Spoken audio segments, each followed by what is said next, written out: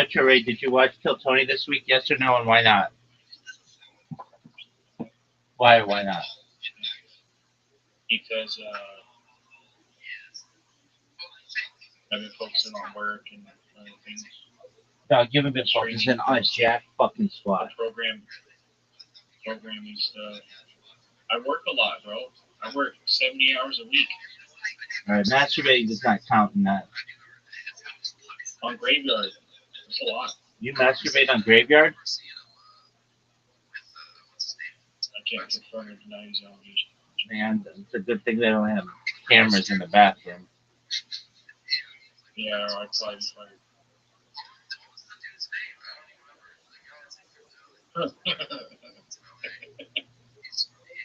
You can't down me for that, right? Baby, shoot or shoot. What do you want me to say? So this blackjack's crazy because you're betting with one shoe and there's only one hand of blackjack for everyone that's betting. So you're betting with like 70 other people and you only get one hand. Doug, did you know? Is this degenerate or what? I was just going to say, I was perusing the dictionary recently, and there was a picture of you under the letter D for degenerate. Oh, no. Oh, yeah, it was a good pick, though. I'm sure you sent that in customized. Oh, shit.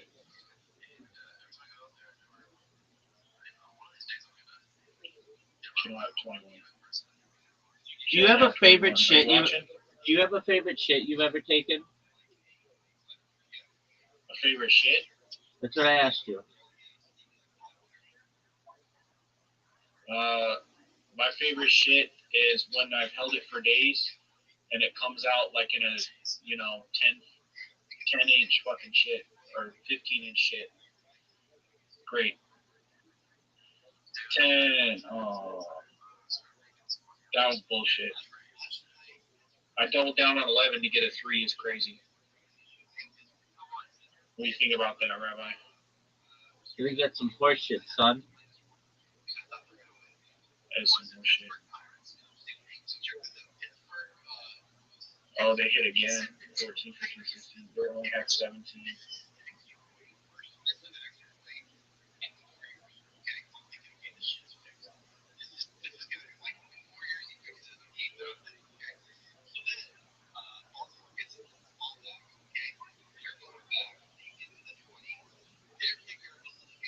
Uh, 14, 15, 16, 17. They got 18. I mean, when you still hit that, you're done. Who hits an 18, bro? See if they have 7. Yeah.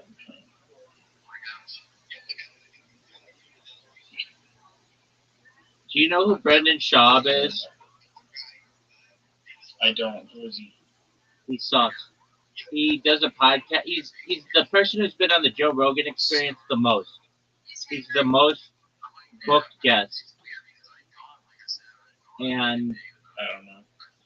do you ever watch the Joe Rogan Experience, son? Here and there, yeah. All right. Well, you know how he has guests? Yeah. Well, the guy who's been on the most is a former UFC fighter, failed comedian, turned podcaster, and he sucks. But I'm absolutely obsessed with him. Absolutely obsessed with him. And the reason why I'm so obsessed with him is because he has a subreddit of 171,000 people who spend all fucking day just making fun of him, and it's absolutely the funniest shit on the internet. It's so funny. And if you knew who he was, you would know what I was referencing, but you don't. And that's cool. You spend all your days masturbating and letting cum dry on your chest. And I understand, all right?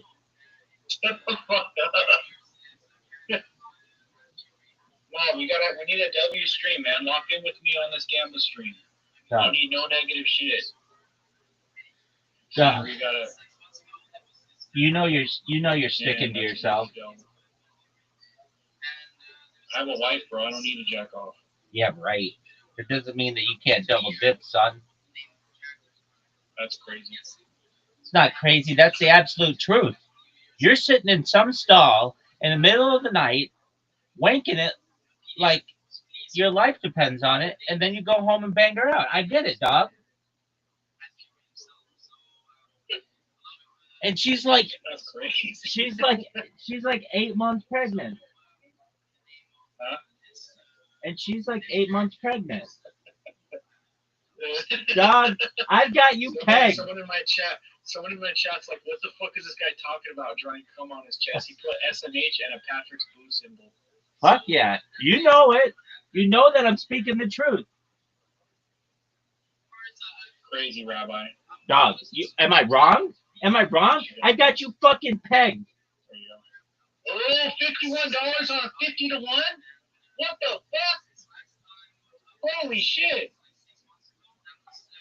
That was crazy. I just hit a side bet for $50-something. Damn. Baby, let me just tell you something. Let me make it very clear to you. If it's not What? Chinese ping pong, I don't give a shit about it. Oh, should we start betting on Russian ping pong? I'm down. Word, dog. We could come up off Russian ping pong. I can't lie. I know you can. That's some good entertainment. Is it really? Do you like Russian ping pong? Dog, that shit is fun to watch.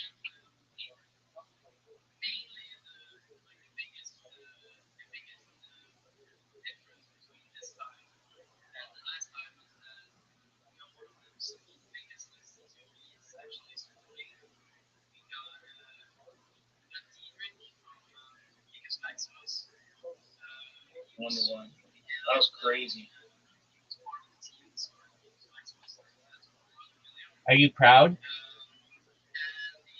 What am I proud of? Getting that 50 to 1 or 51 roll or whatever? Yeah, that was crazy. A 50 to 1 side bet is fucking nuts. It's like winning a 50x on limbo right there, but on blackjack. Do you watch Kill Tony? Yes or no? And why or why not? B-Max said, never in my life have I heard someone talk about that on tape. Well, you know what? When Rabbi Rothschild was in the Discord, he talked about crazy shit. I'm a wild man. Out there, I'm sure you could find it everywhere. I'm a wild man, baby. Yeah, this dude's fucking out there. Doug, you know that's the most grounded conversation that anybody's ever had in your stream. I didn't hear you deny it. I mean, true. At no point did I hear Retro Raid say that is untrue. I just heard laughing and commenting about your chat. So the verdict is still out, folks.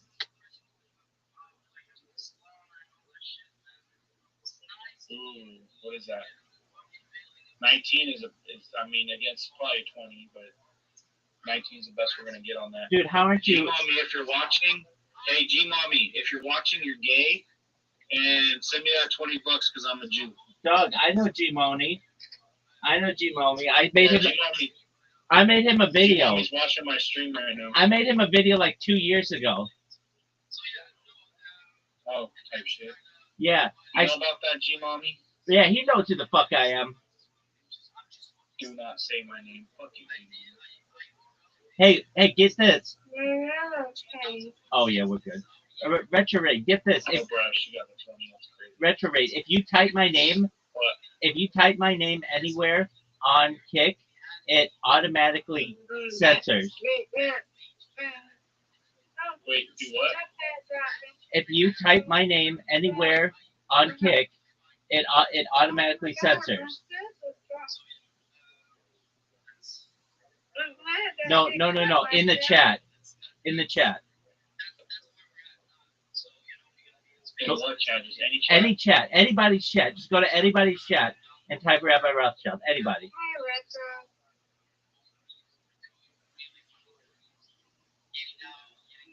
Doesn't do anything. I don't get it.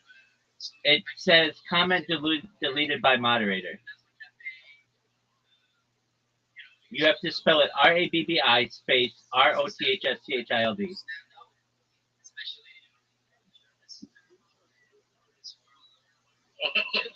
That shit's globally blocked. It's globally blocked. How fucking hilarious is that? That's wild, dude. Have you ever known anybody to have their name globally blocked on a platform? No, that's a first on that one. That's what I'm saying. I'm very proud of my work there. Let's see, they don't have ping pong on Rainbet. They have soccer, Counter-Strike, basketball, tennis, ice hockey, darts, Tennis. boxing, handball. Tennis or darts? Handball. How about darts? That's more. Darts is pretty degenerate. Yeah. But none of them are live right now. All right. Well, what about tennis? Tennis, nothing's live. How about 2K? Let me see what is live. They got live ice hockey, e-soccer, e-horse, e-soccer, e-fighting, e-tennis. What's e-horse? E-cricket. What's e-horse? Badminton is live. Doug, remember that time I asked you what's e-horse? Yeah. What is it? Horse racing. Oh. Electronic horse racing. That's different than what I thought. Kickball? I've never even heard of kickball. Oh, I thought you said kickball. I was like, oh, we're all in for kickball. Kickball, Kabaddi, NBA 2K26. That's your game, baby. Cricket, badminton. That's your game. NBA 2K. It can be. Let's see. 2K26. Let's see. They got Luka, the Licks, Golden State. Let's see this guy. Let's put our money on this dude right here. Let's put $25. No, fuck it. Let's do let's do a $50 bet on this dude for a $165 payout.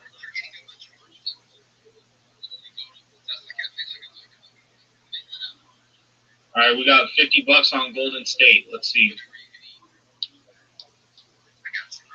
Against Brooklyn, this is easy money. It can be. But I don't know why he had a 3x. Oh, Rabbi's blackballed. 100%. 100%. My name is globally blocked on a platform. No one else can say that. That's something to be proud of. Even Eddie knows your name. Created such a headache. Eddie and I are friends on Discord. Why doesn't he give you an account to stream on and just say fuck it? Because it would essentially be undermining his entire moderation team. To basically say, for the last 3 years, you've been banning this person, and now I'm going to let him have a stream. I asked them if in 50 years I want to stream on Kick, will you let me? And they said no, in writing.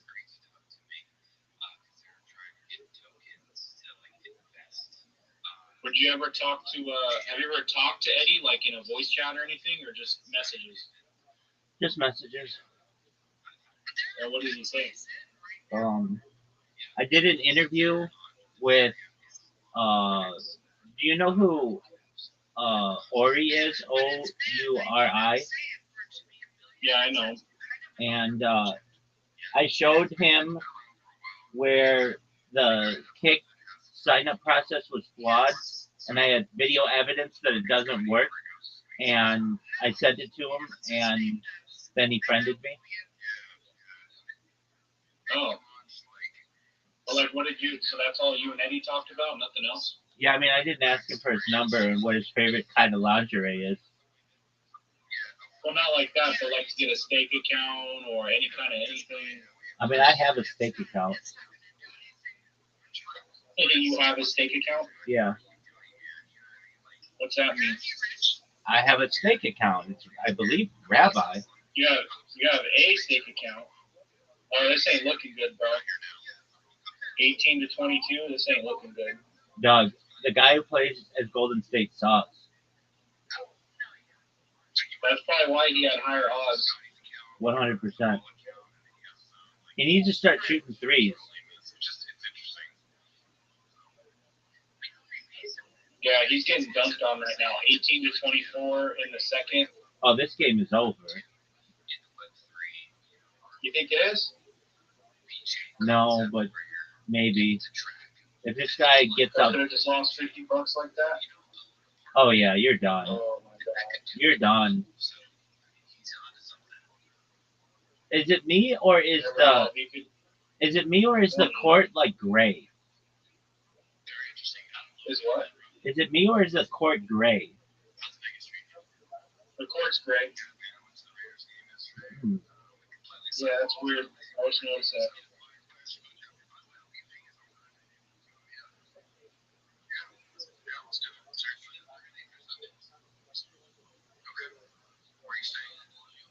There we go. 23 to 28. I don't know. He's not doing bad. No, that It's sucks. still a little early. That's down 5 in a game that you want him up. True. But this also happened the last game, and then the other dude locked in. Last time that happened. So I mean, it could go anyone's game.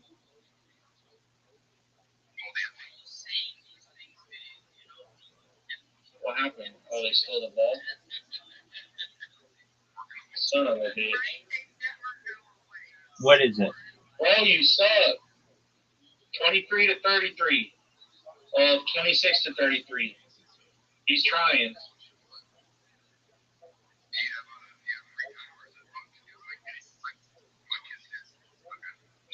Yeah, get that shit. There you go. You watching this with me, Rabbi? Yes, I am. Oh! 29 to 33. He's catching up now because that was a half court shot. No, he's catching back up. Okay, well, fuck me. It's a sweaty ass game. Doug, this game's over. Oh, fuck, man. That's 50 bones. But if Down you the drain. but if you win, is it 150? 160 if I win. Oh, that's baller.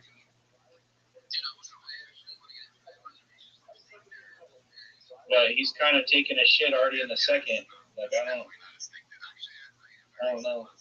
29 to 39. He's 10 points behind. Do you know how big? Oh, that he could get this right now. Do you know how big a lead in 2K is of 10 points? 32 to 39. He's catching up though. Can't lie.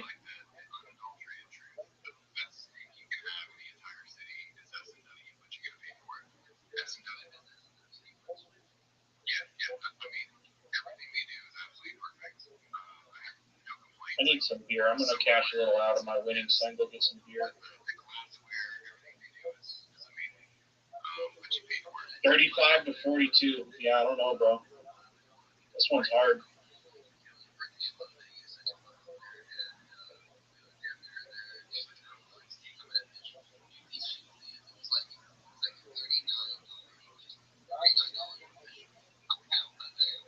Romanos, 38 to 42. He's locking in, bro. I don't know. It could be anyone's game. No, he got it. But it was right when it called. Basket no good.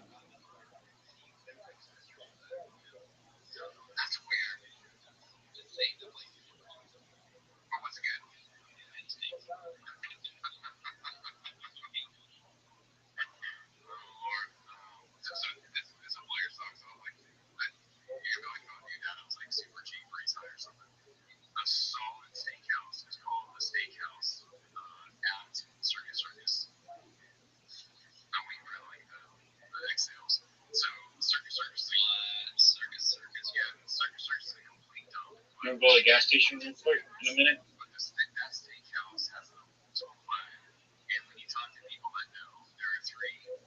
$38 to 45. I mean, I don't know. 41-45. Now he's only 4 points behind on the third quarter. I mean, he could lock in on this, bro.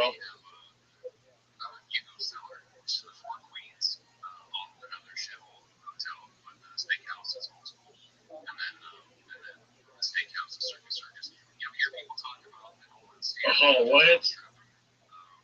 You're joking, right? 43 to 45. Doug, why are you He's saying coming back. why are you saying you're gonna get beer when you've got money on the line? When I what? When you've got money on the line. Because I need some beer. Doug, calm down. Wait till the end of this game. Withdrawal. Wait till the end of this game. I'm gonna withdraw 180 so I don't degen, so I can at least go get beer and some snacks for my lady. Why are you going? Why wouldn't you just get that shit delivered? Because it costs too much. Okay. And I don't want to wait 40 minutes. I want to just go drive 10 minutes. Boom, I'm back home. 43 to 47. Yeah, I don't know. This is a weird game. Dog, I think you could win. 46. Oh, dude, he's 1 point behind in the third quarter. Are you gonna suck his dick? He's got this, bro.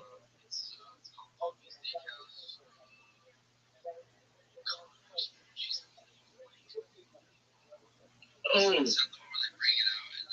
What do I want to win? I don't get it. Golden State's the one with the bridge, right? Let me see. What are you fucking doing? Doug, what are you doing? We're watching the game. Well, I had to see which team I was. Yeah, it's tied. So we're good.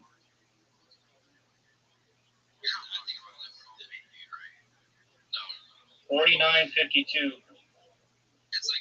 See, now he's 3 points behind, but he could come back off this.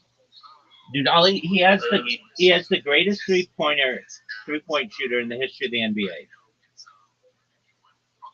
True. He's not really landing the 3 points though for some reason. Well, oh my God. Message him, tell him to. Message him. May the force be with you. What I'm saying.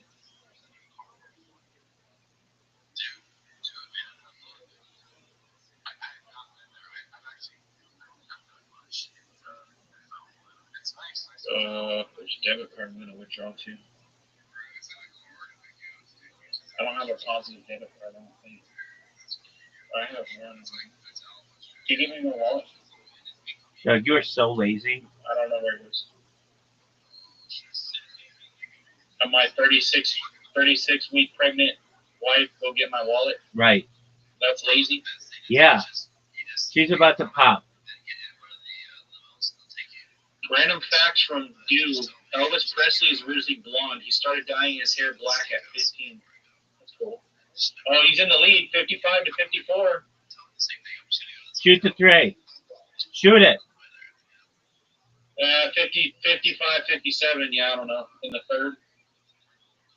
You're losing? Yeah, by a little bit.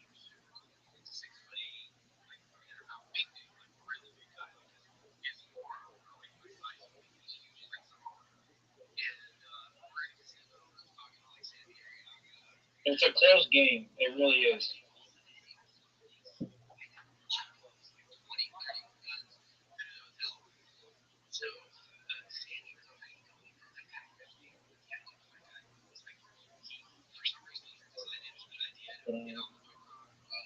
He's 1 point away, bro.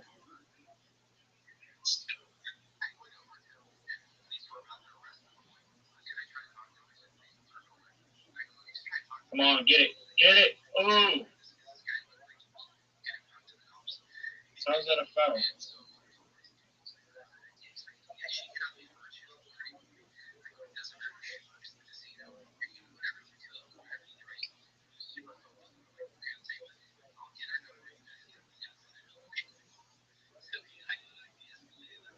Irving against Curry. Ooh.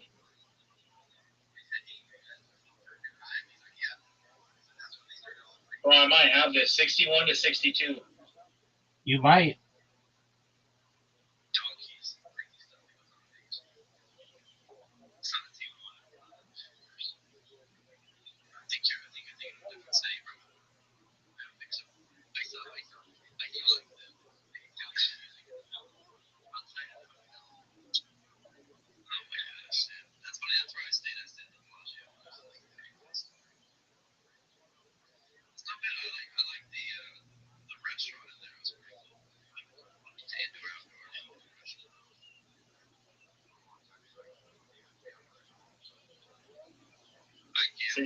Sixty-four. Let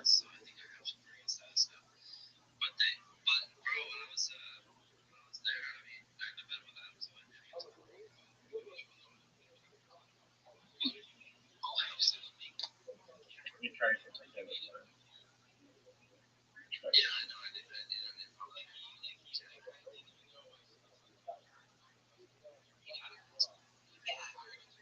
Nah, don't get. You bitch. What's the score? 64-67. How much time? 4 minutes in the fourth quarter. Shoot the tray. Shoot it. Fuck.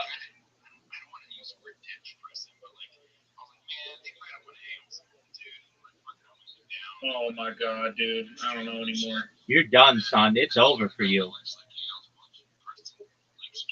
He could come back. He could come back. Dog, he just missed again. Oh, it's over. You're down 8. I know. At 3 minutes. It's over, I dog. lucky. He's got to start. Yeah, he's got to hit half points to even get anything. I don't know what half points are, but half court shots, maybe.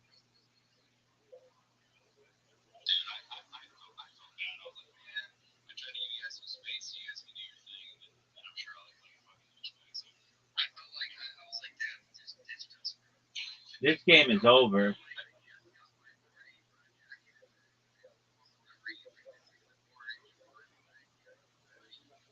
Late. This guy fucking sucks. Oh, he hit another one? He's up 10?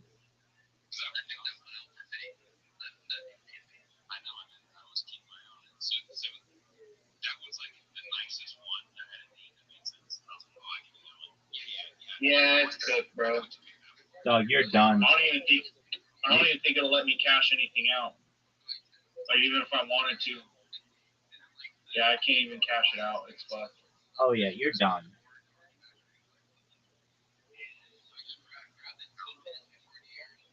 You never know. I could get. I was better off just betting on the ping pong. Yeah, you were. You're good at that. I am, huh?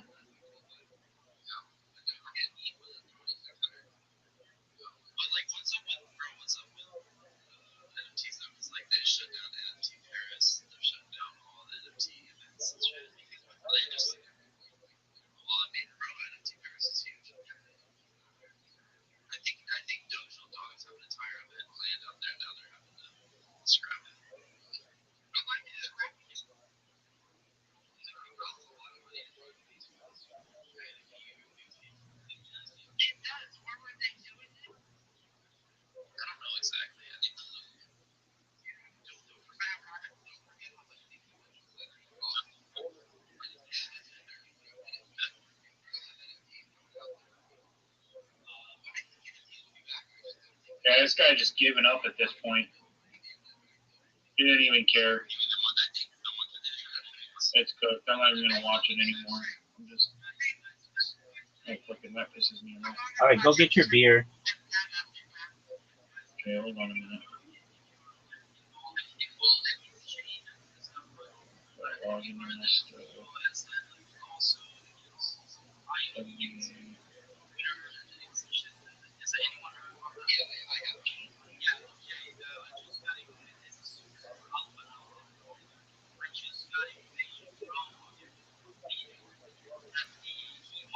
You save recordings of my biggest losses? I save everything, baby. Oh, so you got all my biggest wins and biggest losses. I have every That word. Limbo win, if you could find that one, bro. I one was fucking. I have every word we've ever spoken to each other, dog. Oh yeah.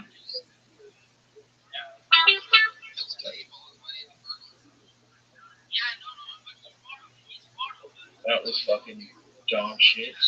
Come up off this. Come up off this real quick.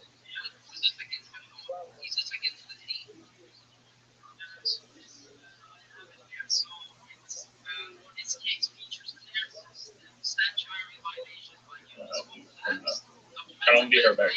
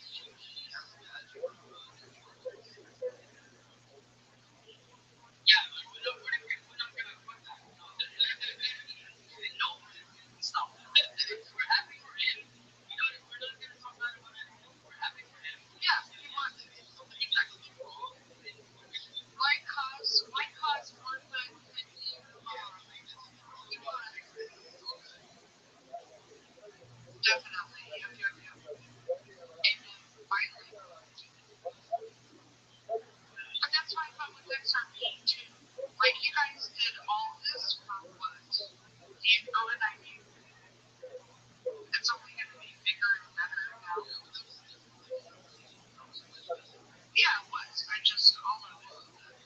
So, well, no, I think that, I mean, I almost want to say, I know it's points, but I almost want to say it's like fair housing. What you do for one, then you got to do for all, right? So if somebody comes to you and you're like, fun, and they're like, I don't think this fucker take their coin off, you can't do that. There's actually a lawsuit right now with somebody for exactly the same thing. Yeah, that's awesome. Lexapro, he's suing Upward. I think he's just doing it. I think they couldn't back in taking it off and the PPPs got all kinds of rules. Yeah, that's, I mean, why would you fuck with your business and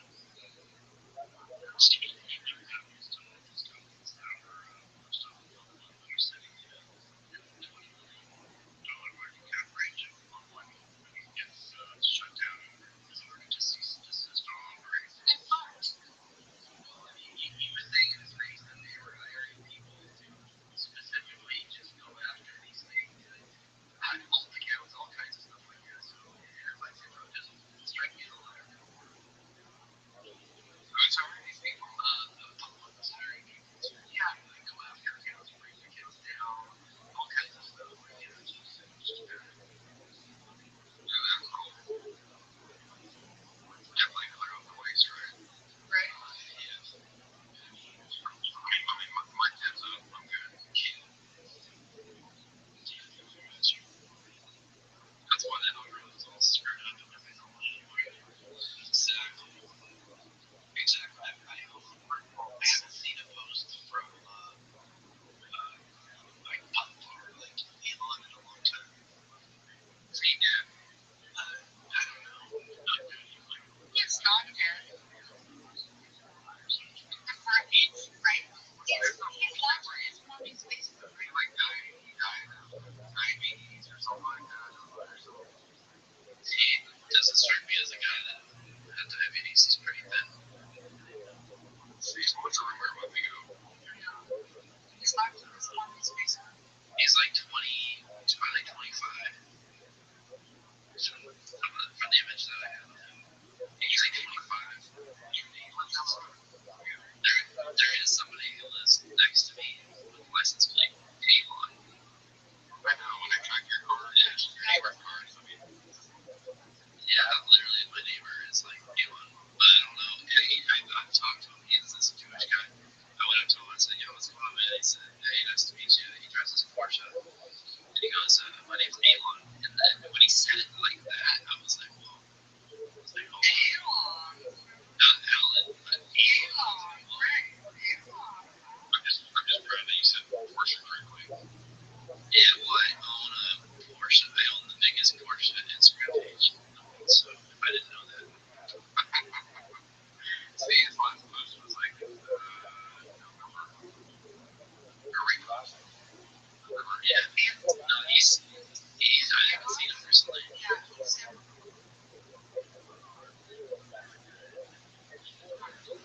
I don't know what she said, but in all seriousness, though, he's like this young, thin dude. And he's like, I don't think he's Jewish, but he's interesting guy.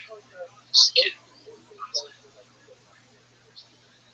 Just a kid. But my neighbor is an older guy. He looks like the Elon, like, you know, like the image of the old dude that everyone posts. It's like, oh, this is Elon, whatever. That's what my neighbor looks like. It's like, not his him. It has to be. But the real Elon is like a young kid. Just cooking it out, bro. Just printing on in front of all of us as we sit here and trade as he makes millions of dollars. It is like, He went to some crazy private school too. For college. There's like 15 kids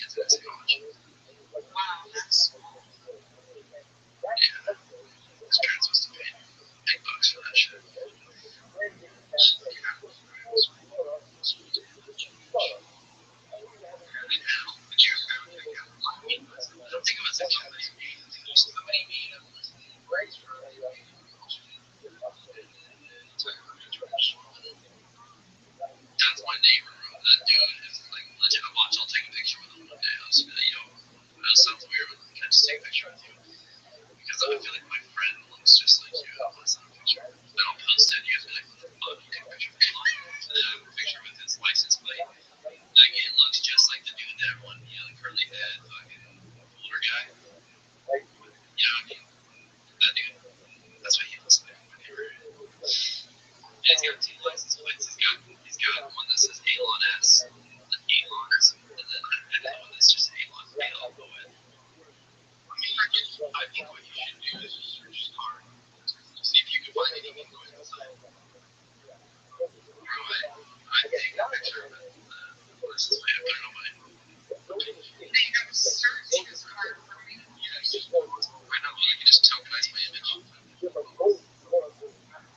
They can just tokenize my image, bro.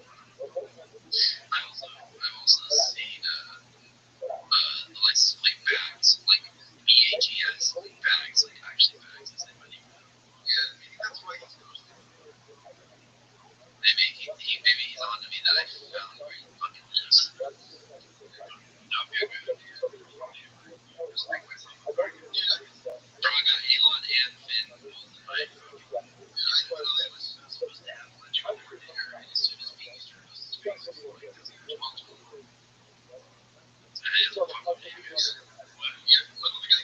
Did he know you're his neighbor? I'm the unofficial bags expert. His name is last response. He says, dude, I don't think I can do it either. Rest of this is for sure. I don't know. Yeah, he's the only reason I do.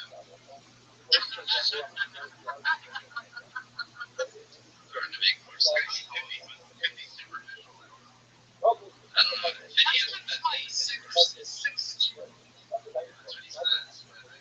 You're better Preston. Who's 6'2" or 6'3"? I knew Preston. No, I was supposed to high school. I think it was 5. But I think like 5'6", like I think it was like 8. That's what I'm thinking. 5'6", 5'7". But he was probably 5'9".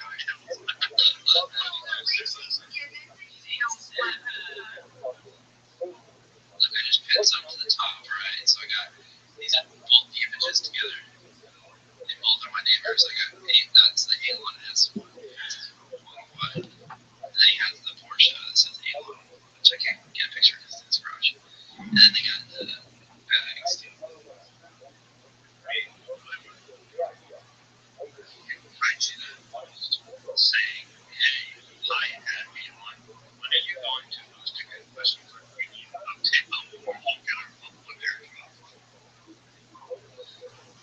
You and everyone else is supposed to say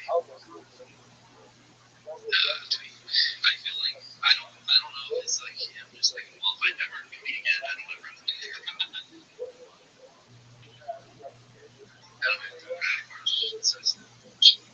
Also, I think like if they airdrop is gonna go like that's why it's like fucking I'm just like I think if I do that, I'm just close to like it would actually wipe out one country. Like it's an astronomical. Yeah, I'm sure they would do it in a way where it wouldn't be that much, but either way, like based off of like if you try to have fun or not, like how many bullets does people try to have fun? Like people have like hundreds of bullets. Some people have scripts with like bullets that just continuously being created and traded on something. It's ridiculous. How much do we have to pay out if we even know how to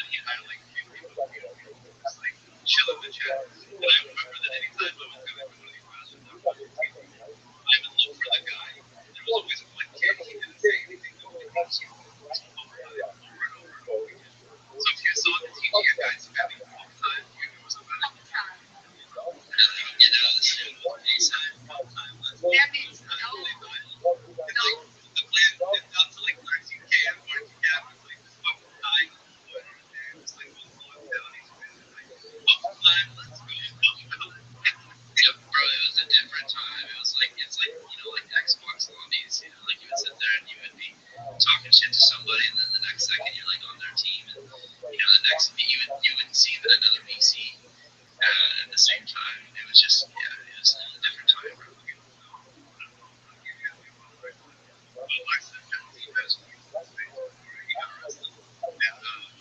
He came up with a tweet that stuck with me for 3 years. And the tweet that he came up with was the guy who has $27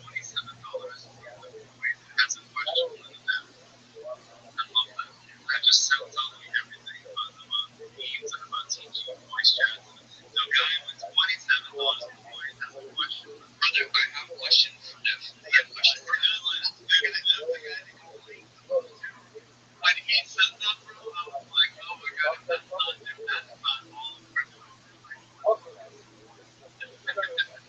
Can I please talk to Nev? Please. I have lots of money in this. Can I please talk to Nev? So I know he's gonna do it. He's soft butter. Yeah, the soft butter. Oh, I'm not flooding, bro. I'm not yeah, so like what's the plan with like that wallet, like I'm not flooding, dude, I promise. But what's the wallet? Yeah. No, I'm not flooding, but there's like a 12% wallet in your money. What's your plan with that? And then everyone sells, and he's like, oh wait, you know what? You're right. It was distributed weird. Okay, yeah, you're right. No, let's pump it, and everyone buys back. It's just like manipulated as fuck, and it was so fun. Honestly, it was like that was probably the most entertaining time of the trenches. Before that was obviously like fair launches, like just straight on the radio, where they would have like distribution, they had a white paper, roadmaps, and kind of like NFTs. I made a fuck ton of money during that time selling the tokens. But like when Pump One came around, it was like everyone hated it at first, but I didn't necessarily like trading on it. But the community was crazy. That was like it was fun. It was a lot of fun. Kept me away from my IRO life though, for sure. I think there's a lot of factors that came down to what ruined memes with the cycle. I think that Upfund was definitely a big part of it, but I don't really blame it. Everything else has kind of added up to it. But it's just become such a casino now, and like there's space for the business.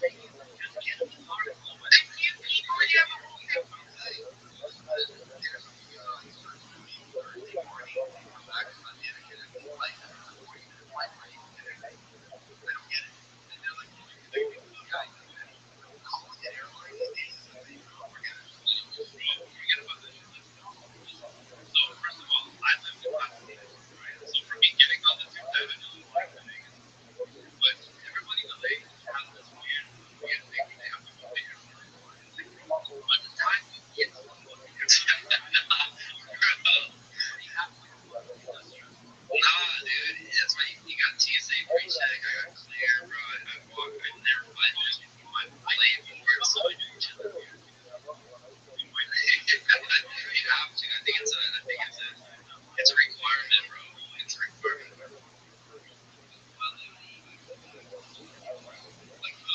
Dude, I was just in Pasadena, actually. I was at the Rose Bowl game. I watched the fucking stealth bomber go over. It was crazy. Yeah.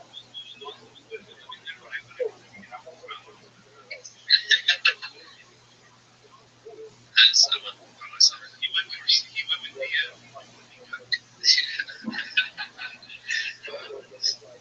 Elon, bro. I did, yeah. Fuck, I shouldn't have said anything. No, I didn't. But it was fun, dude. It was a good time. I don't know, the game was fucked. I only got the box.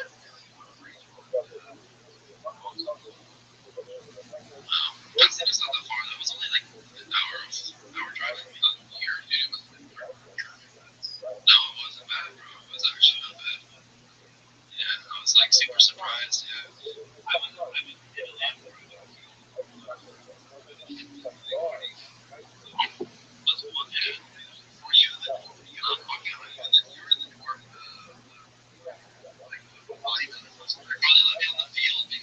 I was so short, you know, they let me run on the field.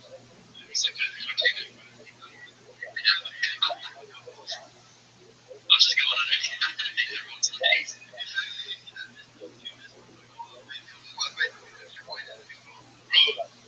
you know what my favorite team is? No, my favorite team is, oh my god, dude. That idiot. I made a comment on this. I made a comment because they're letting him go. Poor guy made us a lot of money last night. Yeah, no, so what I do in those situations, so the Ravens team is right. We've been consistent all the time. The Ravens team is right. So what I do is, like, I will always root for the Ravens. David, you were last night? Yeah, I bet this red bar, I made $40,000. Crazy. I didn't bet that much. I had a wicked lead off of this number. I never fully recovered from the problem. And then I had a little bit worse than number. And at one point, I was walking up line because I was minus 55K. And as I was in the 9th, I made it all back. And I went to 21. And then I would have went to 22. So if we had a ball, if the Bengals fucking won and Kelsey fucking scored 90 minutes, sometimes it's more broken than over. Dude, that was the craziest game I've ever seen. The guy from Baltimore and not this game deals for you, but they keep going for you. Like, for was Taylor's good.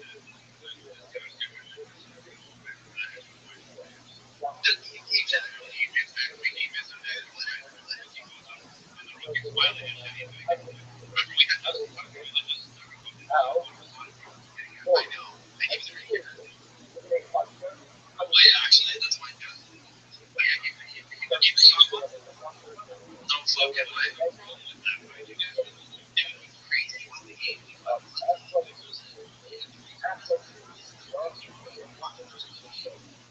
because he missed that extra point. Like Lamar Jackson, he could have scored a touchdown. But he's like, I don't need it. Kicker has this. If that extra point was made, this game would have been won by probably 100% by Baltimore. Yeah, I think he's going to play like the extra point.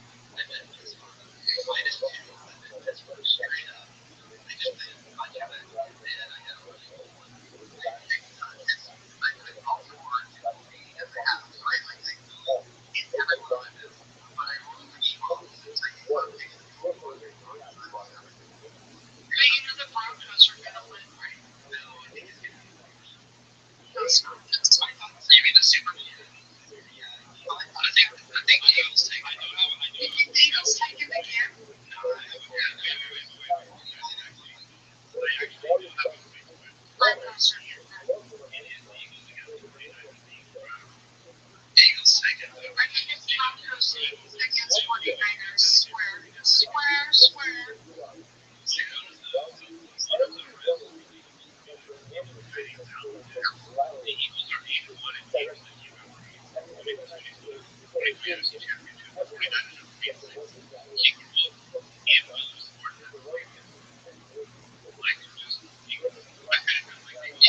Eagles are winning, bro. Okay, so what do I need to bet?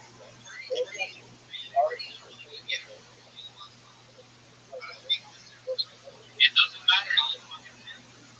Yeah, they can't beat the Eagles, bro. They can like 170 and I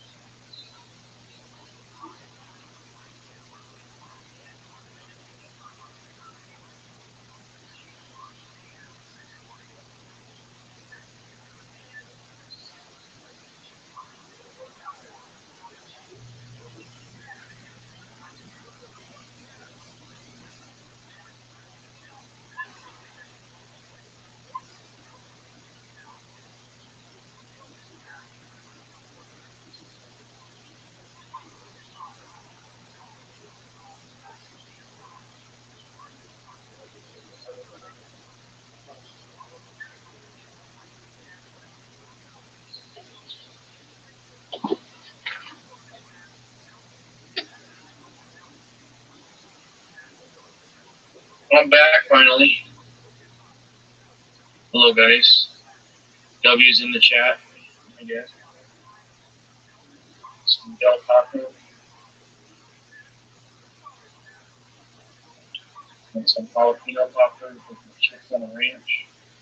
Well, it's not very much, actually. Whole ranch and stuff. Huh?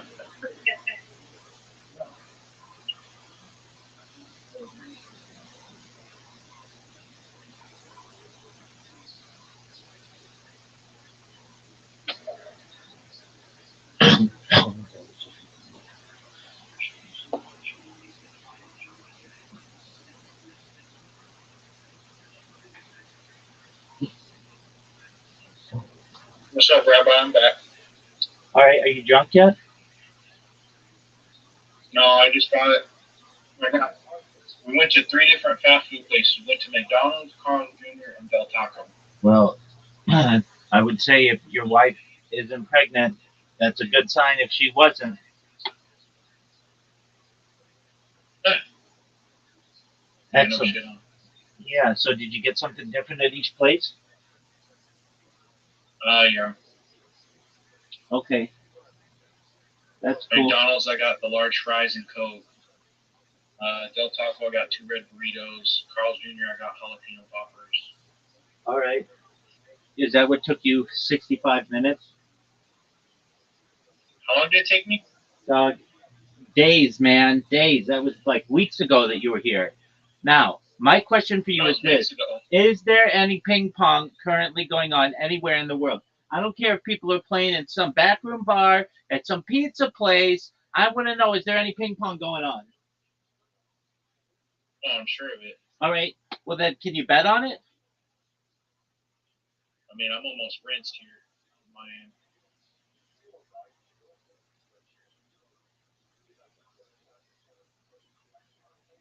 Remember when you were streaming on Kick? I'm still on Kick. So you left your Kick stream to go get fast food? Yes. Okay.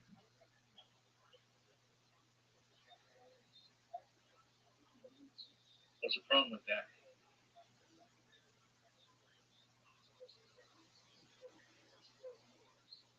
Is there some kind of issue with getting food? It doesn't matter because I just rinsed it all in 3 seconds anyway.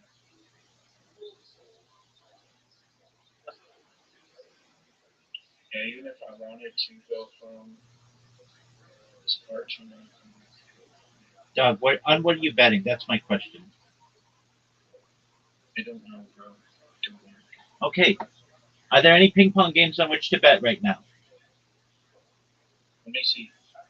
That's all I want you to do.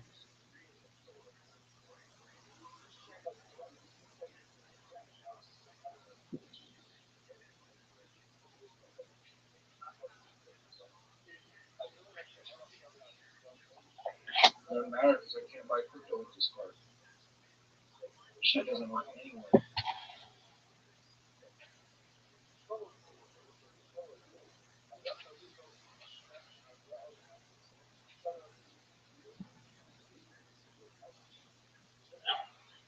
Dog. Unless you know somewhere where I could get crypto with this card.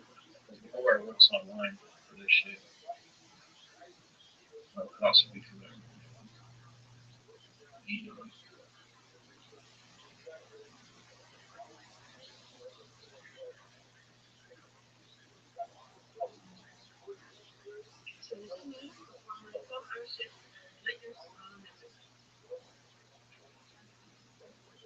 Does this bitch want to fuck?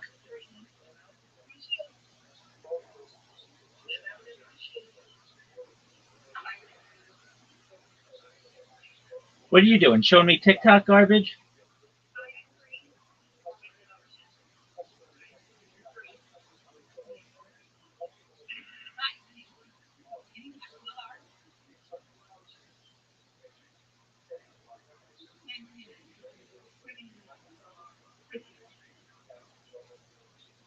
Doug, what in the fuck are you showing me? This is the most garbage shit I've ever seen in my entire life.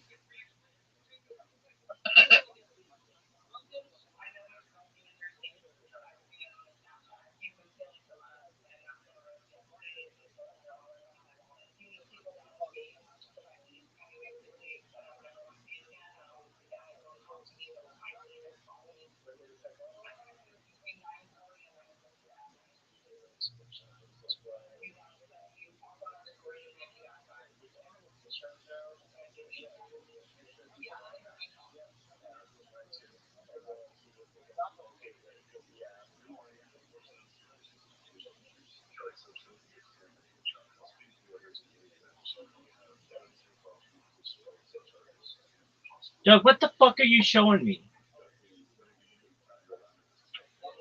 This isn't ping pong. Type in ping pong.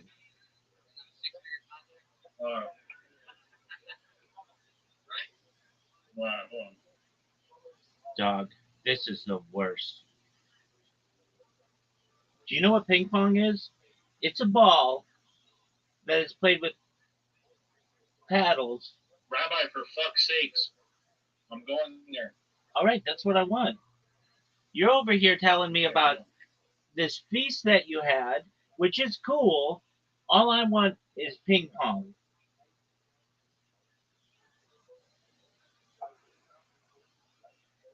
Retro Ray, do you know what Coast to Coast AM is? Oh, dog, you've been sitting on your ass for all these years. You don't know what the fuck is up. Put me on then. Dog, it's the greatest overnight talk show in the world.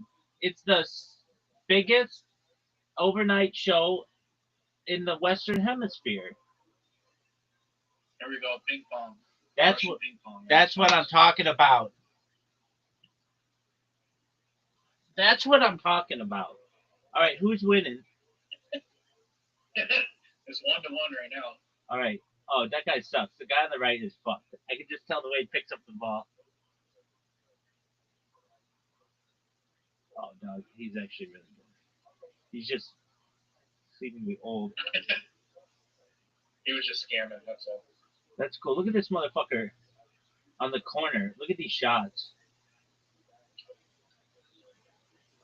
Ping pong may be the most exciting game to watch.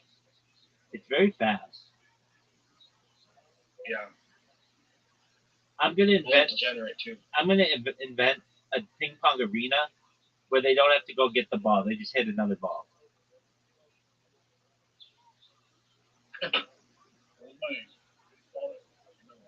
They'll have like ball boys and ball girls. Mm.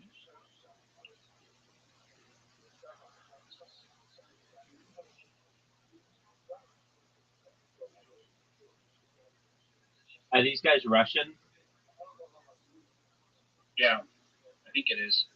If you had I to don't bet, know what that flag is. It looks like a Russian flag. if you had to bet on Yeah, one, it looked like Russian names. if you had to bet on one, which one would you bet? The guy in red.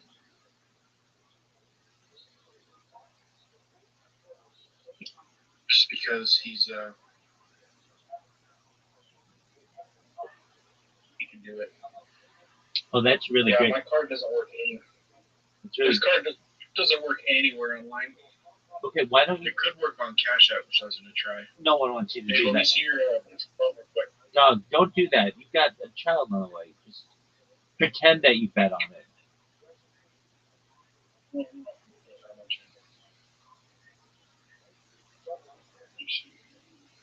I'm still going to leave some in so I can get food and stuff tomorrow, but I came home and I rinsed that money, so I feel shitty.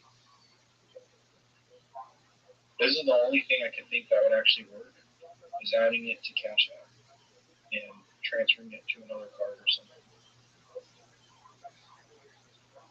Dog, that's degenerate.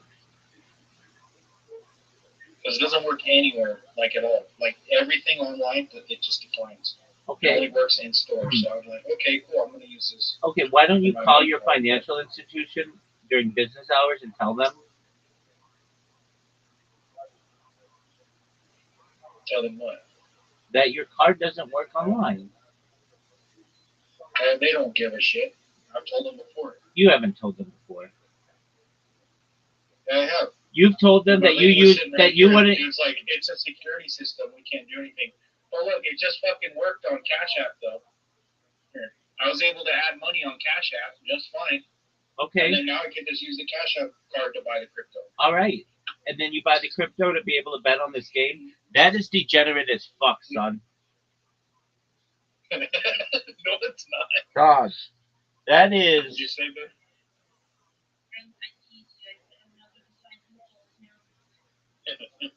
That is pretty fucking degenerate. Oh. I did that on purpose so I wouldn't put it back in. And then I just came up with the amazing idea. Oh, let's just slap it on fucking Cash App. It'll take the card. PayPal wouldn't take it. Gift card sites wouldn't take it. Any sort of crypto thing wouldn't take it. CSGO gambling off sites wouldn't take it. Oh, but fucking the Cash App took it just fine. All right. So, on which guy are you betting? I don't know yet. I'm probably gonna find a different game. Fuck this game. It's already in the third or fourth quarter. 2-1. It's already cooked. There'd be very little odds, if any at all, already. All right. What's taking you so long? Let me see your phone again. Baby, if you got time to burp, you got time to bet. So I have to transfer it over to 3 different cards now, apparently. Dog, so degenerate. I'm taking a fee every time, seems like. 0836, right? 0836, everybody. 0836. The last 4 digits of my Visa card number. The last 4 digits of his Visa card number. 08. 4759705090210836. Expiration date 10/23, or sorry, 10/28. CVV code 441. Dog, that was not that smart. Take notes, guys. I'm gonna replace this again. Hopefully it lets me this time. What's your zip code? 8641. 86401.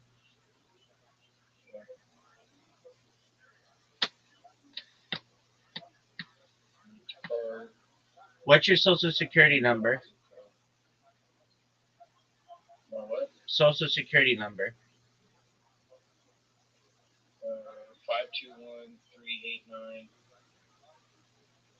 521-389-21. That's not a social security number. That's not even. Come on, man.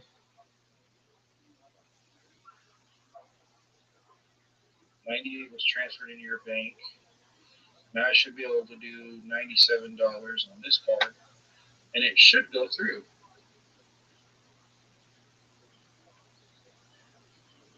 My man thinks that a social security number is 6 digits. I'm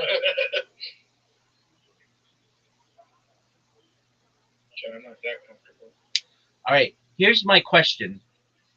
I know you're having a lot of fun transferring funds from one financial institution to another. At what point are you going to bet on ping pong?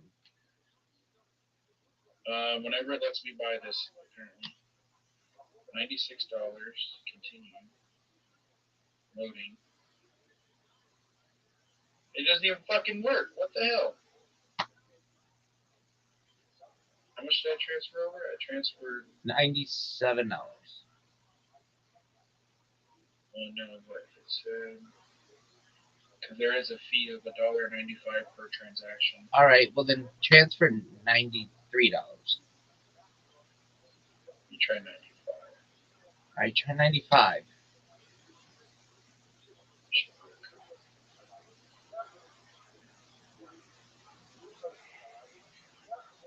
Bro, it just fucking loaded and then said nope.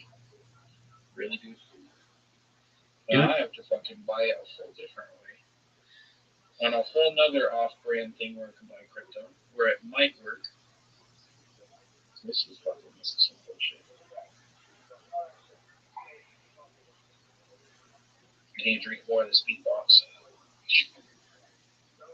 Fuck me.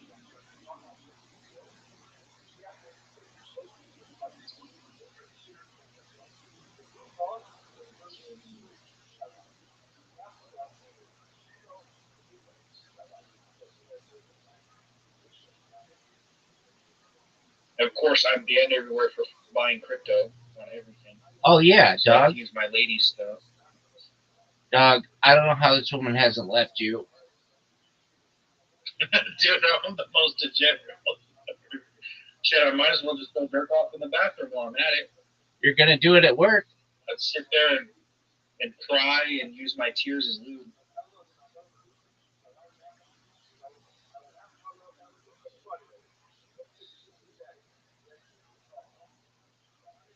No, but it's the degeneracy is the funny part. When this kid is born, they're gonna want to get back inside that vagina because they don't want to live in a house with such a degen. They're gonna refuse. Or I'm the most degenerate. Oh, no doubt. You are. I don't think you've seen anyone more degenerate on Kick in the existence of Kick. No, I know. Hey, it went through. There you go. I know that you're so degenerate 95 though. that you find random individuals online, random people you've never met in real life from other countries and ask them for loans when you need money for gambling.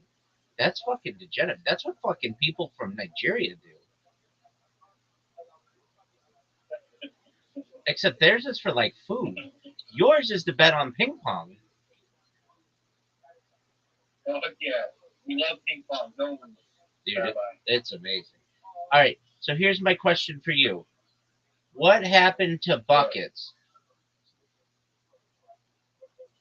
What happened to what? Buckets. Buckets? Buckets. What do you mean buckets? Who was your friend with the girl? What girl are you talking about?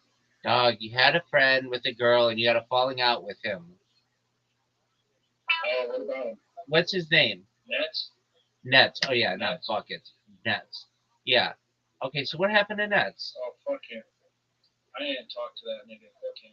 All right, well, it's not cool for you to use that language, but why isn't he Oh, he in? is black. Okay, well, you're not cool enough to be able to use that word. All right, so why isn't he in your life anymore? Because he scammed me.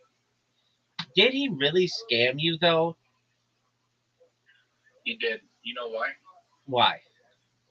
Because one of these casinos had an infinite glitch where you could just keep submitting a KYC request, and they just keep giving you $10 free to bet with. If you make any profit and you wager at 1x, you can withdraw it. So this fool made $600 while I was at work. I told him when I came home, like, how much you made? He's like, oh, I made 600. I'm like, cool, send me 50 because I gave you the method. And he basically said, yeah, I will. Just give me 20 minutes. I'm going to gamble it right quick. Gambles it, loses everything. Stop talking to me. Okay, but weren't you kind of just making a demand? Like, hey, give me $50 because I told you about this glitch, but like. Well, it was agreed on prior to, was the thing as well. Okay, that's. He already told me before that. He's like, if I make some money, I'm going to at least give you $50. I'm like, I'm sure.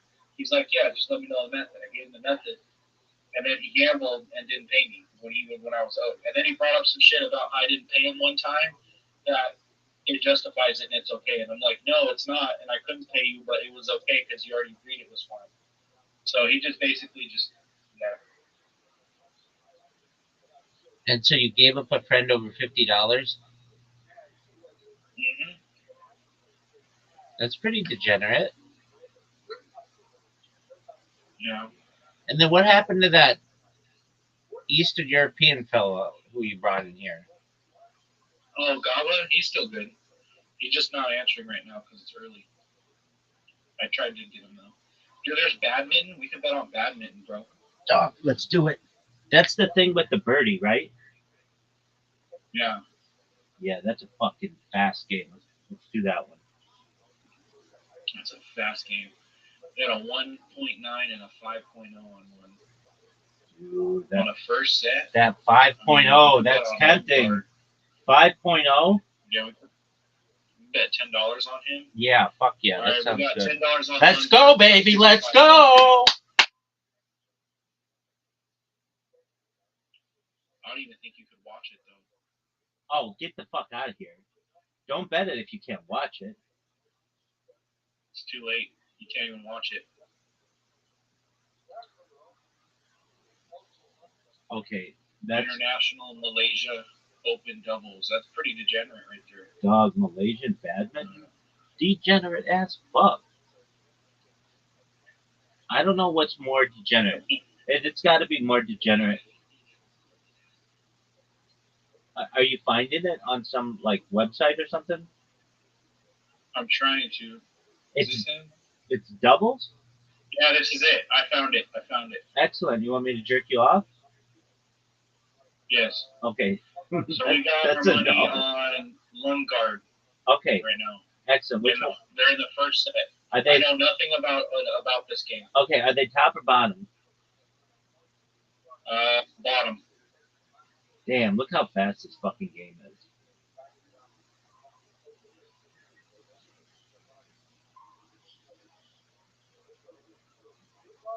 Damn. Let's go. I think they could win. 5x is achievable. You have no idea. No, I don't.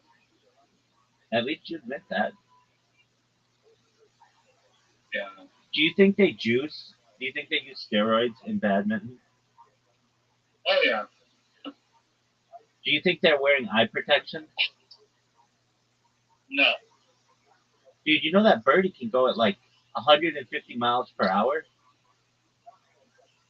Oh, 100%. I would think that it would be good for them to wear eye protection. Hey, remember that time we were watching badminton and then you just started clicking around on your fucking screen?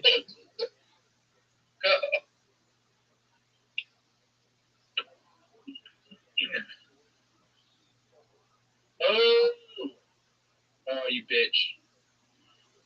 Oh, so it can tap the floor. You just have to hit it back. Oh, interesting. I played badminton when I was like 5, but I just hit it around. There you go. 12 to 17, and they got the serve. I have no idea how this game's even played. I'm just convincing myself I know what's going on. Yeah, dog. All right, I'm gonna read you the complete rules to badminton, and you're gonna listen to it like a fucking nanny reading you a story. You got it? Okay. All right, here we go.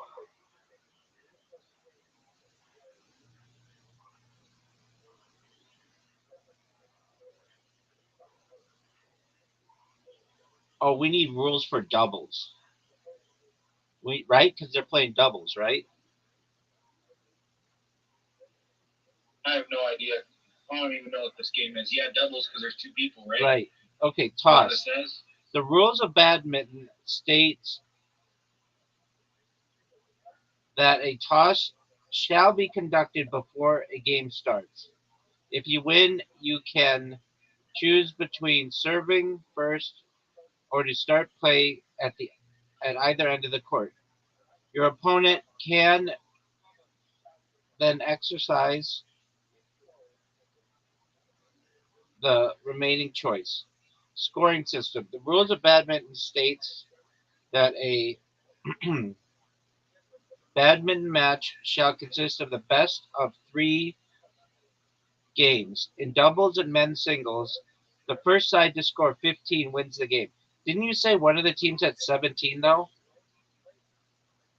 18 to 13. So they must be playing. Okay. Yeah. So we've got to look up Malaysian doubles.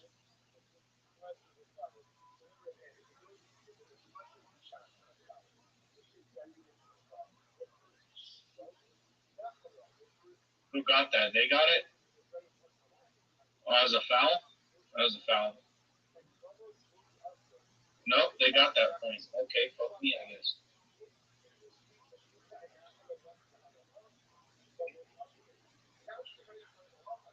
Scoring system. These guys are coming up. A match shall 19 to 14. So it's the first to score 21. Oh, shit. We might be cooked then. You're done, son.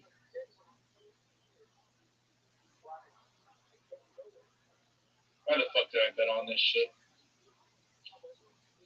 I mean, you bet like $10, not a lot. You spent more on jalapeno poppers. Jalapeno poppers were $6 through the app. Oh, okay. Well, you didn't say through the app. Oh! Oh! Oh! Let's go! Let's go, Denmark! Oh, you bitch!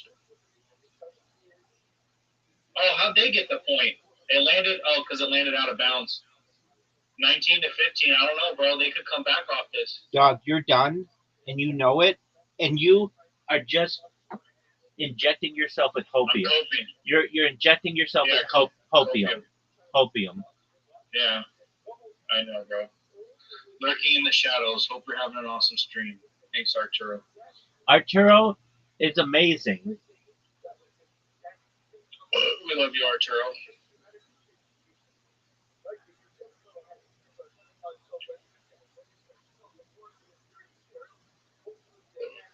Oh, ho, ho! 19 to 16, boy. You are fucked. Oh, wait. They got 20? Never mind. 20 to 15. You're done, son. Now I'm super fucked. Oh, for sure. They got to get 6 points to get a lead on these guys. These guys got to basically just give up. Yeah. This game is over. You son of a bitch. Are you sure it's 21 points? I mean, It only says first set. So maybe there's multiple sets. Like they get a point that first set and then the second one or something. yeah. I mean, it's probably best of 3.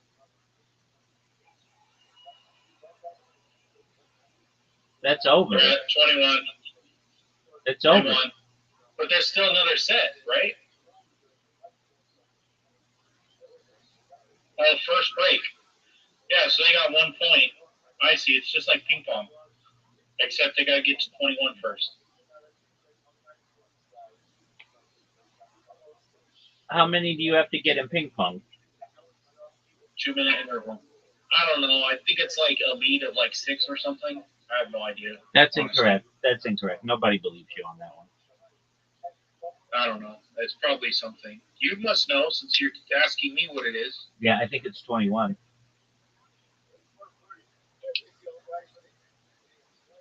But it could be 11. No, he was saying some other shit. I don't know what the fuck he was saying. I will later. I'm betting on a Have you ever thought about being the dude 6x.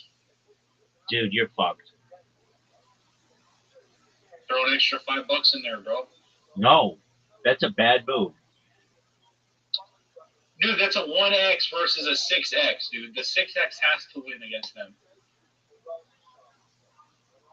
They have a women's one we could bet on. Are they That's hot? 1 to 1. Are the 11 to 7. are the female Malaysian badminton players No. hot? I don't know, but it could go hard because it's 1 to 1, but it's also 11 to 7. Dude, just So wait. the Chinese could actually win. Just wait on that. We have to focus. No, I'm betting on it. I'm betting on it. Dog. I don't care. These bitches better be hot as fuck.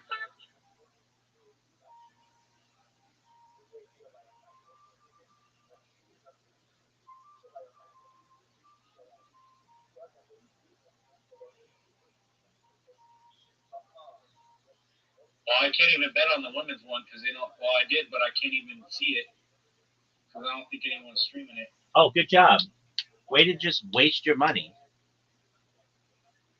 You know what? Fuck you, bro. Dog, that's what I'm here to do, is critique your every fucking move. If you don't breathe correctly, I'm going to critique it. Got it? I got it. Excellent. I'm sorry, Rabbi. No, I'm tough on you. I'm tough on you because I love you.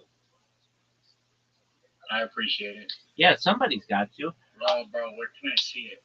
Dog, nobody's going to have Malaysian badminton, women's Malaysian badminton. That's like impossible. Their own families don't want to watch them. Shut the fuck up. Well, we got. Okay. All right, are you red or black? Red. Hey, are you up 1-0? 2-0. 2-0. Yeah. All right, start jerking yourself off. Okay, I'm gonna whip out the lube and fucking have a whack party. You're not gonna need lube. You You got guys your are- tears. Yeah, I'm gonna use my tears as lube. Right. Going back to that 2K game.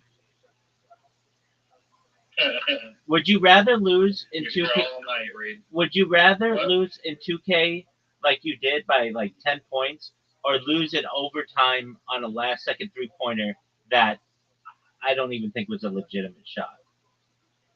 The second one. There you go. That makes it exciting. 2-2? Really, bro? Really, bro? 2-2?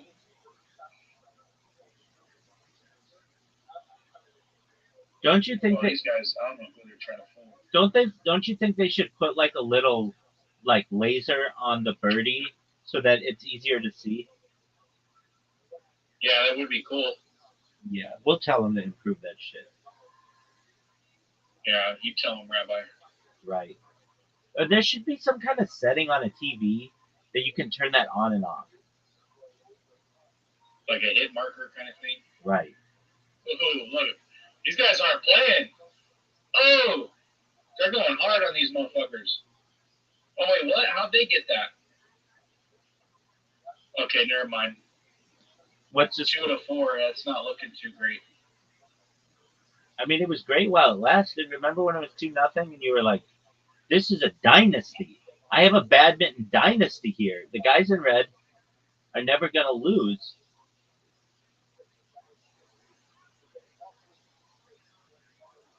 It's 3-4. I mean, they're trying. Do you want to know an Should I put ranch on a burrito? Is absolutely? that sacrilege? Oh, all of that is sacrilege. But for you, absolutely. What are you doing over there? Hey! What are you doing over there?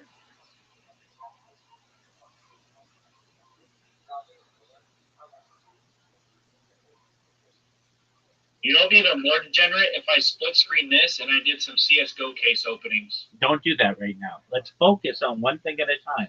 All right. Focus. Lock in. 3-5. Not looking too great. Doug, you're fucked. You should just give them your bank account. Honestly. Just give them my car. Give them my wife while I'm at it. 4-5. I mean, they're coming back. Your wife is too good for Malaysian badminton Yeah. players, but it may be a sacrifice that may need to be made.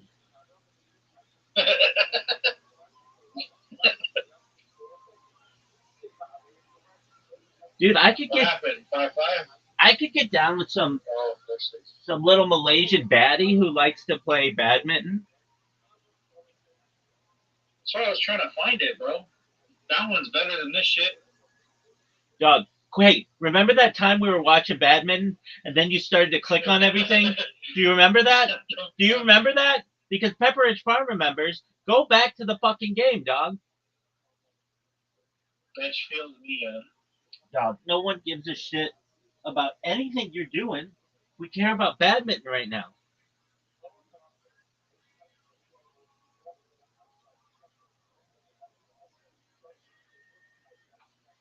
Hey, would Retrograde. Hold on. Retrograde. Let me see if I look this up, if it'll pop up. Retrograde. What? I want you to type into the search Rabbi Rothschild and filter by live.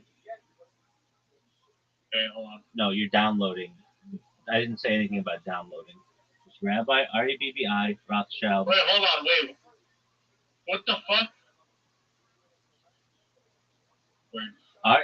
Rabbi. Okay, wait. Now filter by live. Look at all these lives. Oh yeah, you got emotion. Look at all these lives, baby. What the fuck, dude? How do you make that many lives? Because I'm sexy as fuck. Oh, you got every camera angle too. Word, dog. Wave at the camera. Wave at the camera. Hey, Is this a baby. rerun? No, it's fucking live, baby.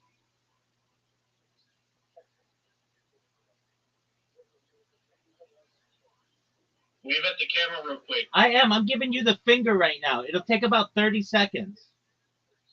Okay, let me see.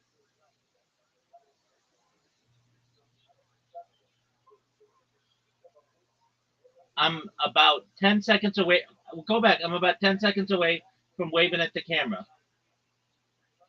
I saw it, I think. No, you didn't. You're jerking yourself off Yeah, raw. I did. No, you didn't. Just wait.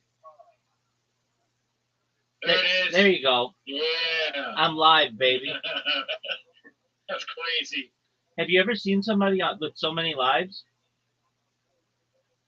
No, that's insane, dude. I agree. I don't know why you're not live on Kick on 20 different channels and on Twitch all the time. Wait, hold on. Let's talk about this. I used to do that on Kick, and then they said that was against their terms and conditions when it wasn't. It wasn't written explicitly in the terms and conditions. So they had to add it. Right. You made them add a whole ass TOS rule just because of you. 100%.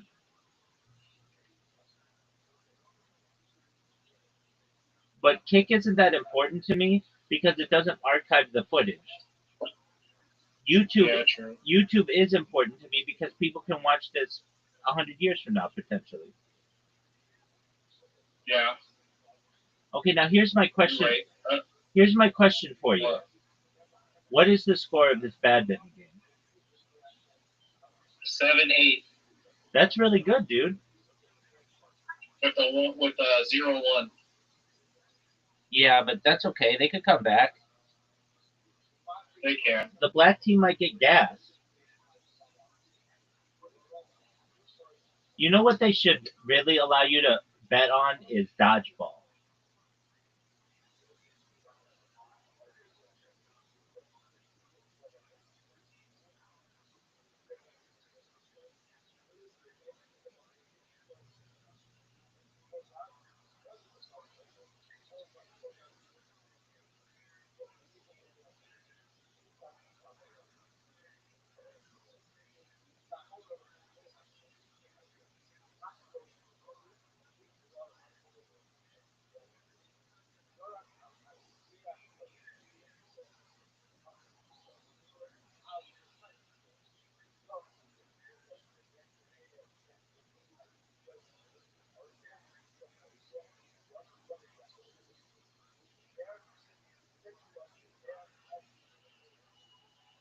Oh, 9-8. What is it? 9-9.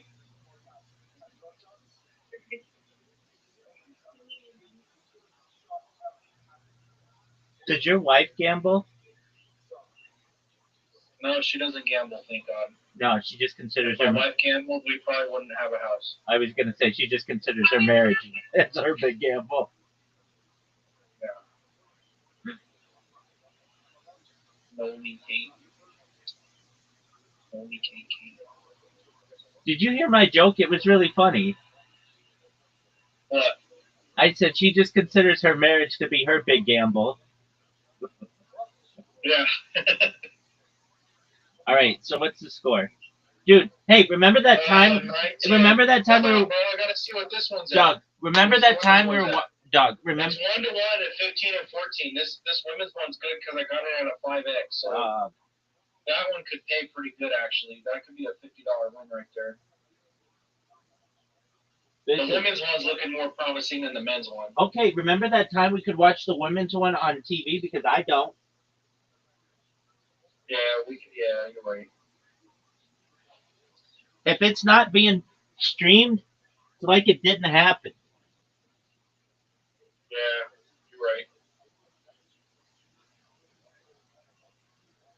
Now, what's the score of the red team versus the black team? 10-10. All right. You're doing pretty well, man. So far, they're locking in now. They don't want to lose this shit, or else their mother will be unhappy.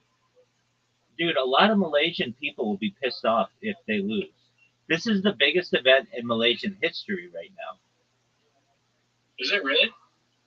I mean, do you know another time when Malaysian sports have been so important to a global audience as ourselves? Uh-oh. Right. This is like their Super Bowl. Hey, dog.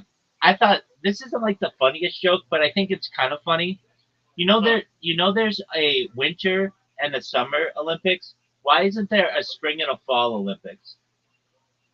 Because winter and summer, there's no in between. Dog, there One or could the be. other. There could be. And then also, what about this one? There's a World Cup and a Super Bowl. But why isn't there a World Bowl and a Super Cup?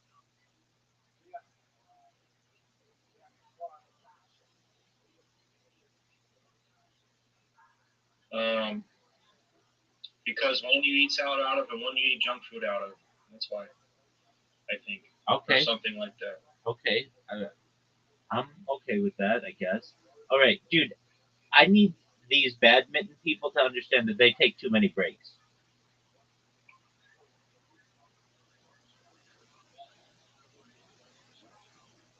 Can you even see the birdie? It goes so fast, I can't even tell. I can't either. Oh my god, 10-12, dude. Motherfucker. Is there a net? 10-12. Yeah, in the middle right here. Okay, I see the net. But does the net extend all the way to the bottom, or is it just kind of in the air? It's in the air. There's still a bottom right there, I think. Okay. But I think it's a foul if it goes under or something. I'm sure. I don't know. I don't know anything. I'm sure. But yeah, they go so fast, I can't even see it. So I'm glad that you can't see it either. I mean, I wish you could see it, but I'm glad I'm not alone. Is what I'm saying. I could kind of see it. That dude just let it go out of bounds. I think they get the point for that. Doug, why didn't you comment on my question? Why don't they let you bet on dodgeball? Oh, I don't know. I wish they would. Dodgeball would be a badass sport to bet on. I agree. I don't understand why dodgeball got this taboo. Well, I think I know. I think because it was a way to bully kids, Mm-hmm. and so they don't play it in gym class anymore. But dodgeball was always the best of any game that you were going to play. Dodgeball was the best. True. That women's game is 1-1, 16-17. Okay. That one could be good. That could be an easy $52 payout if it fucking lands. So if it actually sticks, though. 12-13.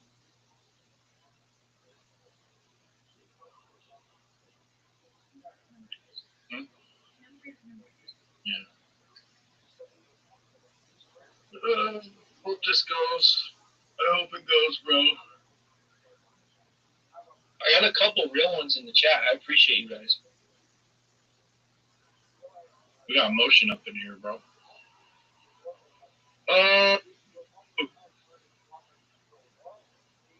Do you like G-Money? G-Mommy? G-Mommy? Do you like G-Mommy? Yeah, I miss homie. Dude, I one time clipped his face, and it was a very funny clip that I got of him, and I actually recorded it, and I have it on Instagram. Send it to me. I will. I'm going to find it right now. So this is what I would do, which I think is really funny. I would spam people until they complained about me, and then I would clip them and tag them on social media.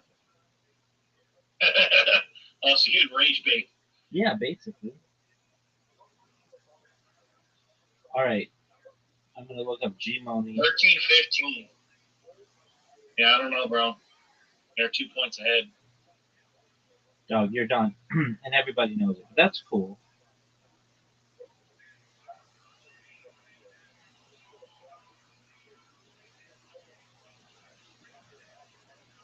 What? How's that out of bounds?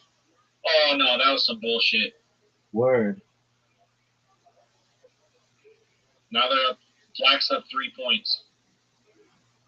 That's some 13, garbage. 16. That's garbage, dog.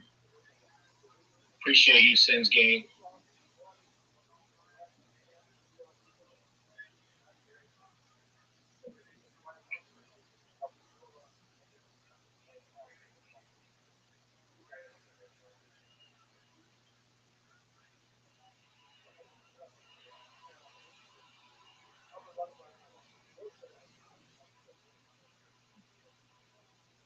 Oh, what?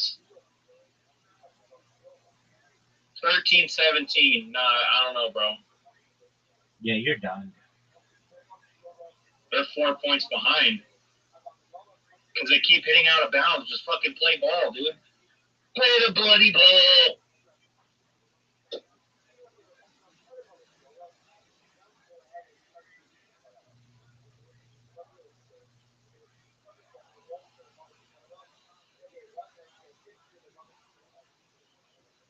Bro, the women's game is dead tied. 1-1, 19-19. Remember that time we could watch it? Yeah, yeah.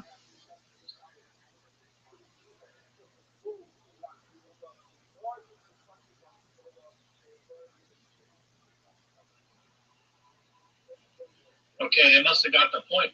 Really, still? Fucking idiots, bro. I'm gonna crash out. They're holding the bag on purpose now.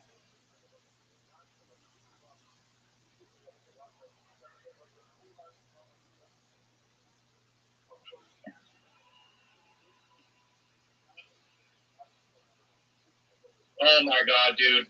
20-13. Yeah, they're getting their ass beat.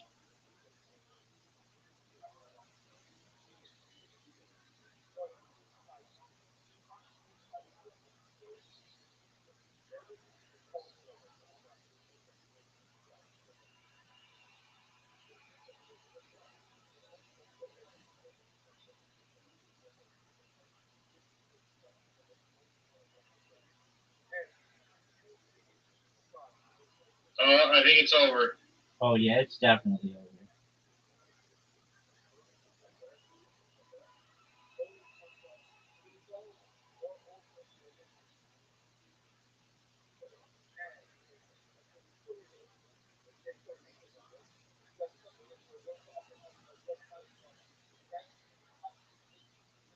Yeah, it's done. I lost that one. The women's one looks promising though. Oh wait, no. I lost the women's one as well. Shut up. Yep. Yeah, I lost both. Why is that?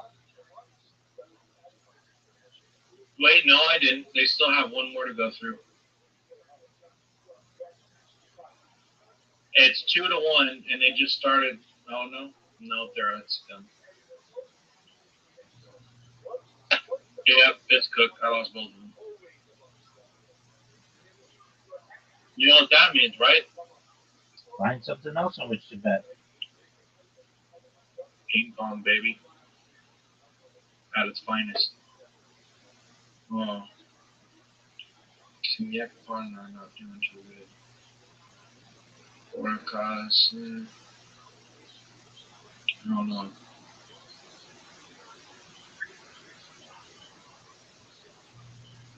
Bet 17 maybe.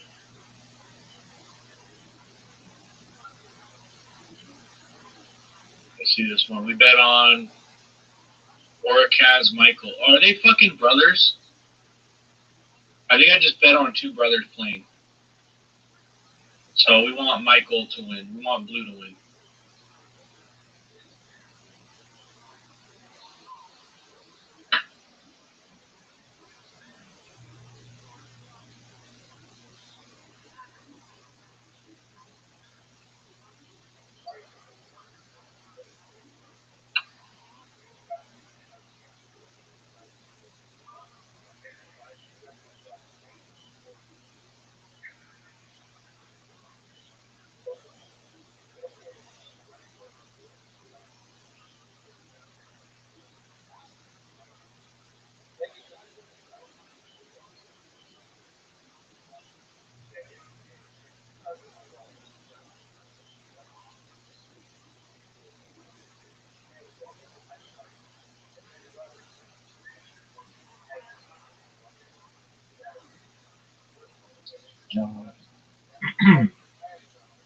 I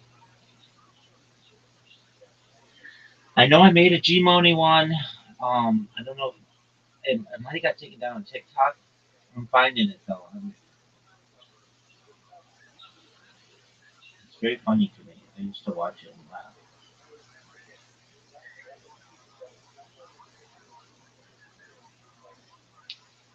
Or Gmoney.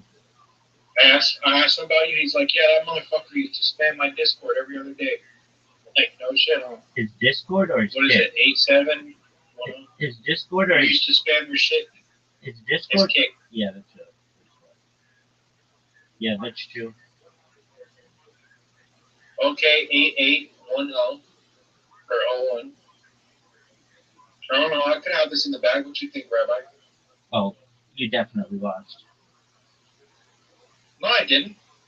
For sure. If he gets a point, then it's 1-1. How many points for ping pong till it's over? Is it a time limit or what? No one knows.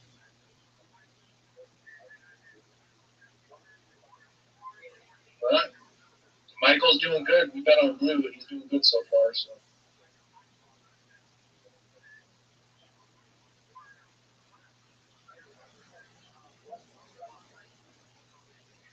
Yeah, I don't know.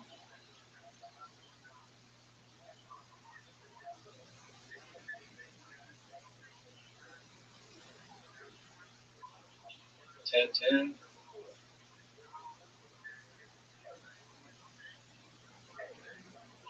You fucking bitch, dude. Come on. There you go. Keep the point.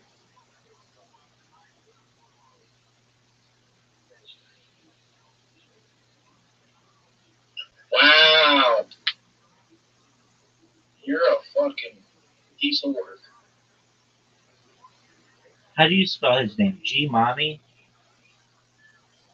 Yeah. 12-11? Oh, 13-11. Okay. Was it over? Oh, it's just going to be 2-0? No, I don't think it's over. I lost on that one, too. Oh, Great. yeah, you lost on everything. No doubt. You know, still got 50 in the balance. You know what that means, right, Rabbi? Let it ride, baby. Ping pong. Let it ride, baby.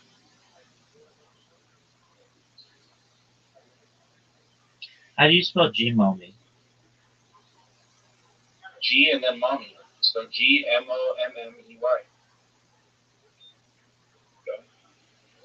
Gmommey is, don't you mean Gommy? Gm. G. Yeah, like G mommy. Well, there's no E in mommy. Yeah, I'll spell it to you in Discord. No, you can't. There is for him. He has an E in his name. Okay, are you sure it's not? Just spell it. Just read it to me. G. Yeah. Isn't there an under? Gmommey.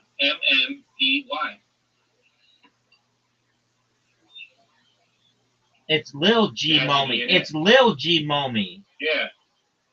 Yeah, Lil Gmoney. Okay, why didn't you say Lil? Because I thought you already knew that. No, nobody knows that. You asked me how to spell G, just G mommy. I'm like, yeah, I know how to spell G mommy. Get the low part. Yeah, it's cooked. Bring it right back and hope for the best. Oh, I found it. I found it. Wait, I found it. So,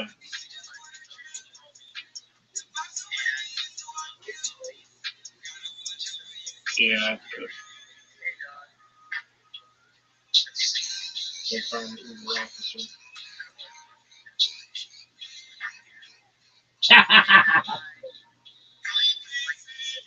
There ain't no coming back from this shit.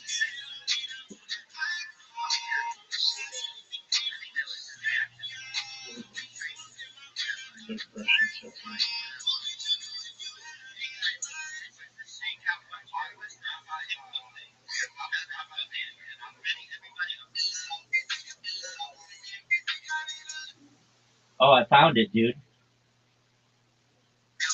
Send it to me. Oh, you're gonna get it like you've never gotten it in your life. And then I'm gonna watch it with you on your fucking ship. Get out of there, dude. That thing sucks. It's gone already, bro. I already rinsed. So you lost $90? Yeah. You're the worst.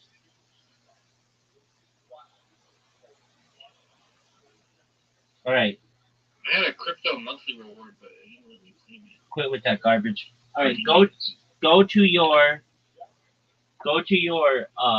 Discord messages. Let's watch this on Little G Mommy. Let me see here. Dog, do you remember that Let time me see this shit. I told you to check out what I sent? There you go. Listen to it. It's hilarious. And look what I write. It's even funnier.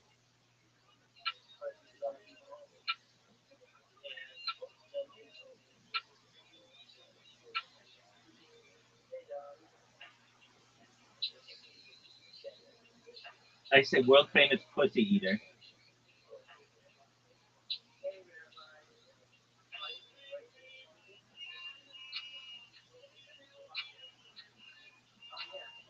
Did you see what I wrote to him?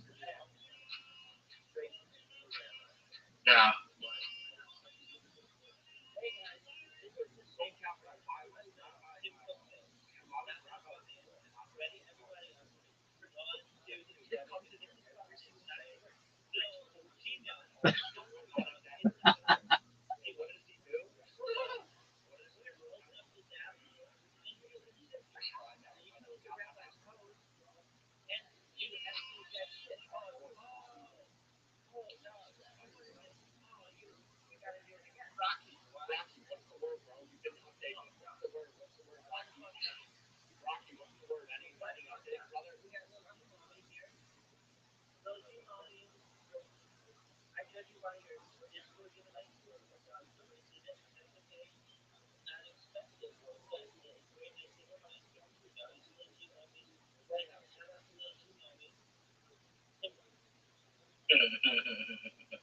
Did you see Yeah, what? look at him now. He's fucking. Dude, he looks fat. Did you see what I sent to him? Yeah, the 24/7 live stream Rabbi Rothschild shit. No. Go back and read the message. It's fucking hilarious. I'm gonna read it too. Go.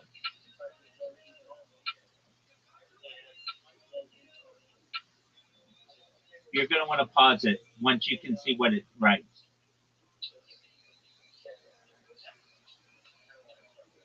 Okay, pause it. What's it say?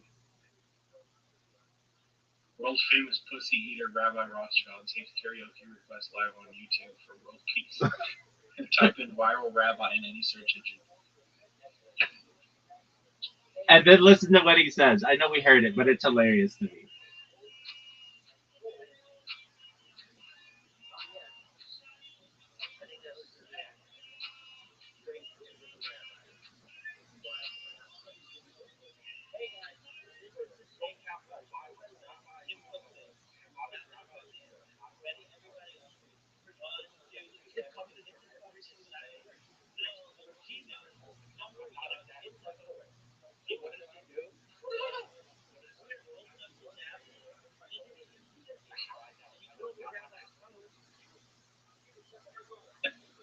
He's so triggered. Look at how fat he is now. Look at this fat fuck.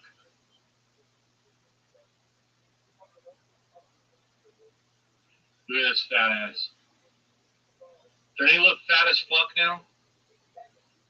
Look at him from back then. I mean, he's not looking like Yokozuna.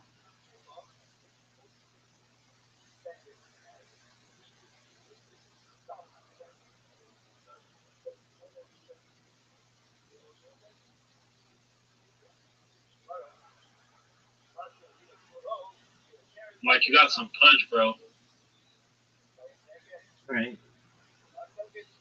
He'll get on those GLP-1s and be skinny as fuck in no time. Is that good for you? Probably better than Not like obesity. super bad for you. Probably better than obesity, son. Probably better than obesity, son. Well, fuck, Rabbi. You ain't got room to talk either. Baby, I'm sexy as fuck. I got dad bod. Bitches masturbate to me. Okay. I have a lot of inbox messages of people who say they masturbate to me. I bet they definitely do not. Oh, I definitely do. Do you know how many discords I'm in? It's just a numbers game. If you're in as many discords as I am, people are going to masturbate to you. People masturbate to lights on the wall. Bro said, hello, hello, my little Discord kitten.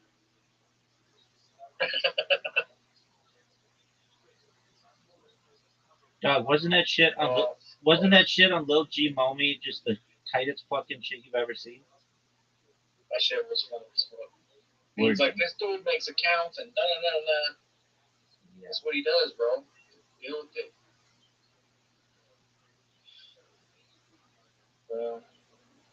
Like, he getting notices from stakes saying, we noticed that you deposited 5,000 USD. Contrary to popular belief, depositing large sums of money does not guarantee success or increase chances of winning. Each bet or game remains largely dependent on the amount spent. We have a tool which can keep you to insist gambling limits safe and enjoyable. Loss limits, budget calculator, sample gambling tools, and don't hesitate to contact us. If you need help, call 1-800-GAMBLER if you have any gambling problems. They care about me, dude. They don't give a flying fuck about you. They're like, hey, man, you deposit over $5,000. That's a problem. Exactly. Yeah, you got to take a step back and look at what you did. Calm down, my man. Let me see. Maybe they have some kind of bonus. Hey, do you remember when you came into my Discord and you were like, hey, Rabbi, you know I've got this amazing tool to be able to promote people, and then you didn't use it on yourself? Why is that? It's down, bro. Look. It's down. It's not working right now. I have to get it rebooted. I think that your tool sucks. I'm just going to be honest with you. If it doesn't work 24/7, then what good is it? It definitely does work. It's just down right now. It doesn't get Lil G Mommy. It doesn't get Lil G Mommy to know about you. Yeah, I guess.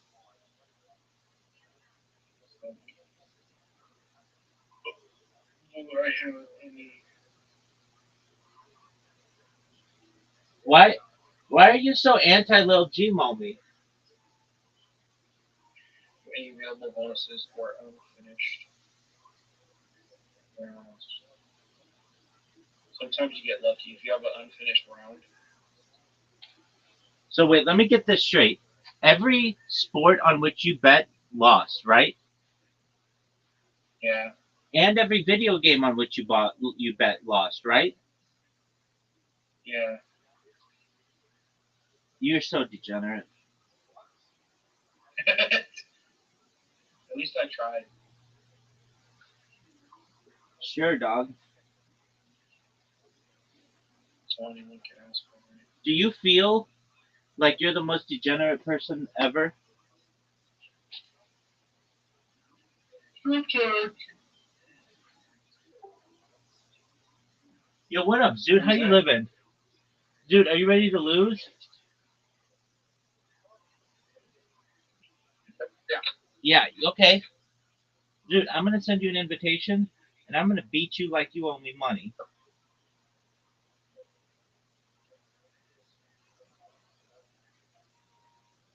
Rabbi, How was your day, big dog? Rabbi, I don't look retarded, but I'm starting to think I'm retarded. Well, who's to say that you don't look that way?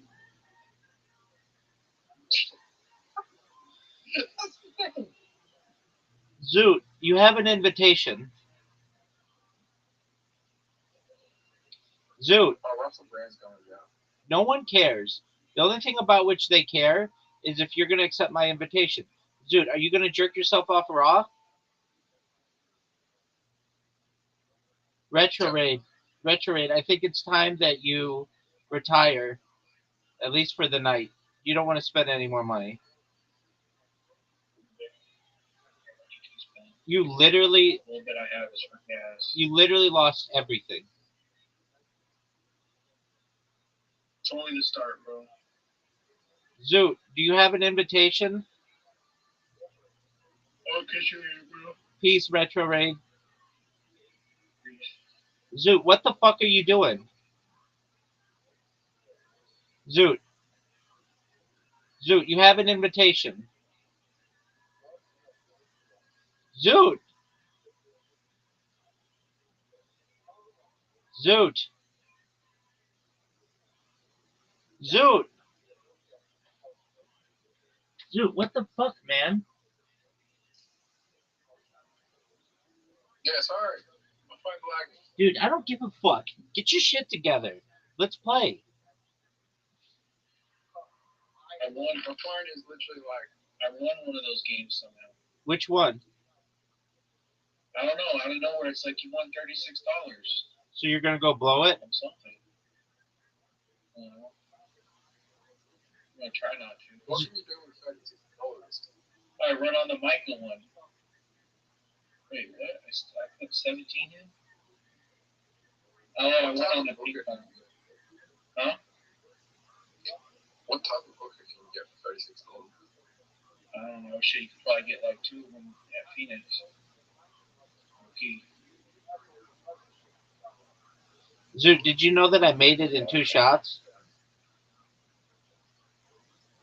So what? I'm talking to Zoot. Zoot, did you know I made it in 2 shots? Yep.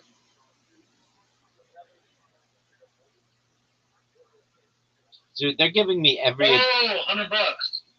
You We what? up, boy. How'd you, Back in. dog? You're so degenerate. Just quit. I just hit $2 bets at 40x. Bro, we ain't even started yet. The night's still young. I still got a whole nother alcoholic beverage in the fridge. Dog, you need to quit. Bro, we barely began. Zoot, you know how you can be a degenerate person in cryptocurrency? Yep. You're nothing in comparison to Retro Raid. Oh, yeah, I'm terrible.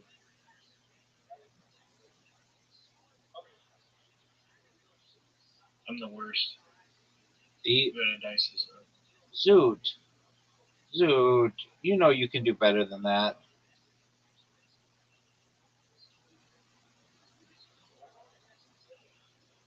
Rabbi, I'm going to give that a shot. You just did a 5. I appreciate your ranking of my shot. Zoot, do you know who is on Kill Tony this week? Who? Shane Gillis and Joe Rogan. Nice. That's big time. Zoot, that was really good. That was a 10 out of Do you know 10 who's shot. in Adelaide right now? James McCann. Yeah, I'm going to his show. Are you? Maybe. That's a no. You're going to give... If there's still tickets left in... If there's still tickets left in 6 hours, I'm going to his show. If they sell out in the next 6 hours, then I'm not. Doug, you're not going to his show. You and I both know that. This is a guy that you've met, but then you've never met him. You've shaken the hand of somebody who's met him. You didn't even know who he was before. You didn't even know who he was before I told you. Rabbi, I'm probably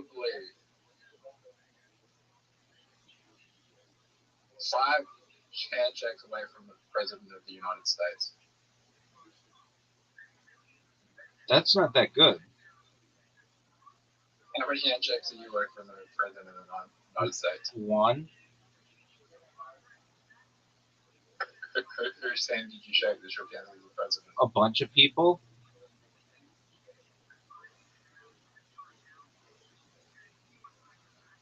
So, I know a lot of people in the Orange County Republican Party, and they fucking jerk off over Donald Trump. Right, I was probably 4-handed. Okay.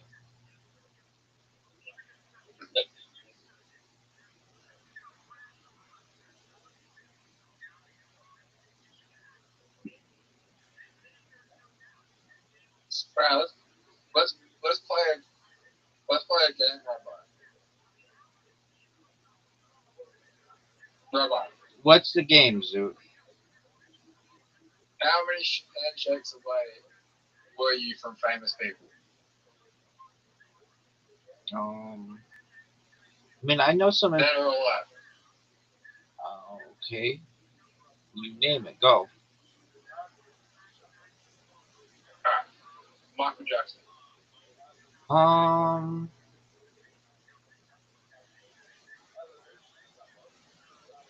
Let me think. If it's more than one. Um,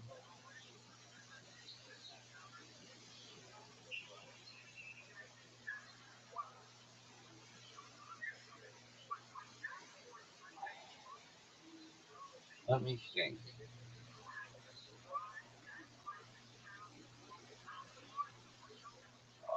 I think probably two.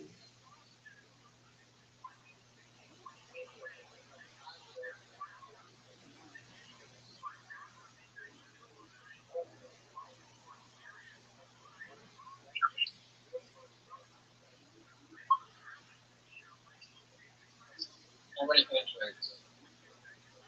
Here we go. Here's the thing, though. For a lot of the people I know, they don't shake hands with members of the opposite sex. So it could be even closer, but they've just rejected them. Like, I know a lady, I've known her like quite well. She wouldn't shake hands with George Clooney.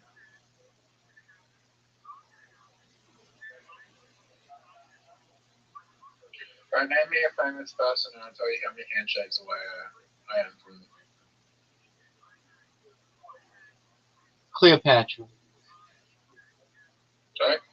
Cleopatra. Selena Gomez. Who? Cleopatra. Um, probably 1,000. Okay, that's pretty good. Probably 10,000. Selena Gomez. Selena Gomez.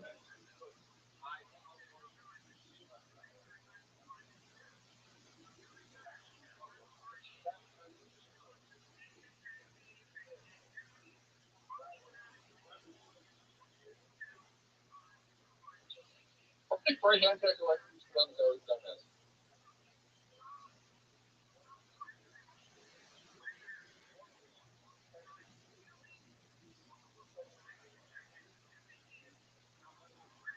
Yeah, probably 3 handshakes away from Selena Gomez, and I'll tell you why. You said 3? Yeah, I'll tell you why. I know someone that spent a lot of time with Post Malone that shook Post Malone's hand, and I know Post Malone would have shook Justin Bieber's hands, and Selena Gomez and Justin Bieber dated, so only 3 handshakes away. Dude, you're 3 handshakes away from giving Justin Bieber a hand job.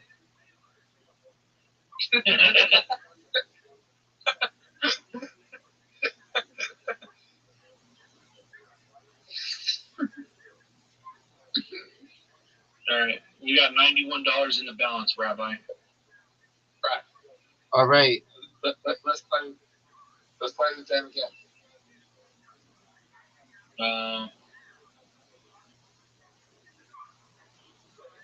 Donald Trump.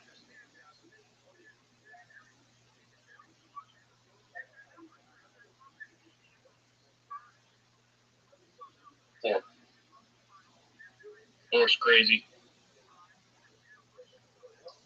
Well, Post Malone might have shook hands with Donald Trump, but I know Little Pump shook hands with Donald Trump, so there's video footage of Little Pump shaking hands with Post Malone and Donald Trump, so 3 or 4.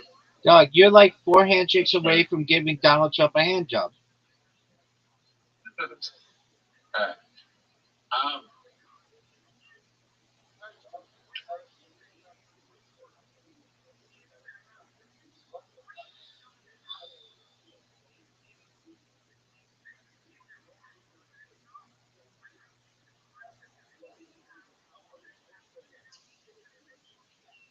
How many?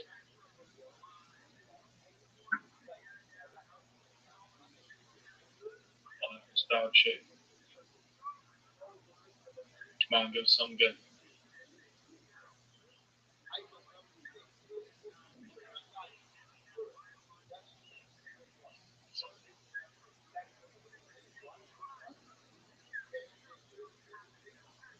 Okay, yeah, that was dog shit.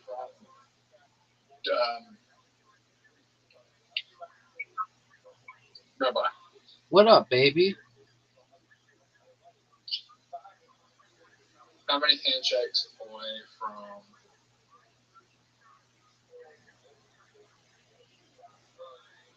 there's another person we can do?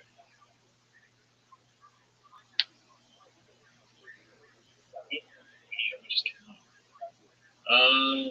Let me think. King of Let me England. think.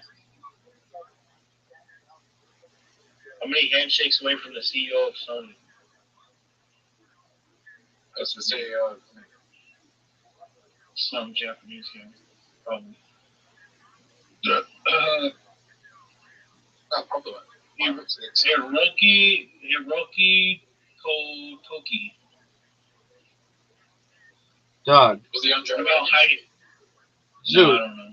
Zoot, you're 5 or 6 hand jobs away from giving the CEO of Sony a hand job. Does that make you proud? I mean, that's like you're like in his family. Rabbi, Yo, baby. how many handshakes away are we from each other? Virtually, we're united. Hello from the other side. Rabbi, let's do it. Let's do it. How many handshakes away from each other are we? Have you ever shaken the hand of anyone in Harry Potter or Baba Sonic that you knew?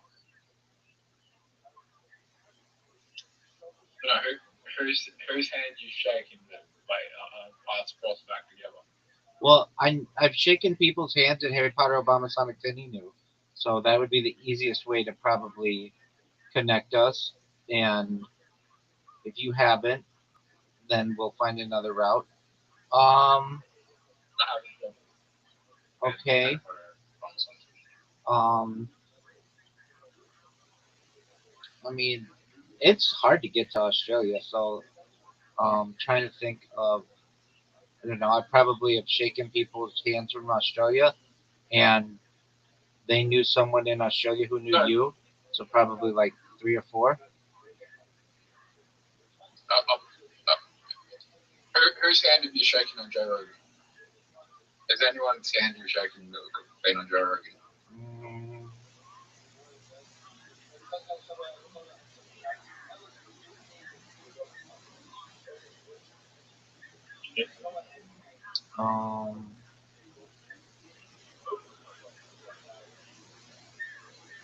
No, but you know what? Now that I think about it, I've shaken Stephen A. Smith's hand, and he's shaken a lot of people's hands. So he's shaken like everybody in sports, and probably Lil Pump's hand.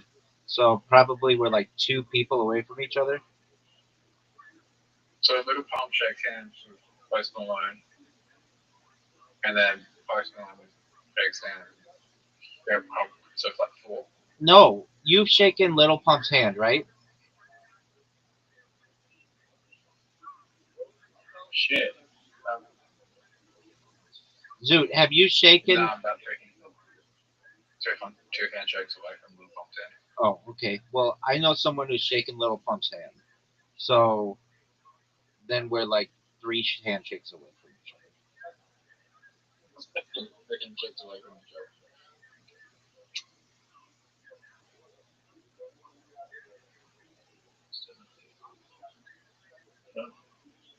So we somehow went from 0 to 36 to 175. Dog, that's amazing. So are you gonna quit? That's like once you. No. All right. Is there any ping pong on? Is there any ping pong on? Yes, there is ping pong. Let's play ping pong. There you go. Ping pong's where it's at, man. We always talk about ping pong. Now here's my question. How many people? Zoot, just hold on. Why don't you bet on the favorite in ping pong? Because I like to bet on the one that has higher odds typically. Like Thomas Scott, I bet on him before. I'm gonna throw 15 on him for a 28 payout. But they're in the last quarter, 8-8. They're tied completely, and I just got him like right at the best odd. I feel like he's gonna win now. So let's see if Tecumseh's gonna win. I think he is. Be an easy few bucks right there. I'm waiting for the more games to start because they're all in the fifth quarter. They're all basically over. Come on, blue guy. Let's go, blue guy. Let's go, blue guy. Blue guy. Yes. Oh, yeah. Blue guy. Huh? Not the blue guy one. Rabbi, how many people do you think are less than 5 hashtags away from president on us? Oh, thousands. Sorry? Thousands. How many handshakes are you away from Edward Craven? We're friends on Discord. We're friends on Discord. Oh, I know you're friends on Discord, but he doesn't care about you, clearly. He cares about me enough to make my name banned on the entire platform. That's pretty good. Can you name another person who you can't type their name on the platform or it automatically gets deleted? I cannot. Oh, of course he fucking lost. Zoot does not know this. Zoot, get this. If anyone in the entire world types the phrase Rabbi Rothschild into Kick, it automatically gets deleted globally. They've totally banned my name.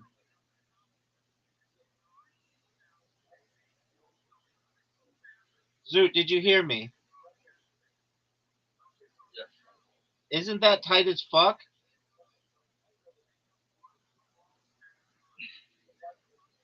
Zoot, I thought you would be proud of me for that.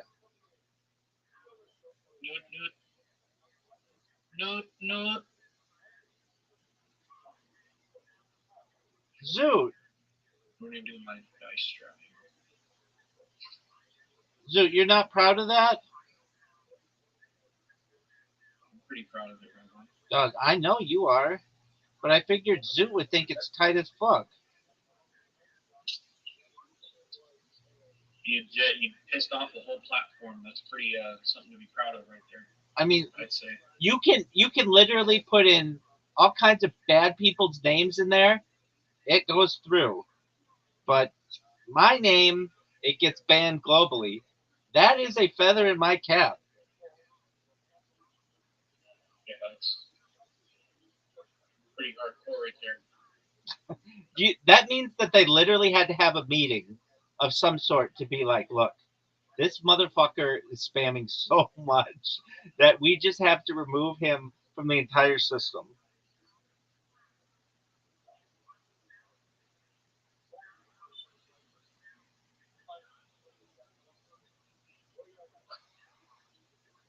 Yeah, they were like, this guy's genuinely a problem here.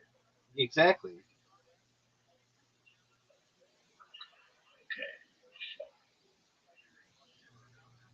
Gotta come back from this.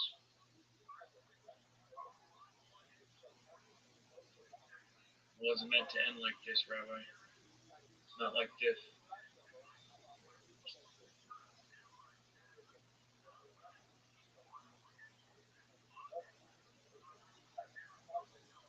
Okay, yeah, now it's officially closed. Are you done? Yeah, I'm done. Have a good night. Take care, big man. You too. Wow, that went from very optimistic to just absolute sadness very quickly. All right, Zoot. Zoot, are you going to win?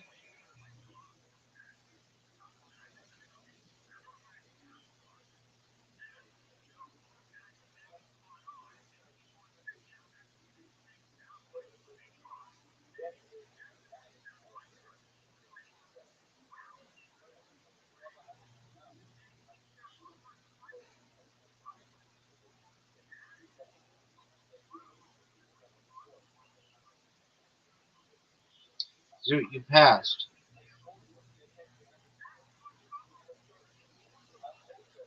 All right, Rabbi. Yeah, baby. Let's play this game. How many handshakes away from this person are you? I've answered all your questions. Let's figure out who's someone else. I named a ton of people and you didn't answer. How many handshakes away from Einstein do you think you are? Maybe two. Really? Yeah, he's since died, but I knew a doctor who I think maybe uh, worked at Caltech with him, so maybe just one. But if not, his child.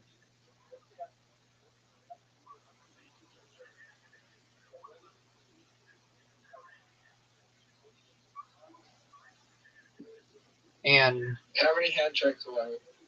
it could be more than that. I'm not sure.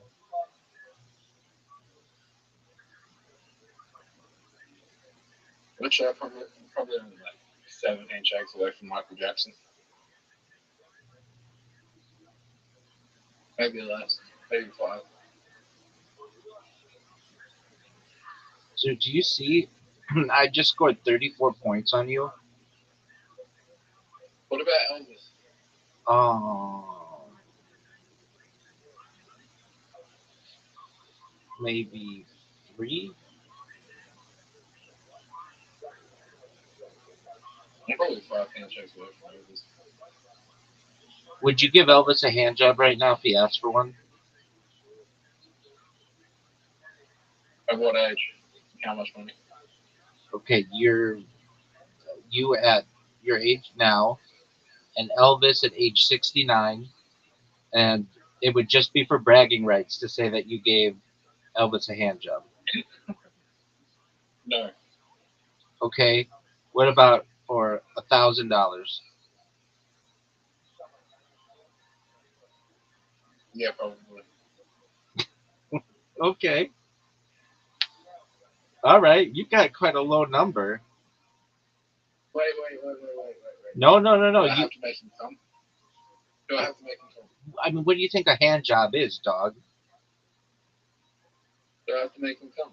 What do you think a hand job is? You can give someone a hand job and make them not come. That's not really a hand job. That's jerking someone not even off, just jerking someone.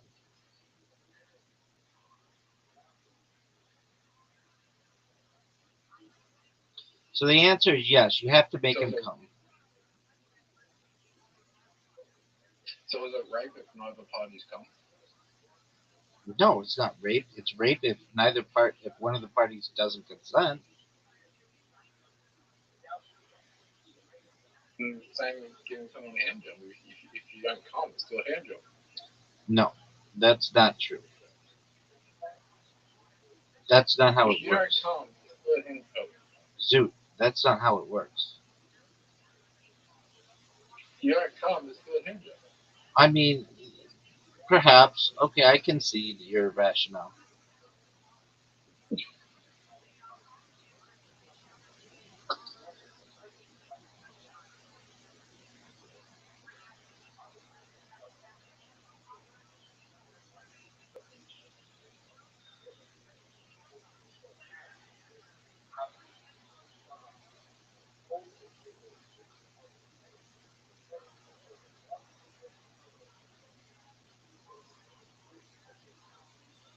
Zoot, Well, you have 69 right now. Rabbi, why haven't you gone viral yet? Zoot, quit with your questions. Rabbi, it's gonna take a little longer this time for you to go viral. I don't think so. I had someone who, what, you know him. You know 50.eth? Yeah. He was talking about me today.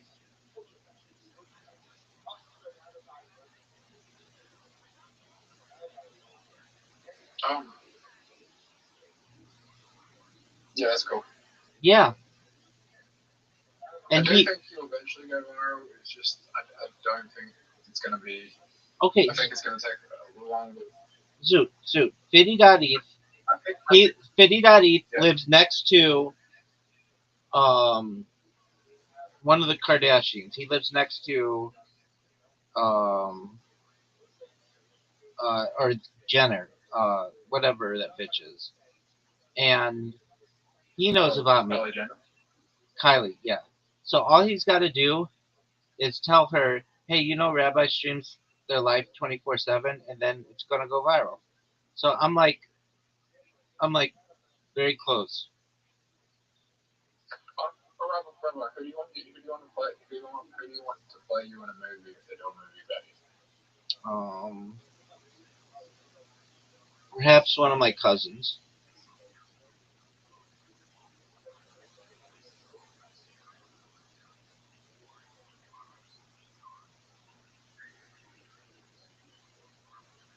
Who's going to play me?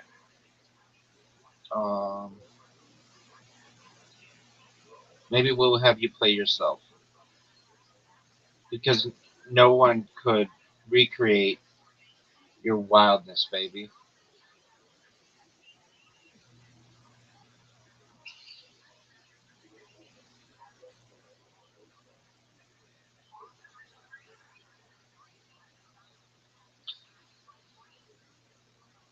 Zoo, why aren't you on X Spaces anymore?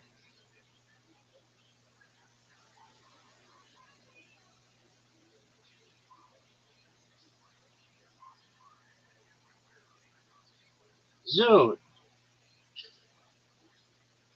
I am on X Spaces. when's the last time you spoke in an X Space? I'll wait. 2 months ago. Okay, so you're not really on them anymore. It's because I forgot my account. I know, but you've got another account. Wait, was Moon Pie in the 50.E space? Yep. Were you there? Yeah, Diddy.eth knows who I am and invited me to come up and speak, but I was talking to people in my Discord, so I didn't. But I've spoken to him before. He knows my shill, and he thinks I'm sexy as fuck. Right, Rabbi, I might resign. Zoo, why would you do such a thing? Look at the scoreboard, bro. Baby, I'm dominating. Do you realize that?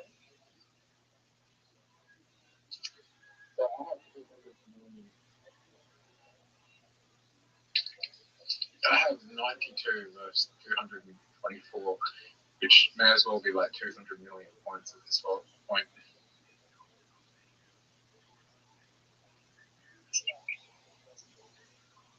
Rabbi, Yeah, baby. how long do you think Russell Brand's going to get sentenced? What did he do wrong?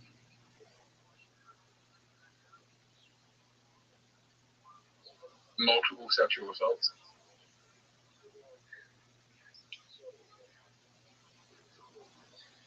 Do you think he's a good role model? Do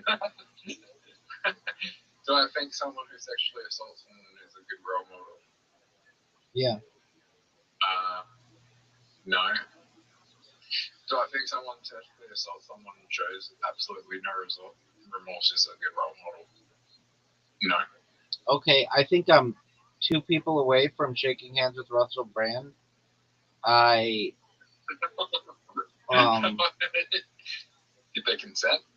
Yeah, so there's a synagogue, Beth Jacob of Beverly Hills, and I'm a member of Beth Jacob of Irvine, but that's like a sister synagogue, and Sasha Baron Cohen goes there, and my friend is shaking his hand, so, and Sasha Baron Cohen is shaking um,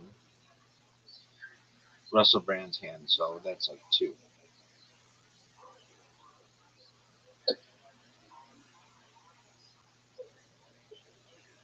I believe in punishment over rehabilitation, but I feel like you have to show remorse. They should show any sense of rehabilitation in the future. I don't. I mean, I do think they should fall. weren't these sexual assaults? Didn't they happen like a long time ago? I'm not saying that that discounts them. I'm just, when did he sexually assault somebody?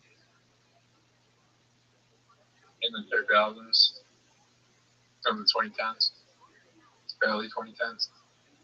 Okay, well then the law be uh, should, if he's guilty, he should have to be punished for it.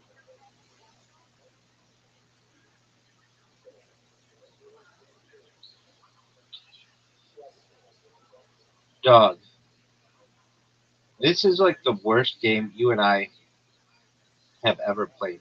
We usually do a lot better than this, and you're not even at 100 yet, and we're both struggling for good words.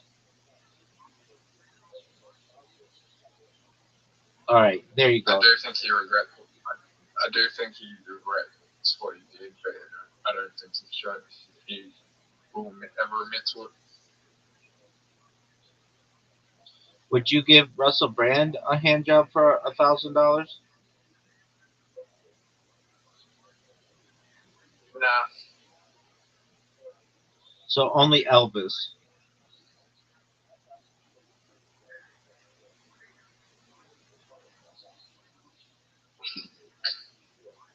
Would you brag to people? I mean, Would you brag to people like I gave Elvis a hand job for $1,000? yeah, All right, that's cool.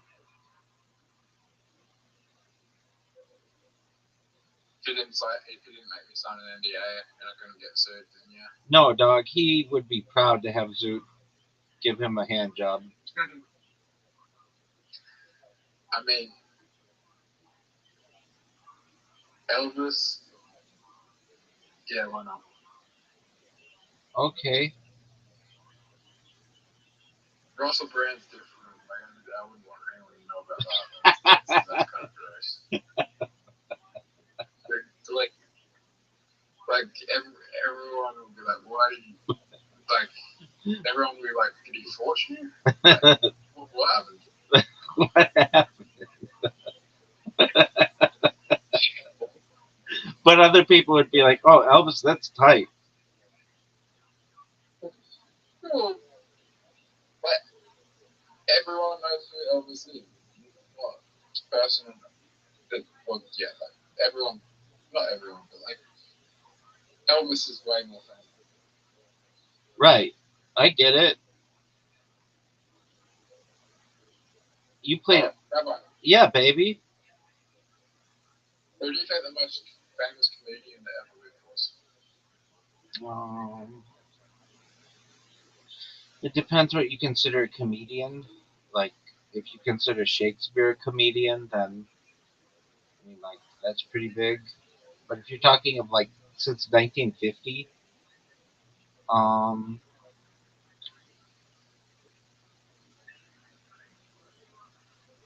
maybe, um, maybe Richard Pryor's a pretty big comedian. Jerry Seinfeld's a pretty big comedian. Robin Williams? Yeah, but I don't like him as a comedian, to be honest with you. He stole a lot of. He was like known as a joke thief, and what he would do is he would wait in the comedy store and wait for somebody to do their stand-up set, and then he would steal their set and perform it somewhere else, and then people would come up to him and be like, "Hey, you fucking stole that joke from me." And because he had money from like Mork and Mindy, he would just say, "Okay, how much do I owe you for it?" And he would write them like $100 check. And because these guys were like desperate, they would sell it to him.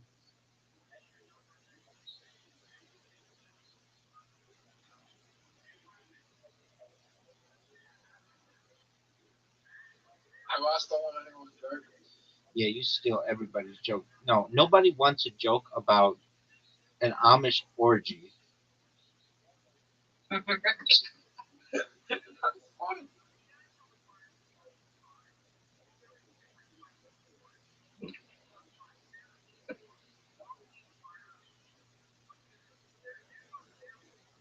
I bombed a few times.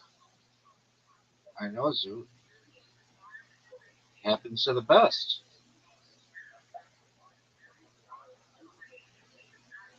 I think it's good if you bomb, it's pretty obvious that you're not stealing anyone's jokes. That's a good point. But I have seen someone who stole someone's joke that bombed is hard as fuck. What happened? They literally just got on stage and started stealing jokes from Kill Tony, and then they got away with it the first time. Right? First time they got away with it, and the second time people started predicting their jokes on stage. Like people started finishing their jokes on stage. Someone came along and just started like finishing the punchline to all their jokes, and that was fucking hilarious. Wow. The best way I've heard to deal with someone who steals jokes is to record their set, and then the next time that they go up, just do their set right before them, and then they don't have anything to say.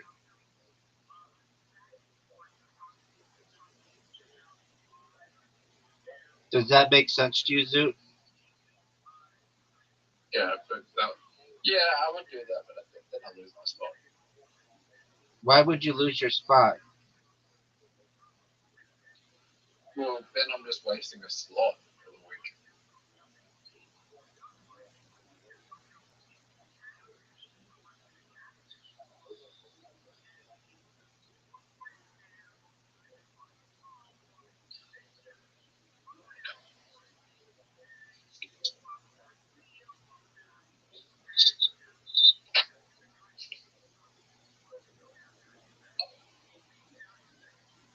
Yeah, like guy just stole like everything from True Pony. I don't know if you remember these jokes. I remember everything from Kill Tony. I'm the biggest Kill Tony fan in the history of killing Alright. and Tony. Who's the comedian who made the Jumanji joke? I actually kind of remember this. He said my favorite, Drew's favorite board game is Jumanji. Jumanji, I'm kidding, it's Monopoly. Or something like that. Yeah. And was that not very popular? No, it was just predictable. Everything he was saying was predictable. He was talking about, what else did he say? He said something about, I hear you're not meant to give money to homeless people away before you meant to pick them up or something. What'd you say? So did you hear you're not meant to give money to homeless people, you're meant to beat them up? That was one of his jokes.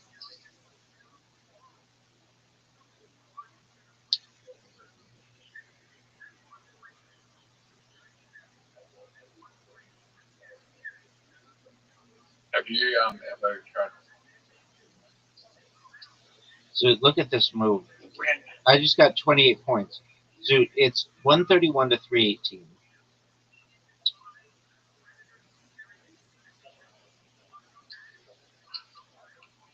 Do you believe statute of limitations? Zoot, no, I don't. I think you should be able to prosecute going back as far as you want.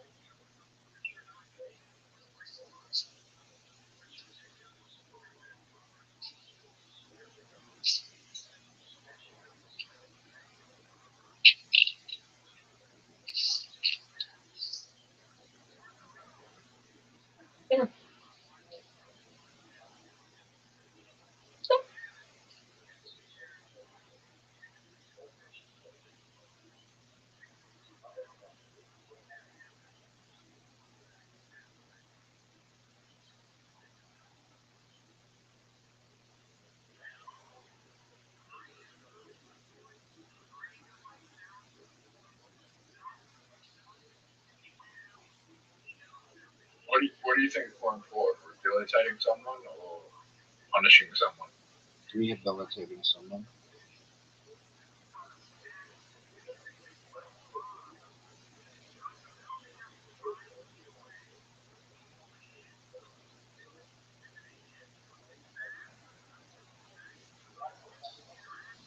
Yeah, I can't believe the systems we got in place just like regulate, make it hard for someone to get a job because of criminal conviction is just going to lead them back into the system. Word, dog. Shouldn't be like that. But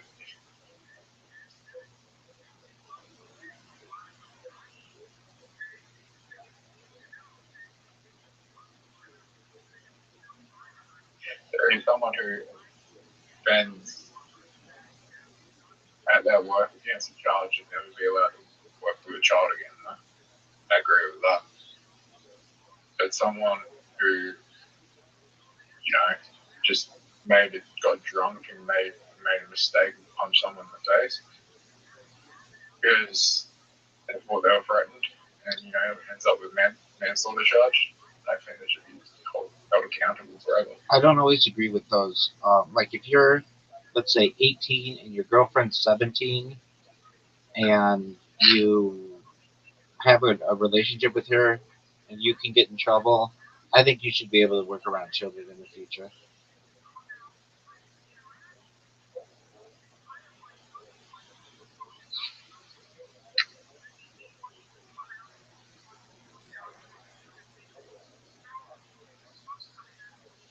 I would let somebody, if they were 18 and they had a girlfriend who was 17 and 364 days old, and they got in trouble for it, I would let them have a relationship with, not a relationship, but like, I think they should be able to be, I don't know, when they're 40, a, they should be able to own a, I don't know, they should be able to teach students. I don't, they made a mistake when they're 18 and it's like really, really close. Like, but a lot of times they're not allowed to. And I don't agree with that.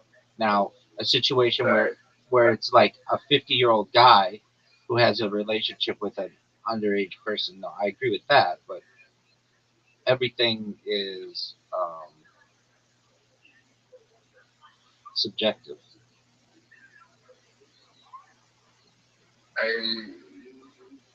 The age of consent is 17. Okay, so there you go. So it wouldn't matter. No, it would. It would if they came to the United States. So let's say you have a guy who's 18 and a girl who's 17. They're Australian. They come to the United States for vacation, and he can go to jail if he touches her.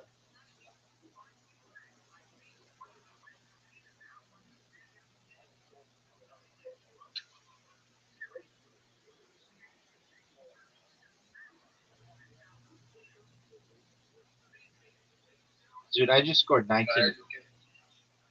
Everywhere I live, South Australia, everywhere I live, but where I live in Australia, South Australia, the age of consent is 16. So if you go, if you lived in Victoria, which is like Melbourne, and you came from South Australia and you were 18, girlfriend was 16, you'll get in trouble if you came over here. Yeah, exactly. And those kind of situations, I don't really agree with.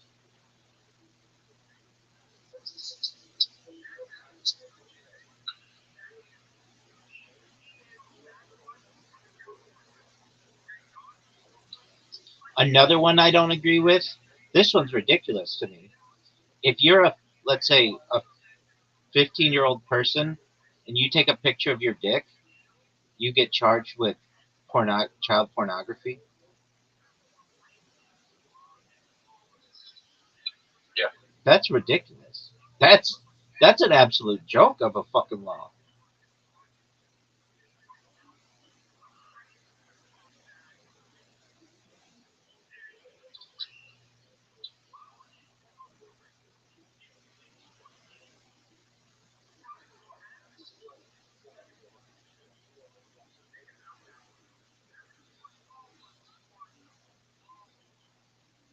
can imagine like you're out camping, you get bitten by a snake, right? You get bitten by a snake on the dick, and then you're trying to see it.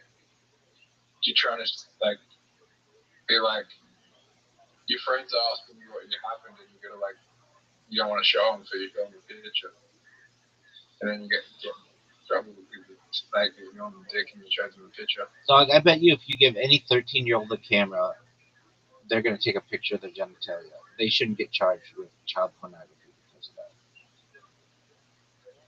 That's an absolute joke of a law, and I don't know who came up with that idea, but they're ridiculous.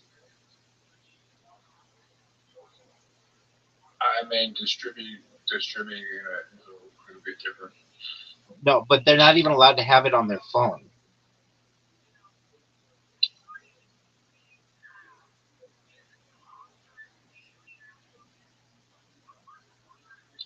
Not fair.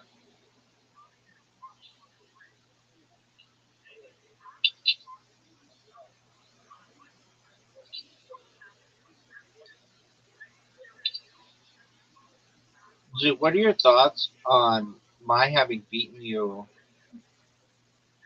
by over 180 points?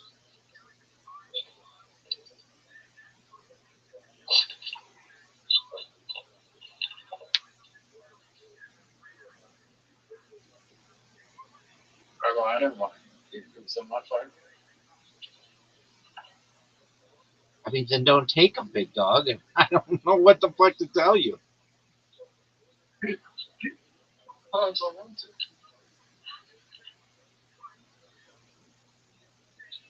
Sometimes you just get asked by girls. They're just like, can you send me a dick pic? And you're just like, yeah, sure. Um, okay. I mean, you can always just say no. I get asked for dick pics all the time. I tell them go to my Instagram.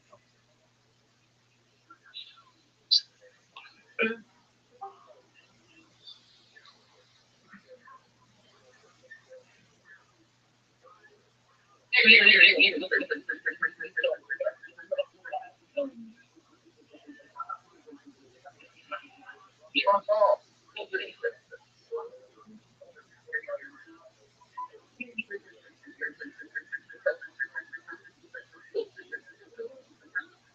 Rabbi, turn it off. I don't hear what they're saying. They're saying that. I know what they're saying. I hear them. What did that? What did that? Rabbi. What up, baby? So the girl I was dating about 10 years ago.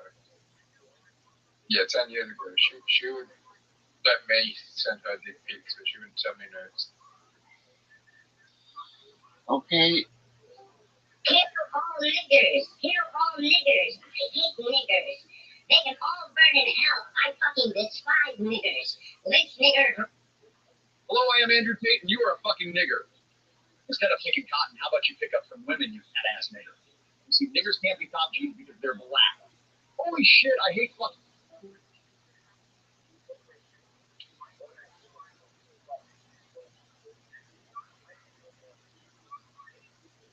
Zoot, are these your friends?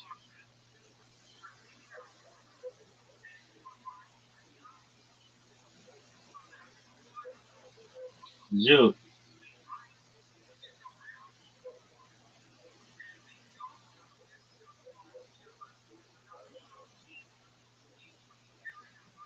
Zoot.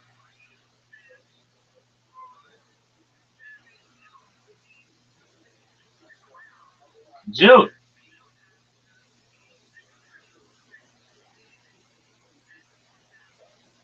Zoot.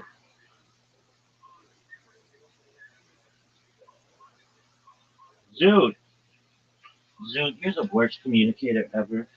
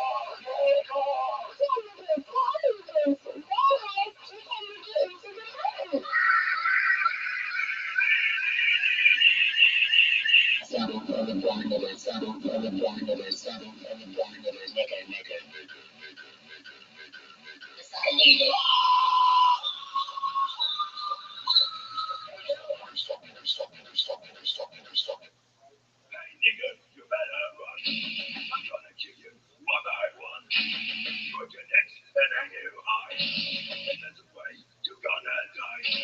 Five niggas, five niggas, five niggas, those.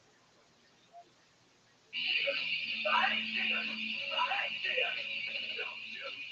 You with her, and that is what you do. I'm gonna get you, like I do. On the streets, you said you're drunk. Hunt you down with my dog. Five niggas, five niggas, five niggas, oh yes I do. Five niggas, five niggas, five niggas, oh yes I do. With my boots, I kick you in the head. Stab your back until you're dead. When I hear you from a tree, it's one of the faces that I think you see. Five niggas, five niggas, five niggas, oh yes I do. Five niggas, five niggas, five niggas, don't you?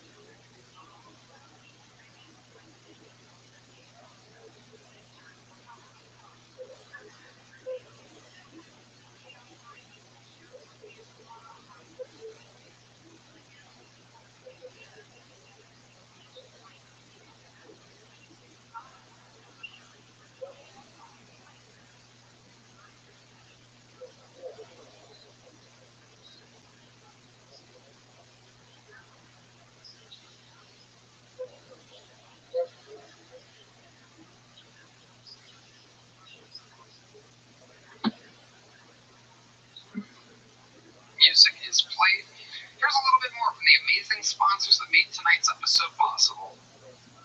We live in Austin, Texas, but we are jumping in a tour bus, ladies and gentlemen, and we are taking the actual Kill Tony show to Houston, Texas, February 28th, and Dallas, March 28th. Go to TonyHinchcliffe.com for tickets right now. Come see an actual Kill Tony show in the great state of Texas. One in Houston, February 28th, one in Grand Prairie, March 28th. TonyHinchcliffe.com. Get tickets now.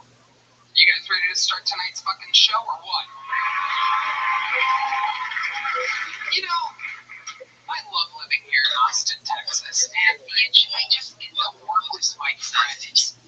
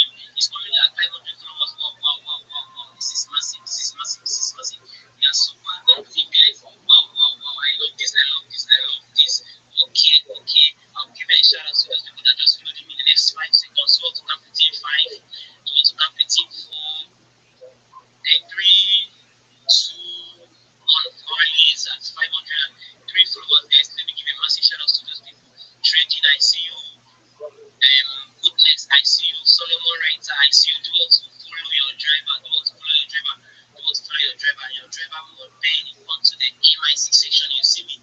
What man, what follow driver? Okay, so see, I see you, Lawrence, I see you, Lawrence Smith, I see you, Abuja, I see you, Todd, I see you. These are the active ones, these are the active ones. Abuja, you're super, super active, you're super, super active. Udofia, I see you, Solomon Udofia. On Google, I see you, you're super active. On Capital, I see you, I see you, I see you. One side, I see you, I see you, I see you guys, I see you. Pamela, I see you, Pamela, I see you. Web3, Amy, I see you. Black Joker, I see you. Alex, I see you. Gold Hunter, I see you. And our super, super host, Electron, I see you. Electron, I'm sorry, brother. I see you, I see you. Cletus Elijah, I see you. Doris, I see you, I see you guys. You guys are super, super active. Thank you for coming with you. Let's see. It's coming out. 504 followers, guys. Let's come with you. Also, do want to give a comment on his post. Wow, yes, do want to give a comment to. Wow, that's massive. If you're active, my listeners, you should smash with the 100. Gold hunt, I see you. I see you. You're super active. We are mutual. I see you. You can shoot me a DM. Gold hunter, shoot me a DM. Okay. Mr. J, I see you. Victor, I see you guys. Joyce, I see you. We are super active, guys. If you're just joining us, guys, this is the house of guidance where we can aim 1,000 of followers, guys, in a day, guys. Someone just give a testimony of how he has been aiming massively, guys. Okay, smash with the 100. Encrypt, I see you.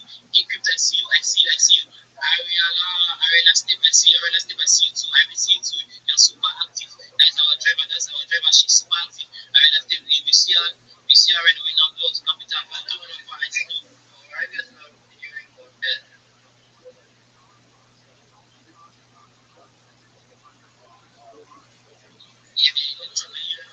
Let me know. Am I the one who's talking? We're gonna do. Can you guys hear me? Are you getting me? We're super right. Electronic, can you get me? Actually. Oh, yeah, I can hear you right. Yeah, we can do this. Okay. I see you guys. You guys are super, super active. Like I said, this is the house of guidance. You want to follow him, you want to give a tweet on this place, and also do want to comment and tag your friends to join us. Lady B, I see you. Great, I see you, guys. Okay, guys, you can do want to go to my dashboard, you can do want to go to my timeline. You see a post there. I need active users, I need verified active users. There's a group meant for engagement for verified active users. If you're interested, you can shoot me a DM.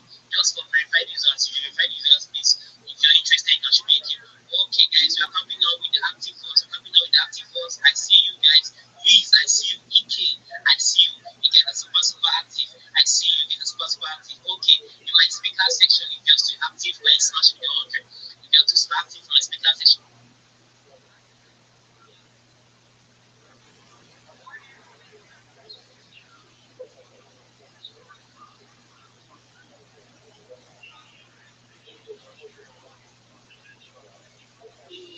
like they've started. Let me just pick up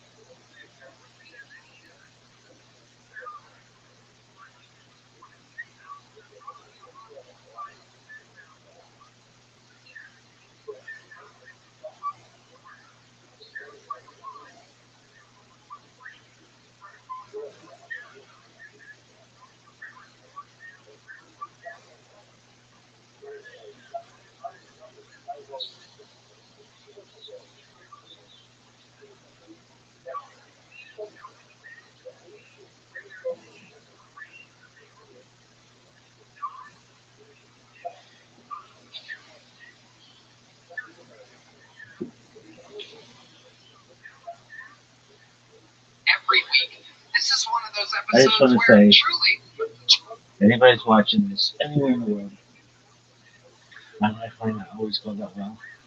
Right now, I got a new Kill Tony. Joe Rogan's on it. Shane Gillis is on it. I've got Ranch pouring out like it's a motherfucker.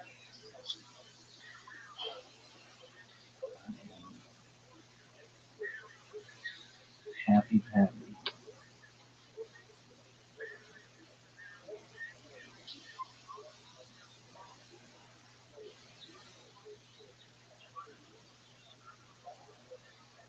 Just the best.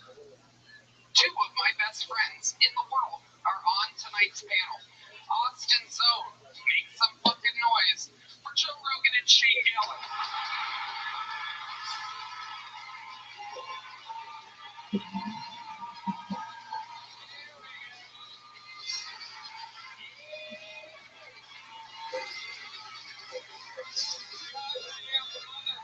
Right, ladies and gentlemen.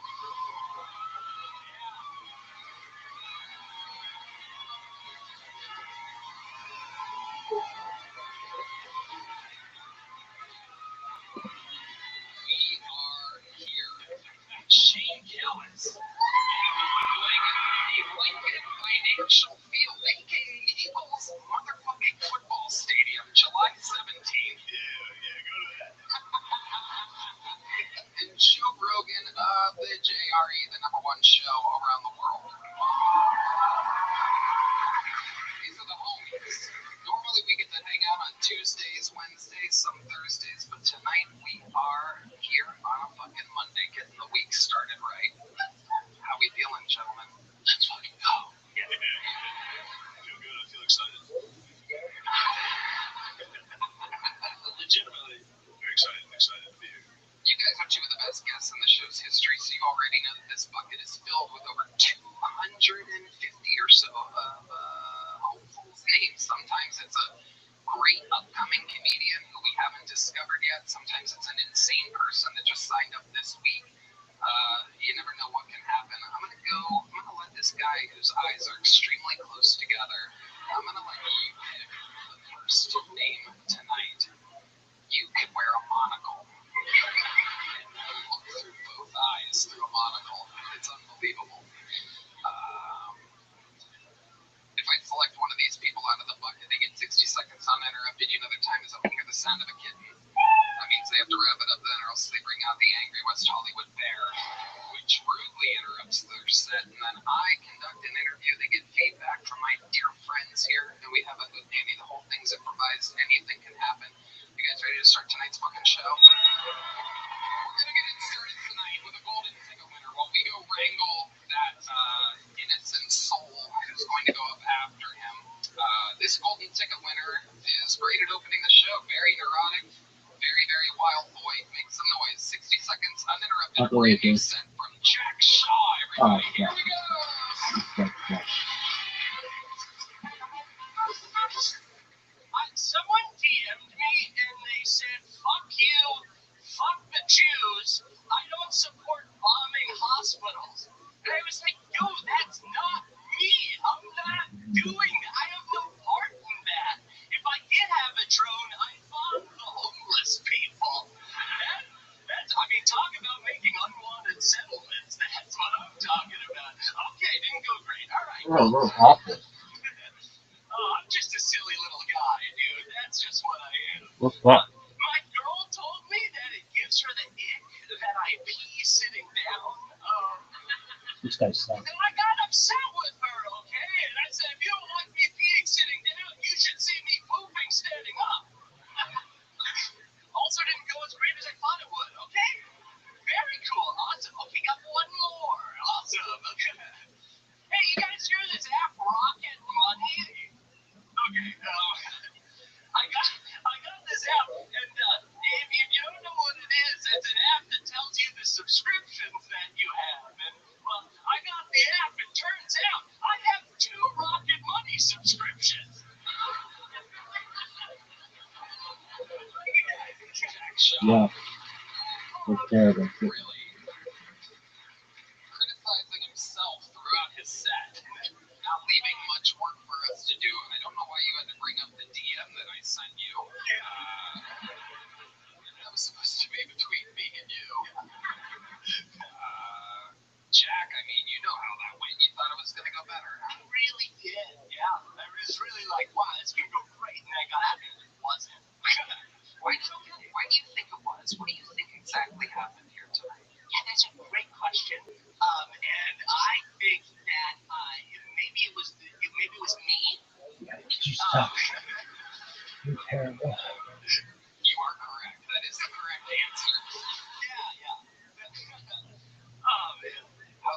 Go on, Jack. It's been great. It's the last night of Hanukkah tonight, everybody. Wow, that's a way to get the Texas crowd on your side. I brought some presents for all you guys. That's kind of what I You did? I brought some presents. Hey, can you bring out my Hanukkah presents? Oh my goodness. Here we go. It's Hanukkah time with Jack Shaw. It's Hanukkah time and ladies first. So Tony, I actually got you something very special. I made you your very own Kill Tony yarmulke. Wow. Okay, great. Put that on.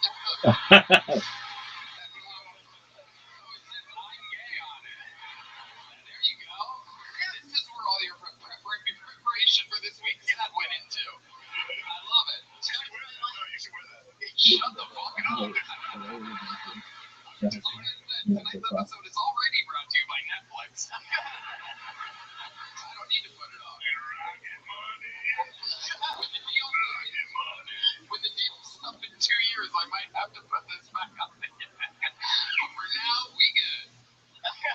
All right, what else you got over there? I got something special for Red Band. Oh. I got you a lean cuisine because you're fat. There you go. This is going so much better than your set. This is incredible. Could you pass this down? What? Did you too? He actually hated Normandy. Of course there's nothing in it fatty. If you tear it up properly, it actually turns into a lean cuisine yarmulke. Okay, what else, Jack? Good idea. I should talk to you more. Okay. And then for our favorite Latino members of the band, I got you citizenship to the United States of America. Wow. Fernando Castillo, Raul Vallejo, Camilo Sosa, and Michael Gonzalez, you are Americans. Absolutely incredible. How many gifts do you have left over there? Pretty much for everyone in the audience. Okay. And then John Dees, I got you something. I didn't really know what to get you, but Hans Kim told me to get you a bike lock so you could practice stealing. Wow. Look at that. That's for you. Okay. I'll take care of that later. What else you got there, Jack? Okay. Matt Mueller, I heard that you're a big liberal.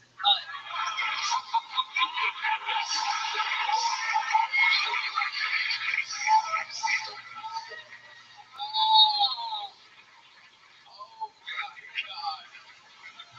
Wow. Flag is crazy. Well, that's just schizophrenic. Flag is totally schizophrenic. What is going on? Really, it's an inclusivity flag. There's so much happening in that flag. Yeah, I don't know what the circle. Wait, did we get a white stripe up there? This flag might fucking be alright. There's a white power stripe on the flag? Crazy. We're fighting a good fight. Don't throw that on the ground, dude. Get it around your shoulders like a prize fighter. This is bad to wear, so I'll give that to you. I'm gonna wear it like a cape. Fly away. That thing is flag. You gotta treat it like it's the Iranian flag. I don't know what that means. It means it'd kill you if you leave it on the ground. Oh, okay. You gotta fold it properly. Yeah. I'll give it. Oh no! Sorry, I'm panicking. I am fully panicking. You're doing a good job. It's gonna end up in a dumpster next to a Kill Tony yarmulke later. So. All good. Dude, I spent $20 on that. I really thought you'd like this one. No, it's great. It's great. I really do. I'm just making jokes, Jack, unlike you during your set tonight. His new get her done is that didn't go how I expected it to. Have you ever thought about doing props? Yeah, right now. I think you should. I was talking to Carrot Top about this because it's kind of crazy that he's the only guy that does props. Yeah. When I first started out, there was a lot of prop comics. It was a common thing. The Carrot Top got so big that the upcoming people thought they would be stealing if they started doing props. But I think it's a legitimate idea for you because this was like way funnier than the other stuff. Dude, you didn't like Very clever. Very clever. You didn't like the Rocket Money joke?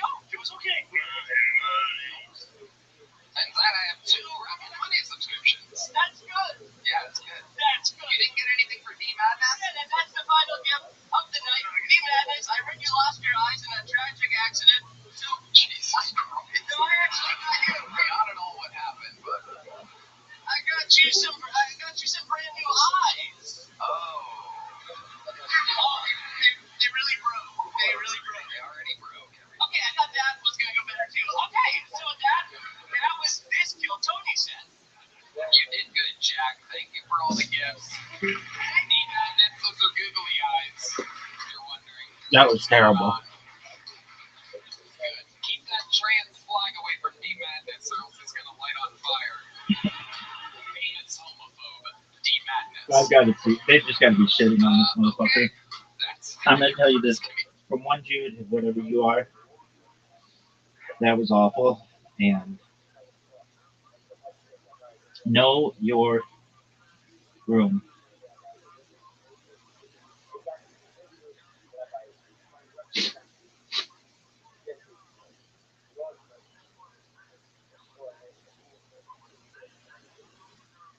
Nobody's shitting on this motherfucker.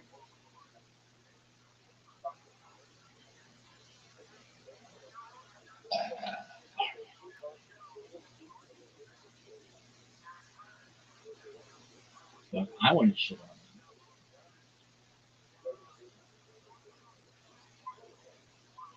He's terrible.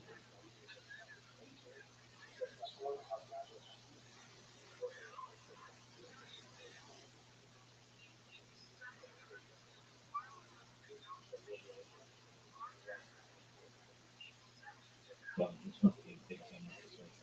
There. Now it's too much.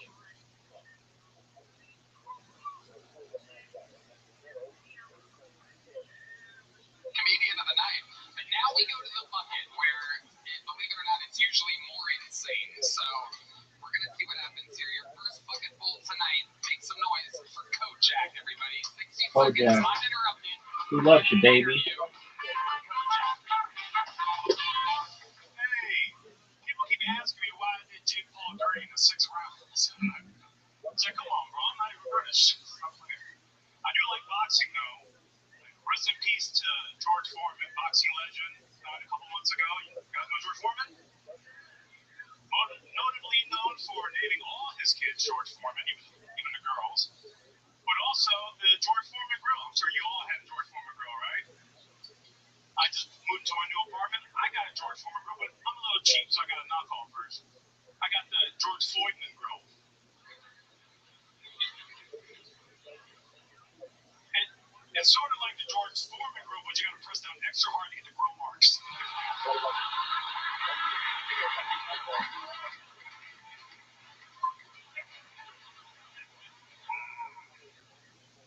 I mean, Kojak Kaepernick got this bitch. I expected the grill marks to say BLT, but it ended up saying BLM, and I'm just like, what the fuck? And that's what I get. I used a counterfeit 20 to pay for it, so I guess that's what I get. All right, thank you. That's my time. Thank you. Kojak, ladies and gentlemen. George Foreman grill. Look at that. Welcome, Kojak. How long have you been on stand-up?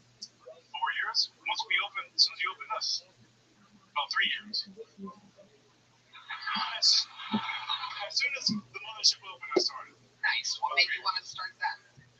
I've been watching Kill Tony since 2015. I saw you at. How old are you? You look like you could be 20 or 65. I'm 46. Really? Wow. Look at that. It's great. I believe it. You're doing good. How do you stay so young looking? I stay in the gym. I stay in the sauna. Stay there. Yeah.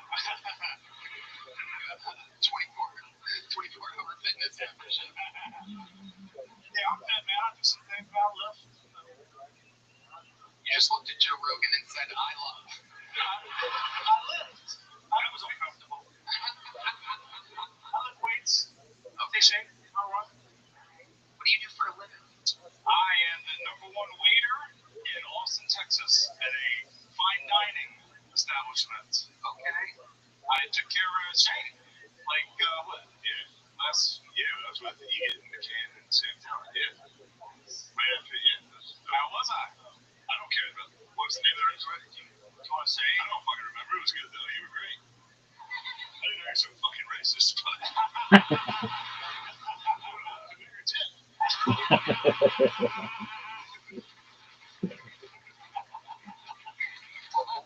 That was crazy to do that in front of all these whites.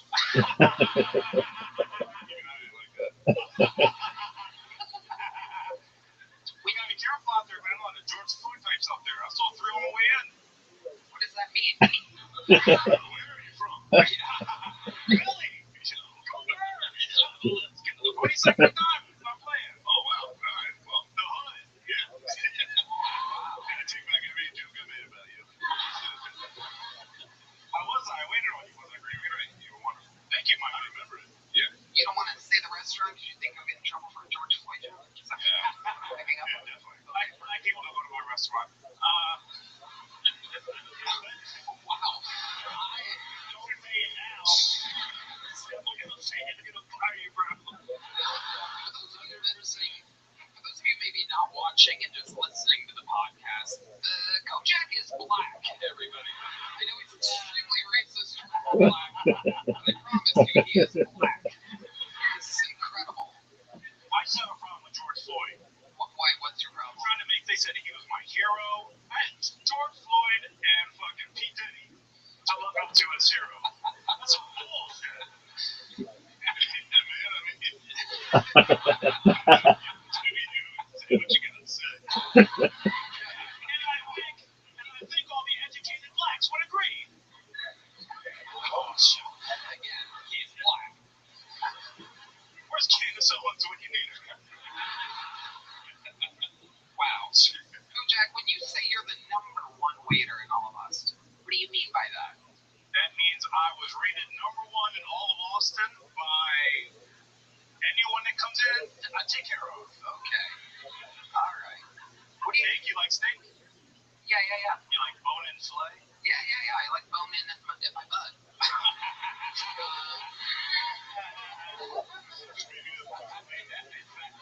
He likes hot dogs. You think any hot dogs in that steak house? Yes, I'll have 6 hot dogs. We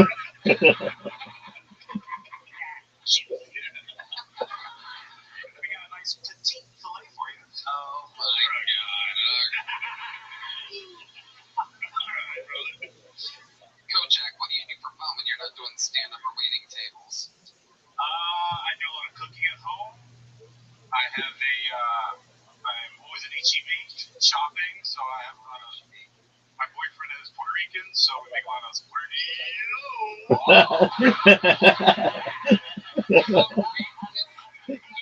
You have that on your bingo card. Again, if you were on Prize Picks, and you bet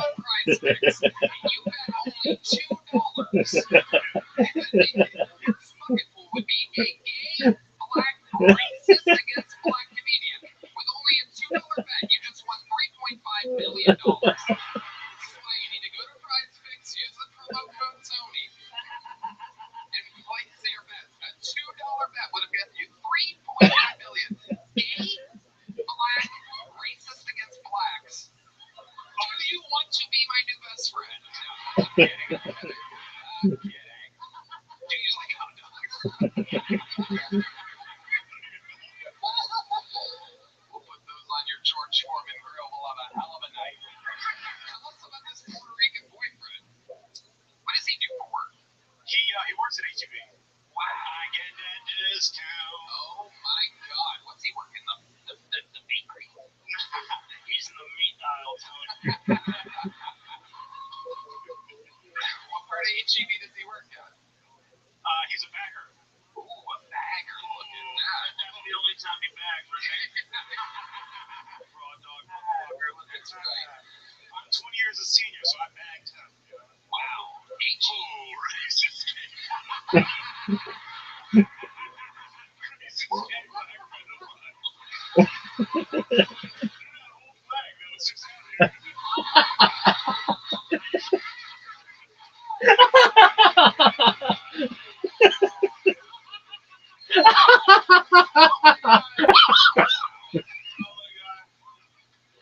How long you been with this? Oh, that's so funny.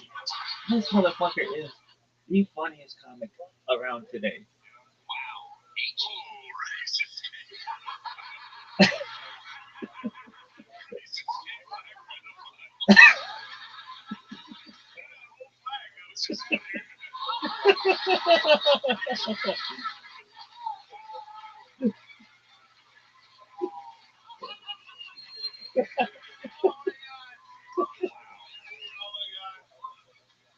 How long you been with this bag boy?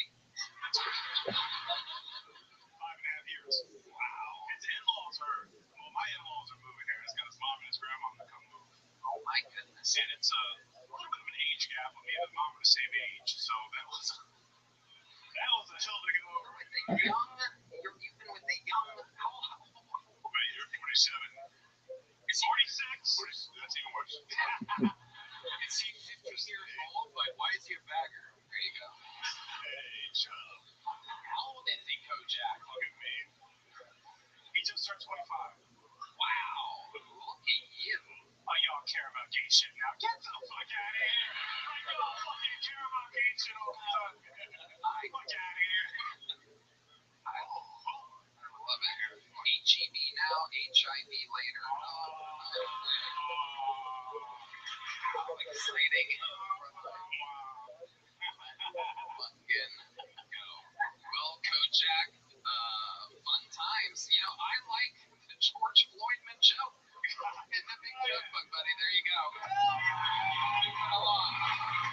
Hey, can you come? And I'll serve you at my restaurant. I don't know what fucking. You didn't want to say the name of the restaurant. I'll tell you. The Lowercase Grill. Lowercase Grill. Hey, it's good, dude. I don't know what you guys. He knows. He knows. Oh, he goes okay. There he goes. All right. Kojak, everybody. There he goes. Right out the back door, just like he likes it. Oh, there's the lovely Heidi, everybody. Look at her. She's going to be working hard tonight on these Bud Lights. Live in the flesh, HeidiRegina.com. She's got a podcast, a bunch of shit going on. Hey, what's up, everybody? This episode is brought to you by Prize Picks. Whether you're starting a new routine, normally I'd be like, oh fuck, I'll just fast forward to this shit.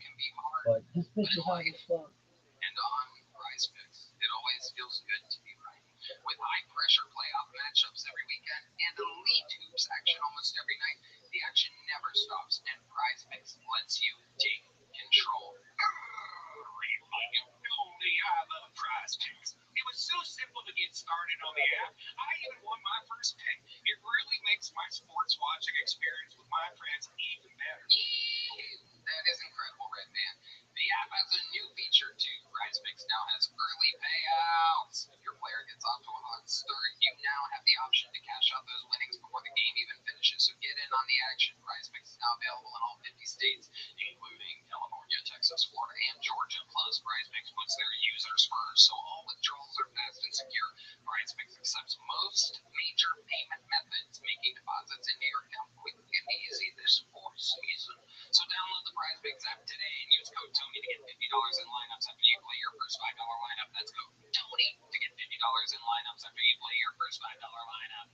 Prize Picks. It's good to be right. How to do?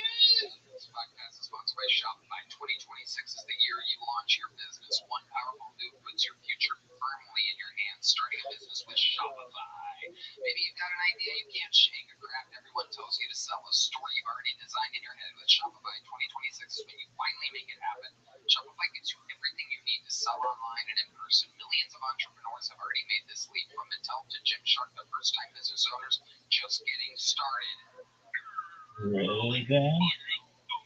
I love Shopify. It's the best business tool out there. Shopify gives you all the tools to easily build your dream store. Plus, sign up is fast with Shopify's built-in AI tools that write product descriptions and headlines and help you edit product photo. Marketing is built into. Create email and social campaigns that reach customers wherever they scroll. As you grow, Shopify grows with you. Handle more orders, expand to new markets, and do it all from the same dashboard. In 2026, stop waiting and start selling with Shopify.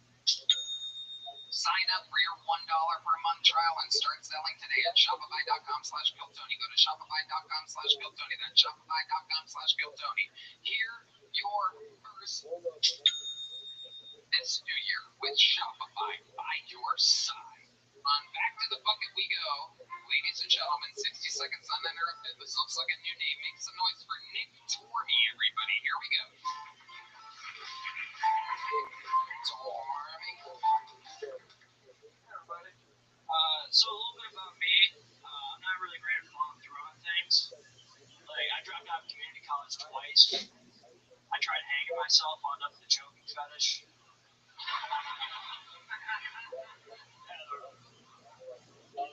The rope broke from the ceiling, but I shot a few more right back up there.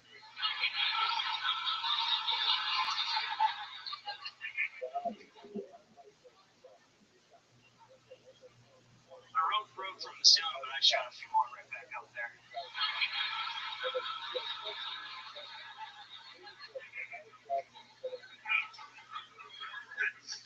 You never know when you're gonna find a new hobby. Like, you think anyone ever found out they're good at parkour by attempting suicide? They jump from the building to the road for impact, they took it all. Some French guy show up, house music starts playing.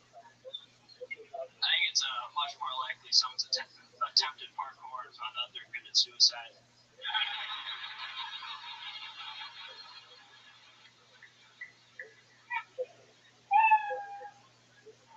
There he is. Tony, your first time on the show, Nick? Yes, sir. Welcome, welcome. How long you been doing stand-up? About 6 years. Nice. Where at? Mostly Salt Lake. Okay. That's where you live still? No, I moved down here in August. Okay. How do you like Austin? I love it. It's awesome. What do you love about it? I like that there's no winter. I'm a big fan of that. Winter. Yeah, I'm from upstate New York, and I lived on top of a mountain in Utah in a van for 4 years. So Okay, draw it down. It took me 4 years to realize that.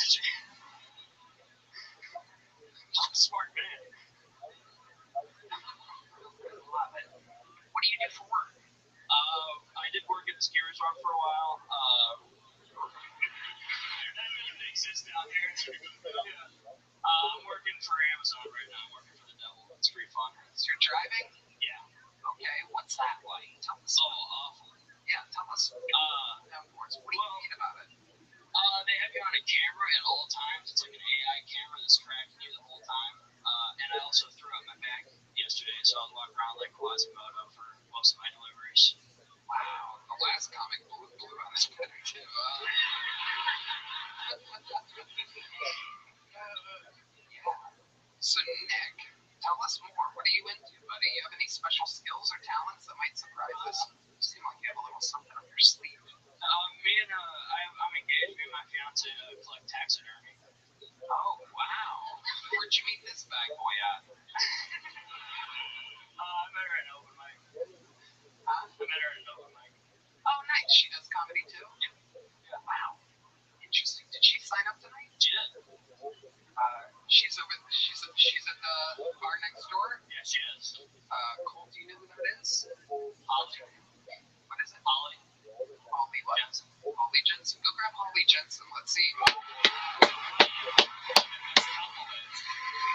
Always spontaneous fun here. Holly Jensen. How did she get into collecting taxidermy? I got her a taxidermy frog. It's like a cane toad, like the invasive species in Australia. It's like a purse. She has it with her.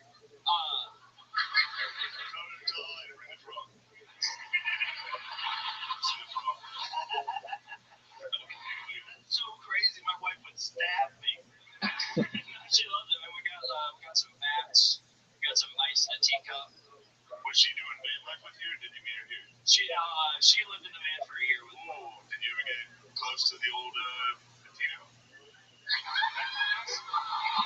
I do like national parks. Big fan of the park system. I feel like a flight in a van would suck. Oh, it's awful. Yeah, there's not much room.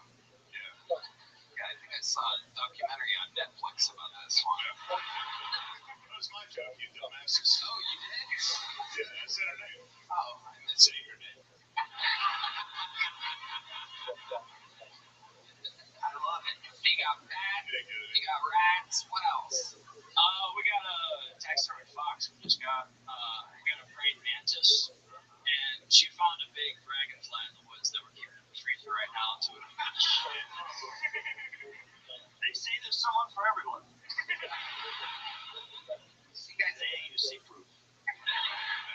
so you guys have a place. It's here in Austin. Yeah, What does she do for work? Nothing right now. Wow. Or something. Okay. Yeah. Alright. You did like used taxidermy, like people that have died that have like sold it, like so it's like creepier. She would probably love that for sure. But no, we went to a store. They had human skulls too. It was weird. Spines. They didn't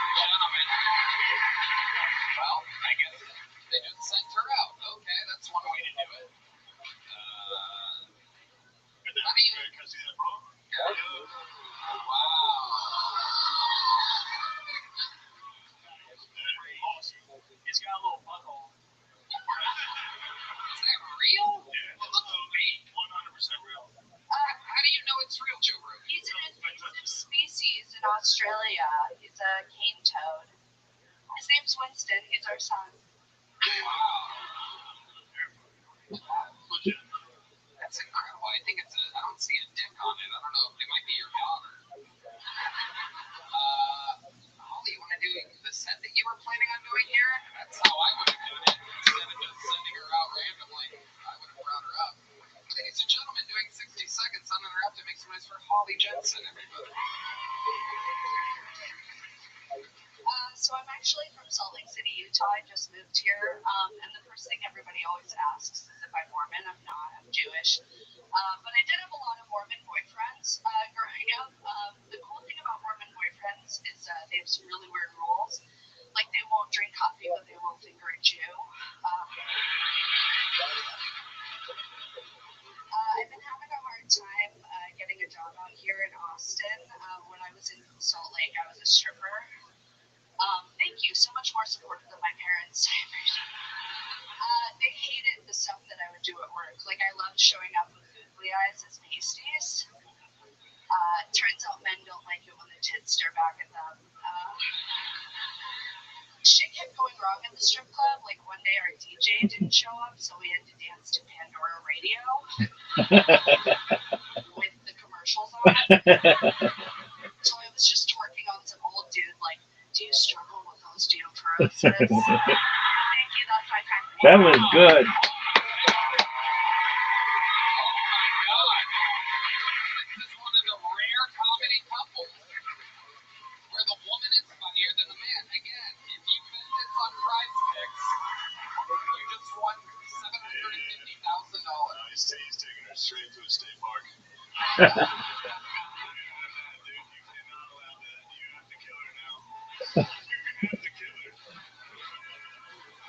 She's about to be. Yeah.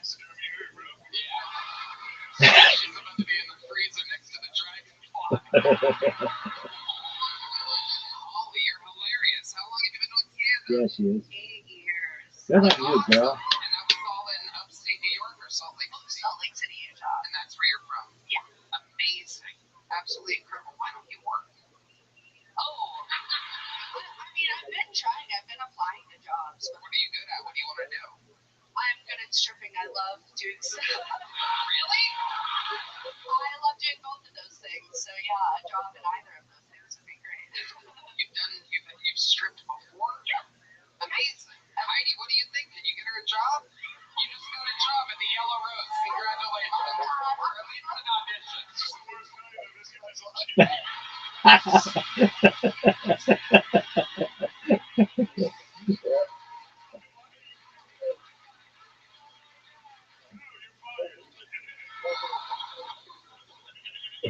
This poor guy is going to be all alone tomorrow night at 2:30 a.m. petting a fucking dead bat.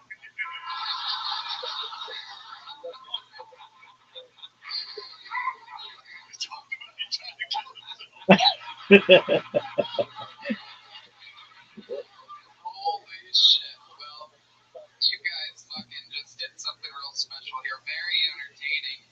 We got a small one for Nick.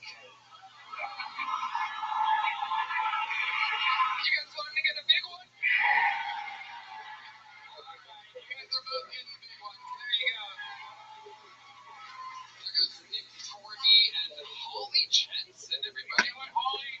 Next year I'd love to have you on the Secret Show, all right? Next year?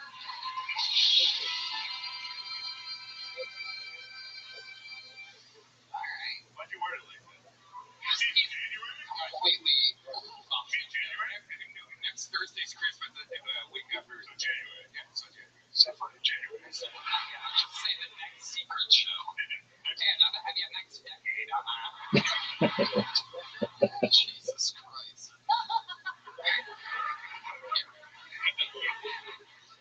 Unbelievable. Well, it's been a hell of an episode I so fucking far. love this show so much. Cool goes by the name of Floyd Jones, everybody. Here we go.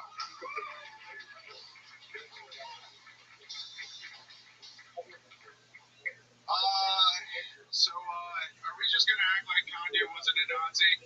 That's just how we're okay. Perfect. I don't know if you guys heard, he actually changed his name. He's Kanye West. Yeah, Kanye, which just crazy. Like, he said he was done making music, done making controversial statements. He's actually going to open a chain of all natural grocery stores. He's going to name it Trader Joe's. I think it's problematic to say the least. But I like the thought of restaurants just fucking up. Like, I think it'd be cool if Olive Garden gave abortions.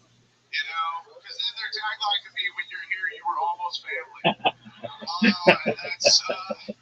Speaking of how I'm a piece of shit at restaurants, you guys thought I was Puerto Rican. I'm black. I promise. I've got the paperwork. I'll get 23 and me right now, even though it just sounds like a cool movie about Michael Jordan. So, but white people just need to know. They're like, I just want to make sure. Like, God. And so I like to go to sushi restaurants because the waitress is never black. And when she comes over, I go, hi, can I get some salmon nigiri? And she's like, you mean nigiri? That's all good. Wow. That's a lot of oohs and ahs during that set. Floyd Jones. Welcome, Floyd. Is this your first time on the show? Yeah, grab in that microphone, buddy. I don't know how that happened yet. Okay. Welcome. How long have you been doing comedy, Floyd? Since like 2021, January 6th, right? Okay, not great. Yeah, Shane knows. Oh my God, Joe Rogan. Dude, hell yeah. Dude, hey man, without you,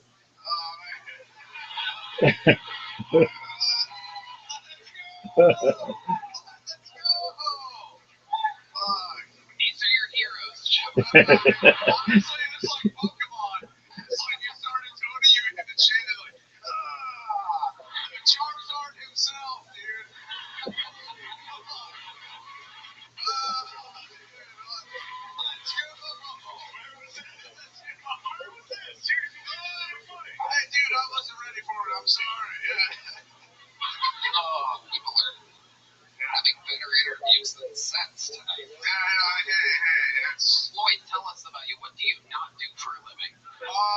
Just, here, I guess here. No, I play music, man. You're a professional musician? And a metal band, dude. Really? You're a drummer? Yeah. Well, I mean, it's been a long time since we've done this. For those of you that are fans of the show, you might know that if anybody that does comedy on the show drums, we have a little thing where they get a drum solo and our house drummer gets a drum solo. And if the guest drummer is able to beat our drummer in a drum off, they become the full-time drummer of the show. So, like Highlanders, a drum off here. And if you beat Michael Gonzalez in the drum solo off, you become the full-time drummer on the show.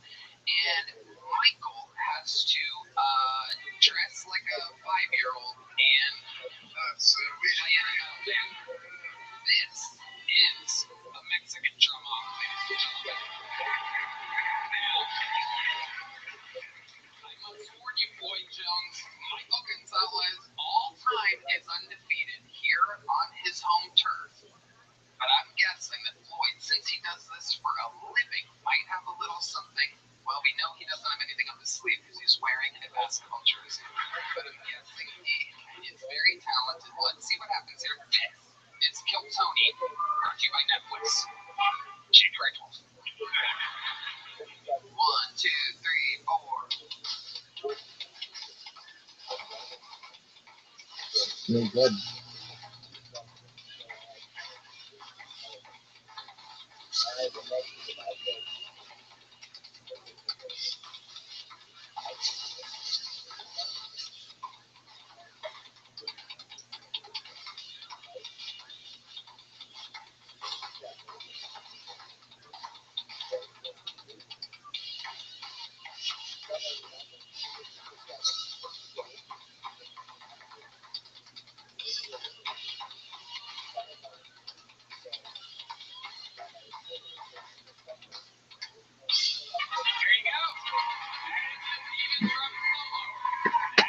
That was good. It's a good one. I really fucking hope Michael puts that together. I would hate to look at those flabby arms every week. Incredible weight loss on this guy. Wow. Defending his throne, undefeated all time in Mexican drum-offs, on his home turf. Is Michael Gonzalez.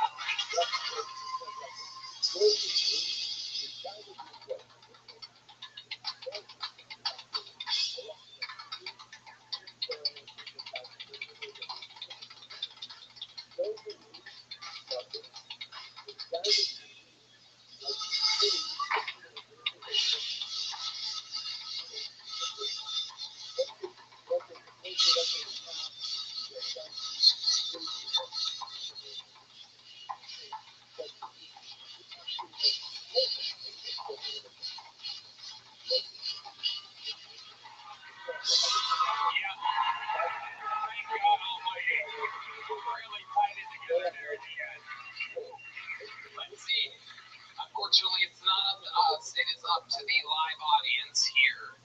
Do we have a decibel meter? I can't remember. We have it going? All right, so here we go. Colt on the camera, on the decibel meter. How many of you have Floyd Jones winning this Mexican drum-off? Make some noise. How many of you have Michael Gonzalez winning? He did well. I may have offended this election. Wouldn't be the first time. Like that jersey. Floyd, you gave it a hell of a run. It was very good. Good interview, good set. I guess you get to keep those drumsticks. There's a big jump bug. There he goes, Floyd Jones, ladies and gentlemen. Floyd saying goodbye to Shane and Lord Charizard or whatever he said. There's another Bud Light brought to you by Bud Light. Ladies and gentlemen, this is a special time in the show's history because we have a brand new regular who has absolutely taken the show over by storm. This is a brand new set. They get to do a little bit longer than a minute if they want. And this is the Dark Storm of Atlanta, ladies and gentlemen. He is here. Make some fucking noise for Edric Flynn.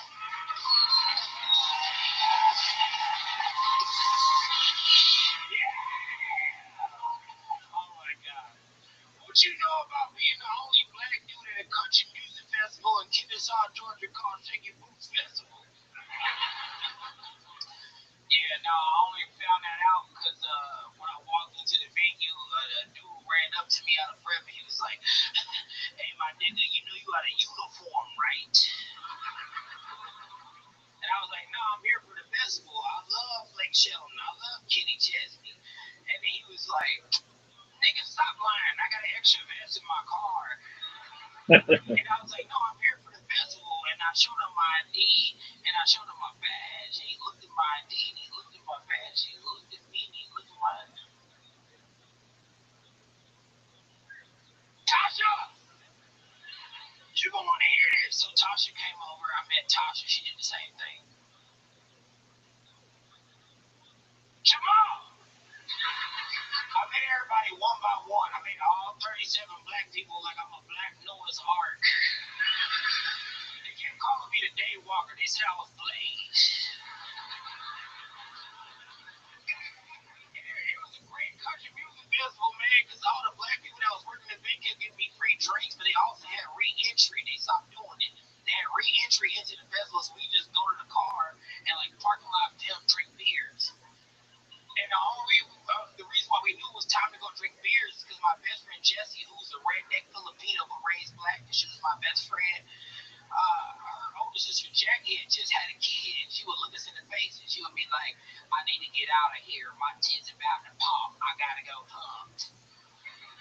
So we would go back to the car, and she's chugging beers. We're all drinking beers, and she's pumping, but she pumped more than like a regular, like a white woman could never pump as much milk as it takes to make a redneck Filipino that's raised black. Like my nephew Maxwell today, he's 10 years old. He's taller than me. So she's pumping a lot, and I'm looking at her titty milk, and I wanted to taste some, but I didn't know how to ask.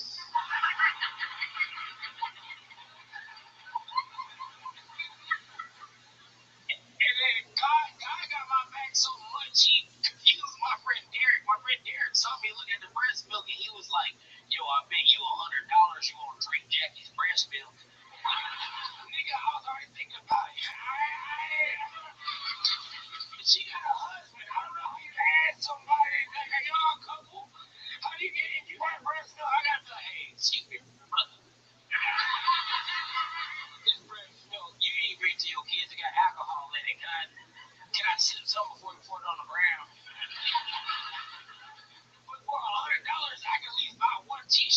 I'm inside the goddamn place. So I was like, hell yeah, let's run it. And so they brought the funnel out because it was too much titty milk to just sip. It was too much to sip. You gotta bring the funnel out. It was like 2 gallons of titty milk she was pumping. And I chucked it all in 8 seconds flat. I was doing a great job. Also, I don't know if y'all love titties as much as I do, but I research them. Breast milk tastes like whatever the mom is eating and drinking. So her titty milk just tasted like Tecate and tequila with a little bit. It tastes like a redneck Filipino horchata. You know what I'm saying? It tastes like a little redneck Filipino horchata. But also, if y'all study titties as much as I do, you would know that the titty milk has all the vitamins. I haven't had a hangover in 12 years, nigga. I feel good. That's my time. I'm going, y'all like, Little wrong. Kendrick, it is so fun to watch you perform. 2 weeks ago, you had regular teeth. You're getting better with the grill, but there is a slight speech impediment still there. One of my favorite parts of the set is when you said, "I wanted to taste some, but I didn't know how to ask." The grill is affecting those S's. It is. It is. I'm not used to money, Tony. It's amazing that you're willing to make the sacrifice. Out with the S's, in with the gold teeth, still making more cloudy. I love it. Camoed up tonight. Look at that. Oh yeah, I got that shit on, Tony. Did I say it right? That shit on. Hell yeah. Got that shit on. You know what I'm talking about. No, you don't. You still disguising that forehead. That shit is big as hell. Yeah, that shit swooped over, but it's still goddamn plasma screen. Looks good. Good luck. Don't let anyone talk to you. Check your hat out, Jay. Fuck you, dude.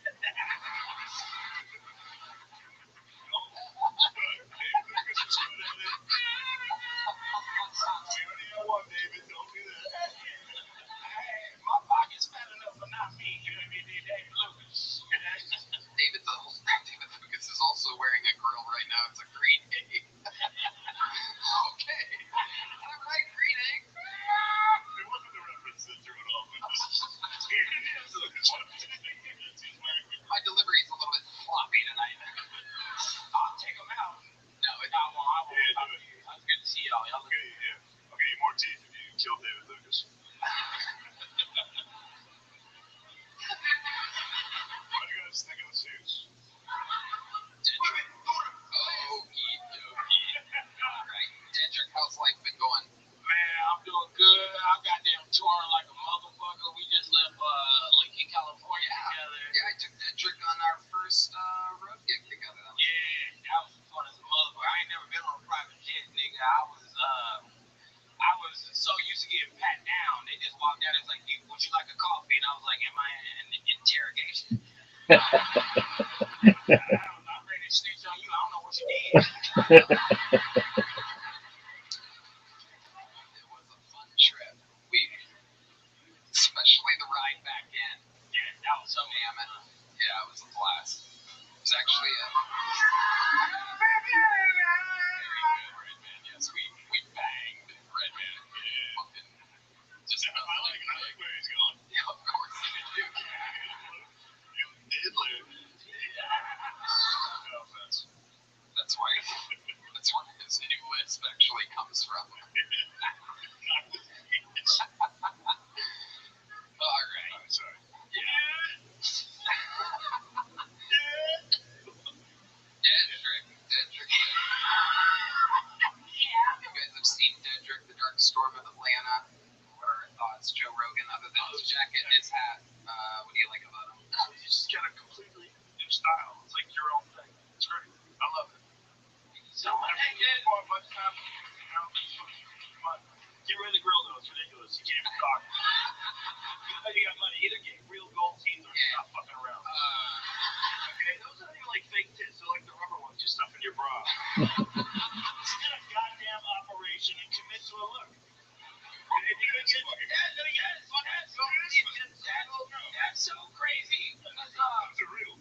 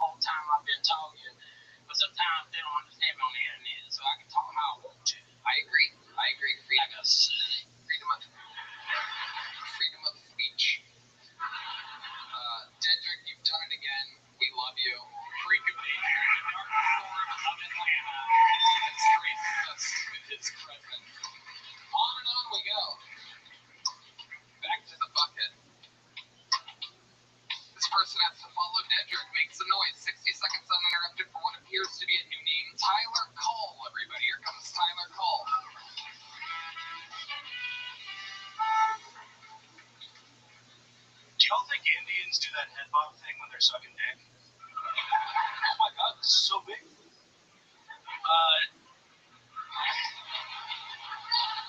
Did y'all hear Joe Biden woke up today? Yeah, so 6 more weeks of recession, that's what that means. So I went on a first date the other day, told the girl I was a comic, and she said, no way, I'd love to see you perform sometime. And I said, well, we should probably have sex first, so you can appreciate just how long 5 minutes really is. It's a long time, I swear. Do we have any fans of Jersey Shore in here? Yeah, someone told me the other day I look like a cast member on the upcoming spin-off Gaza Shore. It's just 5 Jews and 5 Palestinians arguing for an hour. This bedroom was promised to me. Someone also told me I look like the situation in the Middle East. And then they said it looks like my forehead could bench press 225 pounds. That was really rude. I've been Tyler Called. Thank you guys. Tyler Called. Making fun of himself throughout. Fun stuff. Tyler, welcome. Is this your first time on the show? It is. Welcome. How long have you been doing stand-up? 4 months now. That chain's kind of tight, huh? A little bit, yeah.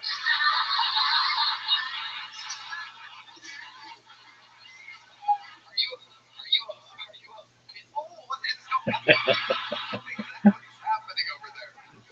Is that the size that you want it to be? I got the size wrong. Welcome to my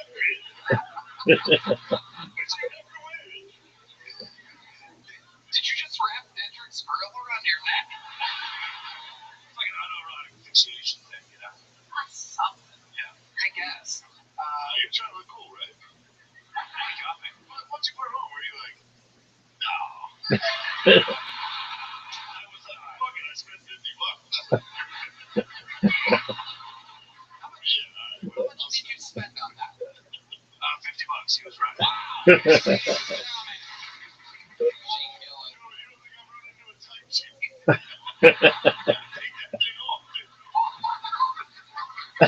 you get it like Hot Topic or something? What is it? I did indeed get it in Hot Topic.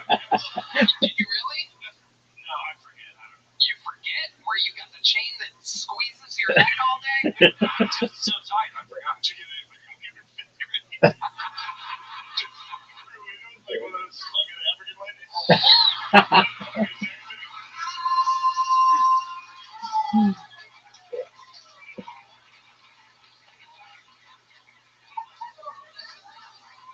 What part of New Jersey are you from exactly, Tyler?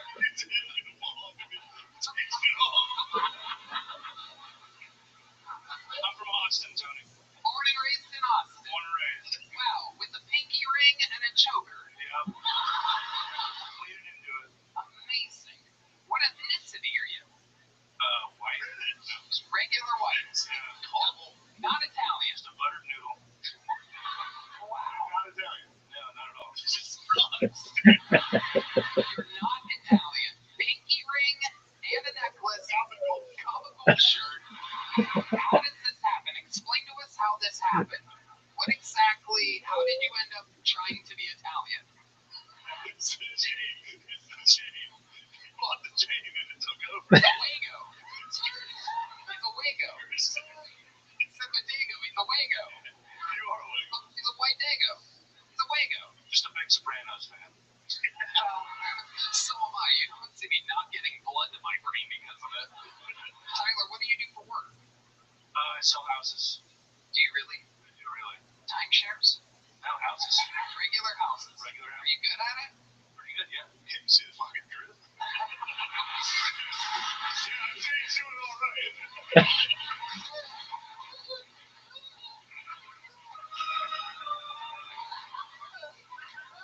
When's the last time exactly that you sold a house? When you closed on a house? When was it? It was in October, but I have a closing coming up tomorrow. Okay, what are you closing on tomorrow? Just a 2,000 square foot house in South Austin. Okay, what'd you sell it for? How much? 380,000. Wow. Fuck yeah. Hell yeah, dude. Might be able to add a few links to that necklace. Holler at your boy. Okay. What do you do? How long have you been on stand-up?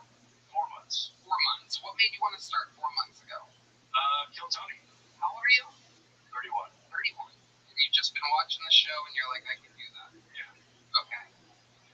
Just been getting up at mics and getting booked by local promoters. I love it. You're taking it seriously and you seem to be doing good at it. What do you do for fun when you're not doing stand-up and selling houses and pretending to be Italian? I like to shoot plays, and when it's warm out, wakeboarding, paddleboarding. Yeah. When you shoot clays, do you get the gun out of the bathroom first? Yes. Godfather reference. Godfather jokes.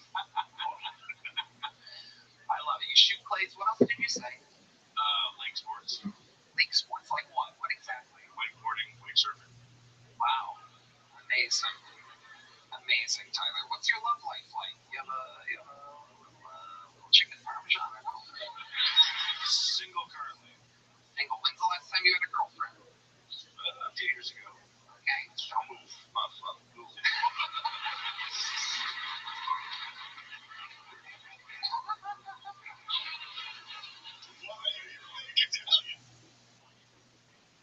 You have a little chicken parmesan at home? Single currently. Single. When's the last time you had a girlfriend? A few years ago. Okay. Don't move. Move.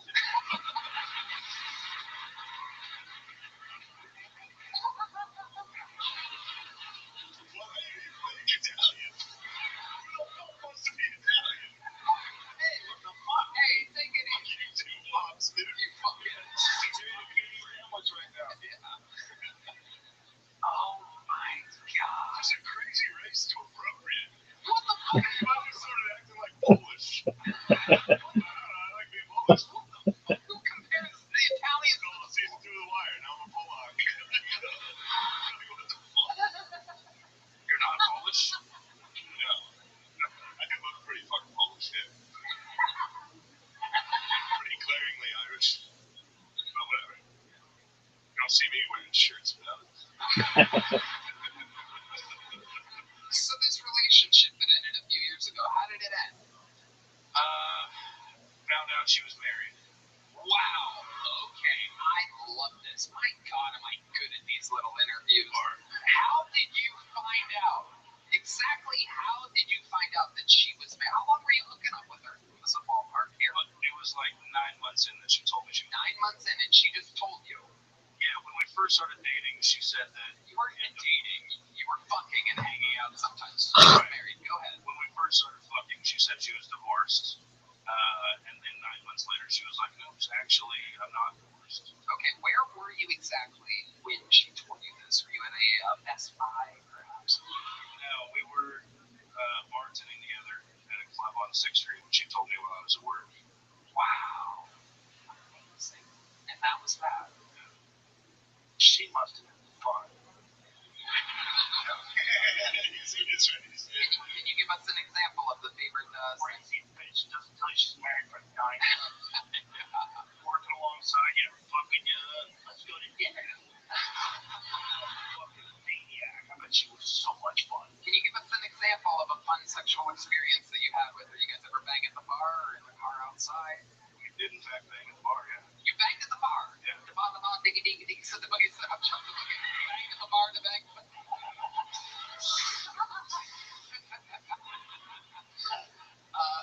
Take us through this. How do you bang at the bar?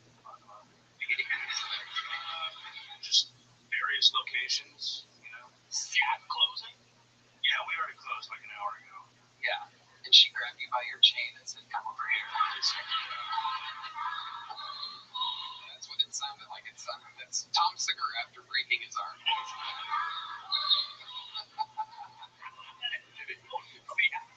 He was on my podcast today. So let me ask you this. That rules, sir. You're at the bar, right? And you're serving beverages. But you're with a married woman. So where are you finishing? You have to. Is it inside or are you pulling out? That's a really good question. Thank you. Thank you. Thank you. Fuck yeah.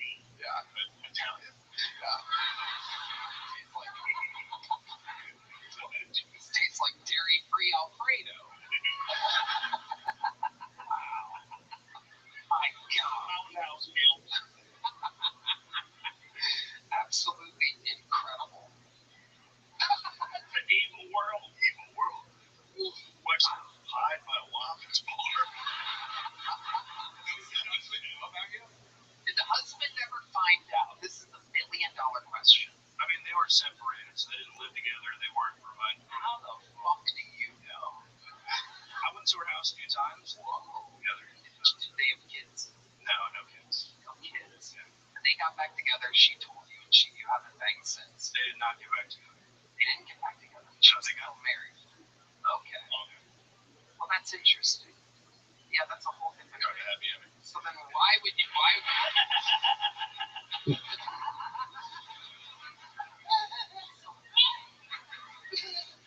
I don't really get it. She tells you that She's fun, Tony. Yeah, just let a girl have fun. So you want to stomp out all the crazy people in this world and make everything fucking boring? no, I just don't Let understand. her fuck the guy at work. She yelled at you to come I inside. have no more questions, Your Honor. Did she yell? Tell us. Tell me. I need to hear shit like this. Come on, Python. Call you. What was her nickname for you? There was no nickname. Yeah, there was. Fuck out of here. Fuck out of here, this guy. What was the name of the bar that you guys were No, banging? don't ruin everyone's life. Yeah, so no. Tyler, the set was for 4 months, pretty good. The interview, unfucking believable. Here's a big joke book. There you go, my friend. Tyler Cole, hell of a catch, hell of an interview, very honest. You future kill Tony fucking Bulls. We love an honest interview. I love people getting scared. All right, this looks like a new name. This looks like a fun name. Ladies and gentlemen, put your hands together for Diamond Debbie, everybody. Here comes Diamond Debbie. All right, here we go. Oh my God. Wow. Let's fucking go. Guys, you gotta do Oh. better than that. Make some noise for that. I gotta pause this bitch. Look at this athleticism, folks. I fucking love this show. Shout out to GB who introduced it to me. Is it my favorite show? Dog, I fucking no. Really? It's part of our religion. The yellow gloves, the yellow dishwashing glove religion.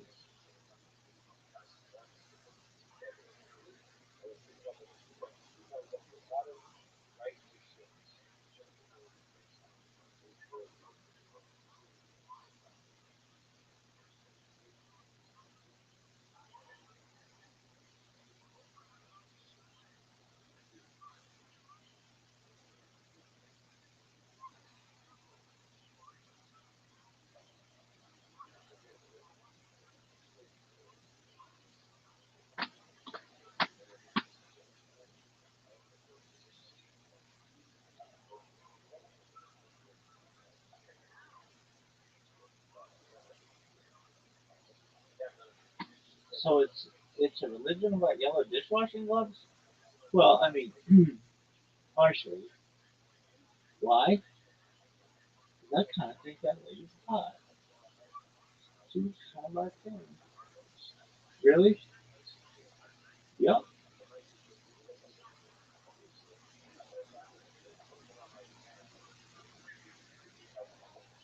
Really think that lady's hot? Yeah, and I hope she found love. And I hope she's starting her own religion. Oh, 9 to 5, 9 religion. Lady. Why? Because we're finding out everything sucks. I gotta take a shit, allegedly.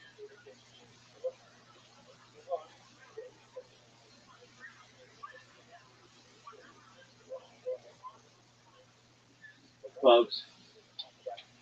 Oh man, that's stinks. Oof, man. Oh man, are you ready for this woman? She's either gonna be one of the most classic guests of all time, or an absolute clusterfuck. I kind of have to poop.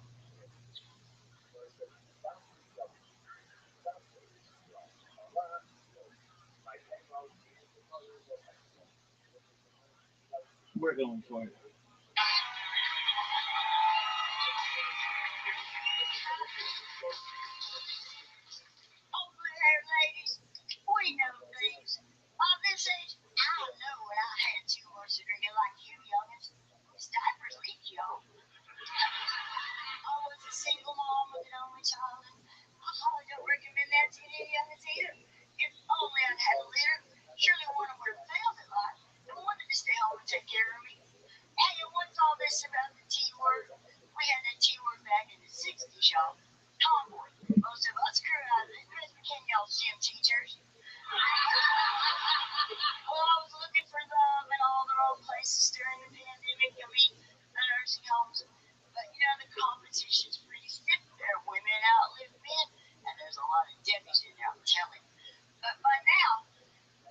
guys with dementia, after 4 or 5 times, they got it figured out. I'm not Debbie with the pop out play. Nah, not me. They can see me coming. They just call me on Blue Chew. Well, that's it. When life beats you up and you got to start over like I'm always having to do, I just say, Jesus, take my joystick. I'm coming home. Wow. Welcome, welcome, welcome. Oh my goodness. This is your first time on the show. I would remember you. Well, you walked by me a few times in my chair, but I'm, crotch level. Okay. Yeah, so I get overlooked a lot. This is my 111th sign up. No way. I have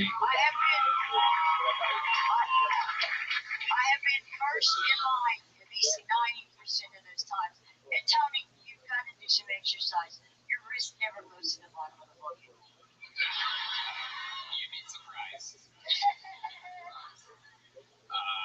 Diamond Debbie, how many centuries have you been doing stand-up comedy? How come you didn't let Jack on that fucking door? That's actually.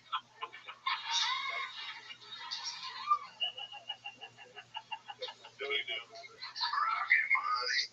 She's either the girl from Titanic or the rock that she threw in the bottom of the ocean. I can't tell exactly. I'm the heavyweight. Oh, D Madness is making his move right now. Me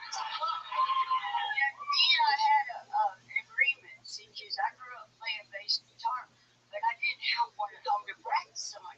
So he plays by ear, and I'm a sight read, so it wasn't fair. Yeah, Diamond Debbie. But seriously, how long have you been on stand-up? 111 sign-ups, but. Okay, I started in 7 years ago, and right the same month that I started it, I got run over. My wheelchair is crash test approved by the TMT, a Tesla, and me. It was going 45 miles an hour. If Elon Musk had been driving, I'd be okay, but the Dennis was driving. I've never heard of a Tesla in the trash can. Hold on a second. You were in your wheelchair and you got hit by a Tesla? Going 45 miles an hour across the street in my neighborhood. And that Tesla was messed up like my chair was laying on the ground and I was standing up. What were we doing on the road? It's a more to talk about, yeah. It's odd that we do have the right to go outside. Wow. Diamond Debbie. This is incredible. She's only 25 years old. That's why she looks like that. Yeah. No, honey, I got sizzle in you. Damn right. And Red Band's like 55, so that's crazy. How old are you, Diamond Debbie? I'm 67 years old, and on 111, and this is my 111th sign up, I'll be 68. Wow. Look at that. 111. You're 68. 112. The new Netflix special, Kill Tony, Once Upon a Time in Texas, streaming live on Netflix. You have something to do the day after your birthday. How exciting is that? Sounds good. If you make it there. Well, I think my daughter's phone number is in your phone. So. She hasn't talked to me in 9 years. Okay. Yeah. Your name, Little Debbie? Very exciting. We get a phone unlocker. Very exciting, Diamond Debbie. So you couldn't even hear that Tesla coming up. I'm a fan. It just came out of fucking nowhere. Where did you see it? You're like, oh. She's a burlesque performer, and she's very, very famous. Your daughter is a famous burlesque. Oh, let it go. Yeah, there is. Really trying to hook me up with her daughter. No. Cubic zirconium Debbie. No. Okay, Debbie, let's talk about it. What the fuck have you been doing the last 67 years? Well, my favorite thing is, I grew up in a day when women couldn't get car loans or buy houses, so I wasn't allowed to take auto mechanics or shop. So my favorite hobby right now is taking in the quantum wheelchair that I have and fixing them up and giving them to people and helping them learn how to drive and go outside because, we've been locked up too long in the pandemic and without home health care, you can go get your own groceries. It's fun. Wow. Yeah. Okay. Wait. I get around. I got 6.5 miles an hour in the e-bike.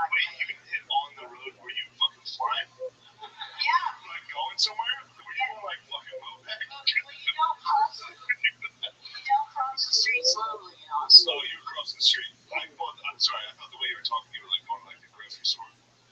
Just fucking flying. No. I'm sorry, I thought you were juicing those things up. No, they do fly. That's why you did not hear you.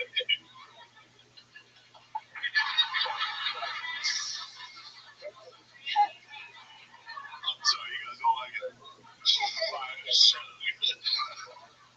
Diamond Debbie, what made you want to start stand-up comedy? Well, it's funny. I was doing Toastmasters, and I like to give hour-long speeches. And the guy that Hold on. Stop. What's Toastmasters? it's an organization to help you learn how to give speeches professionally, right? And so I signed up with them because it was online. And the friend told me that you can talk for an hour, and all anybody remembers is a couple of jokes. So why don't I tell jokes instead? So that's why I did it. Wow, look at you. You're such a little charming lady. Where are you from? Oklahoma home is my home. Okay. I live in Oklahoma, yeah. All right. And you drove your wheelchair all the way here. Yeah. Bro, you're going to hell. Actually, You think, dude,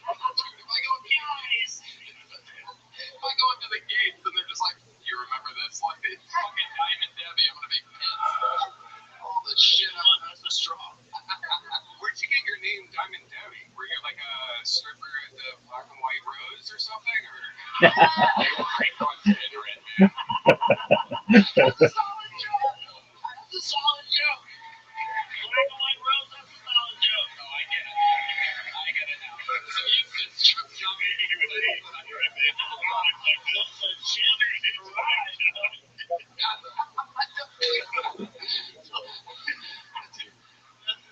How did you get the name Diamond Debbie? well, A diamond lasts forever, and you clearly won't. We all die. What's going on? We all die. She's got a sense of humor. The bitch has signed up 111 times. If anybody can take a joke, it's her, not you fucking pussies. so I started writing my second book, which is Debbie Does Awesome in My Wheelchair.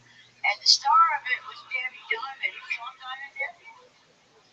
Wait, so you wrote a book about I'm writing a book called Debbie Does Awesome in My Wheelchair. when's the Tesla chapter? The Triple X chapter. Well, I'm waiting for my happy ending. I haven't had it yet. It doesn't do often. I haven't had a date since I had my last pelvic floor. Sorry, I'm sorry. Hold on. Time out again. You haven't had a date since when? I had my pelvic floor vault. Pelvic floor vault. What does that mean? Bladder comes out and they put it right here.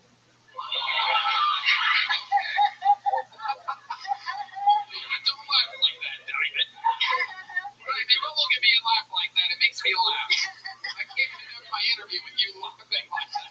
You're the cutest gremlin I've ever seen in my life. So, So I haven't had a date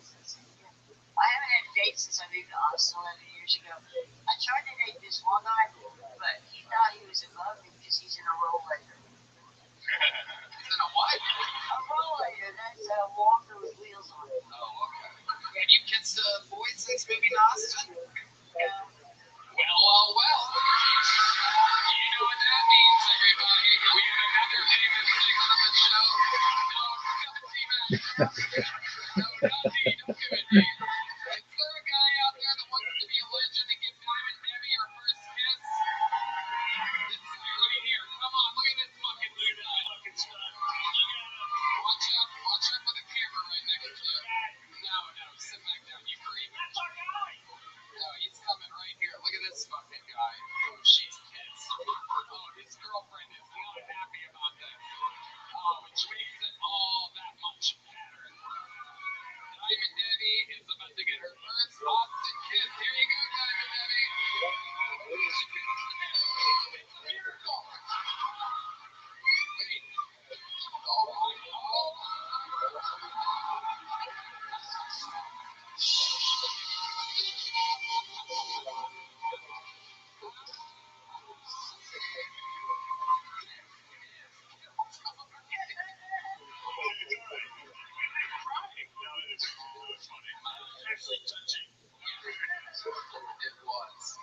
Diamond Debbie, how do you feel after your first Austin kiss? I'm breathless. I love it. I love it.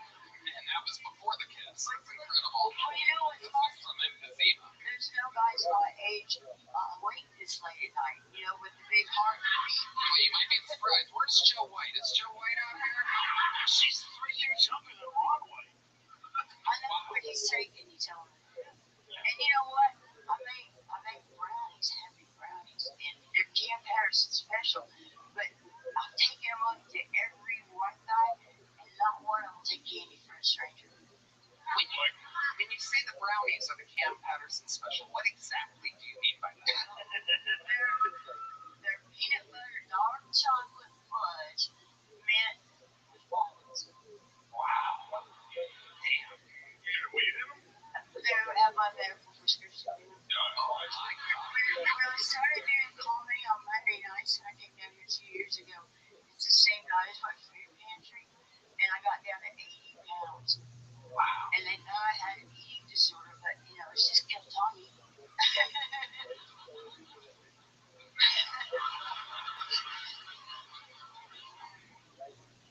Diamond Debbie. I'm getting word that there's another boy that wants to kiss you. You want to kiss another boy, Debbie? All right, let's send out another one. I'm getting word that there's one more. Gonna make this poor lady stand up, Tony. There's one more. Oh my God. You say brownie 3 times and you're talking.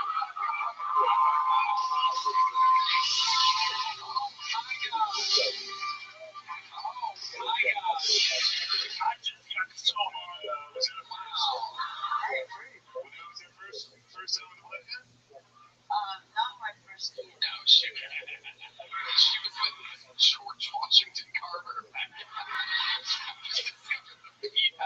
So I can't walk to it. She was a marathon runner before her first podcast. I came along when I started, but it took so long to get up here. I learned to walk again. There's even videos of me jogging now. I love it. I love it. I'm getting word that Dedrick just caught polio, everybody.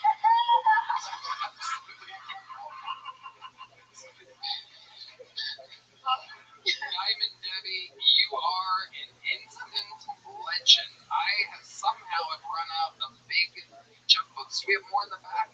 Great.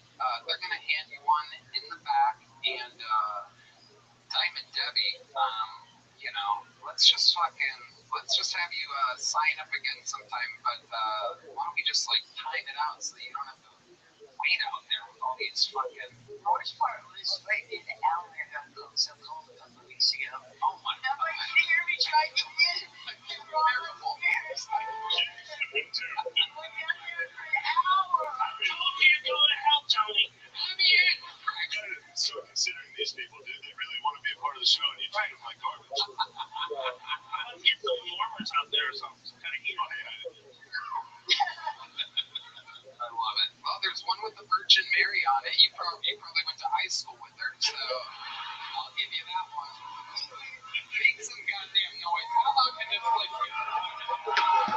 All different shapes and sizes of sign-ups here tonight, and I fucking love it.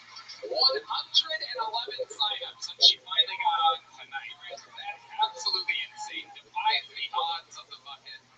But it goes to show the bucket's real, or else I would have pulled Diamond Debbie out alone. You can use the rest of me. They're just good handwriting. All right. You guys still having fun out there? Oh my God, she forgot her cane, everybody.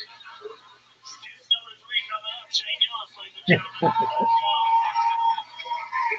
Did you get that? All right, this next bucket pull is from the inside, everybody.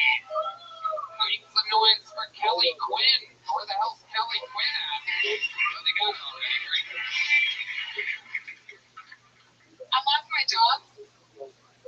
My husband suggested volunteering. I feel like I've given enough back to society. I married a redhead. I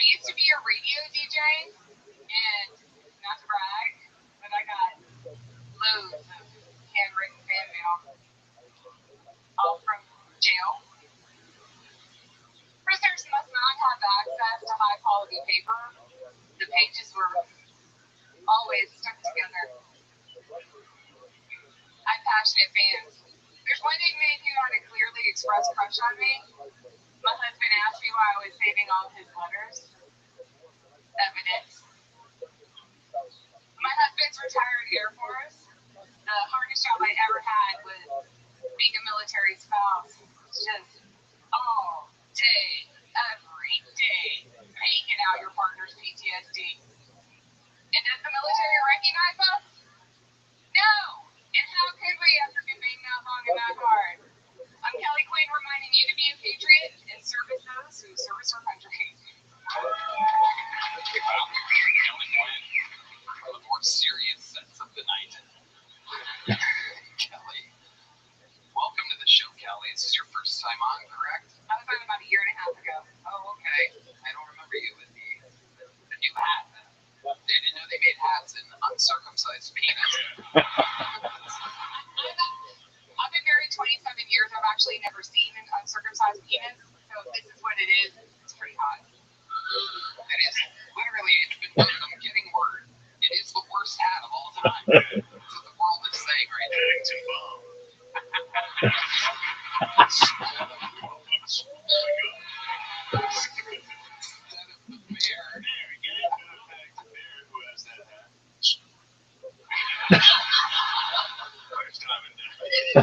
Kelly, you were on a year and a half ago. How long have you been on stand-up? 3 years. 3 years. All of it here in Austin? I live in DFW. DFW. Hell yeah. Okay. What do you do for work? So I own a small business. So when I lost my job in radio, I just switched full throttle to that. And so the question remains, what do you do for work? I have a website called ChristmasCockpit.com. I run it off of Shopify.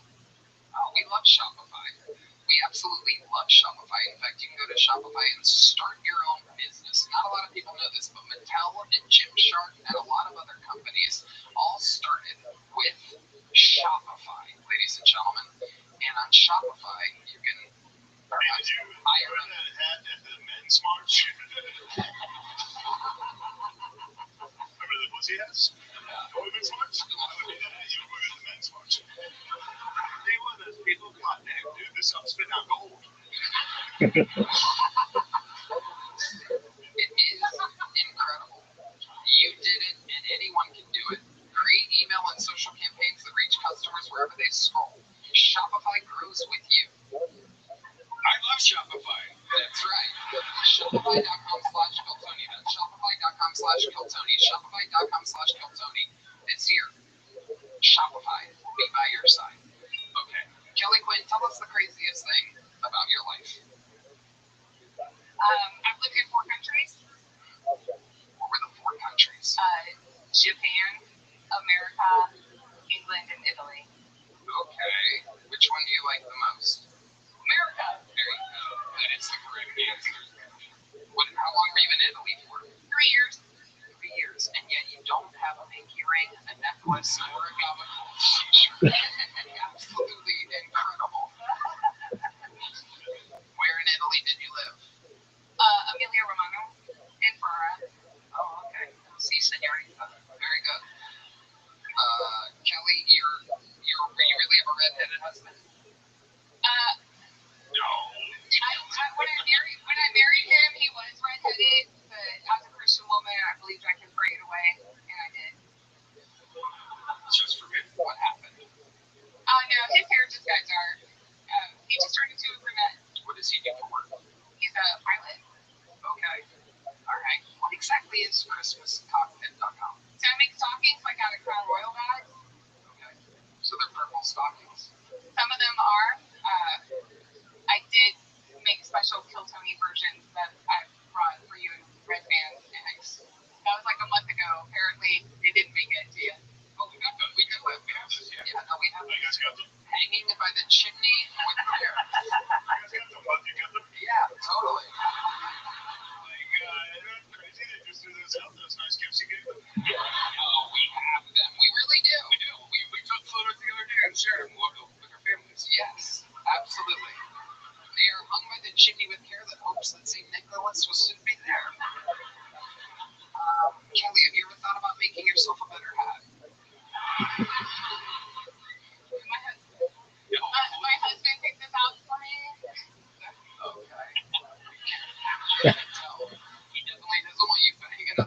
Sounds very exciting. That hat is an instant motor killer. From now on, if I'm ever gonna finish with a girl too fast, I'm gonna picture that hat. Just be like, oh, that'll last forever. That hat makes me want to not come. Alright, didn't get the laugh I thought I would. I thought that was funny. It's just picture a hat. Some people picture their grandma. I will picture that hat. Kelly Quinn, you gave us a little stocking. You're leaving here with a little joke book. Congratulations. Merry Christmas. Fucking on Joe Rogan. Wow. How dare you hit a book at Lord Charizard like that? Alright, back to the bucket we go. You guys still having fun out there? Goddamn motherfucking right. Have a hand for the lovely Heidi. This looks like an interesting name. Ladies and gentlemen, make some noise for Tadpole Triplet, everybody. Tadpole Triplet. Here we go. Make some noise for Tadpole Triplet, everybody. Here we go. The clock has begun. Did you ever walk into a room and not be the craziest motherfucker in there? What the fuck is that like? I appreciate y'all giving me a little time out your day.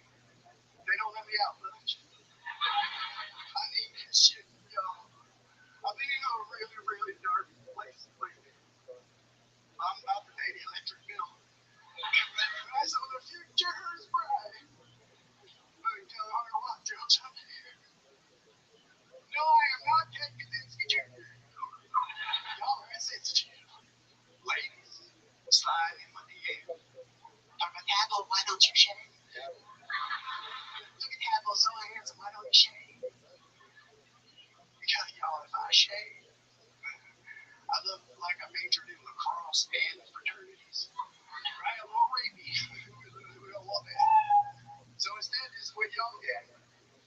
I look like a homeless MMA fighter. Fucking Conor McGregor. Tadpole Triplet has arrived. Welcome to the show, Tadpole. Who the fuck is this guy?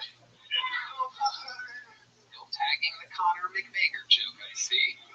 Set has ended. Welcome, Tadpole Triplet. Is that your first time on the show? Yes, sir. Welcome, welcome. How long you been doing stand-up? 39 years. Really? Yes, sir. You've been performing on stage for 39 years? Yes. How old are you? 49. I'll be 49. You started stand-up comedy when you were 10 years old. I did my first Type 5 in the second grade gala show. Are you serious? I swear to God. Wow. Okay. Okay. You were 10 in second grade. Oh, God.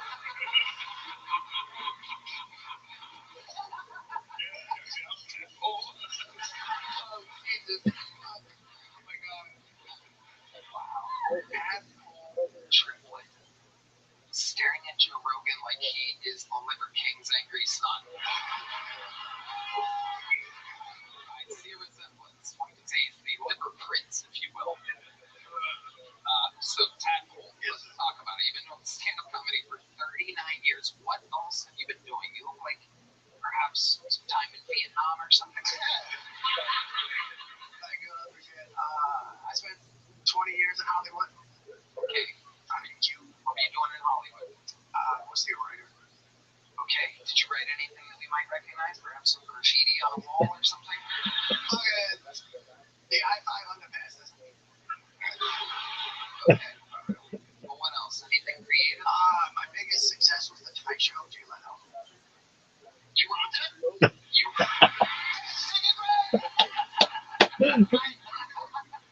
explain to us before. You were a staff writer on the Tonight Show. I was staff, and I wrote for the Tonight Show. I was assistant segment producer, but the guy I worked for had a lung transplant. I spent 6 months just in the writer's room trying to learn how to write a joke. You were in the studio in Burbank, California. California.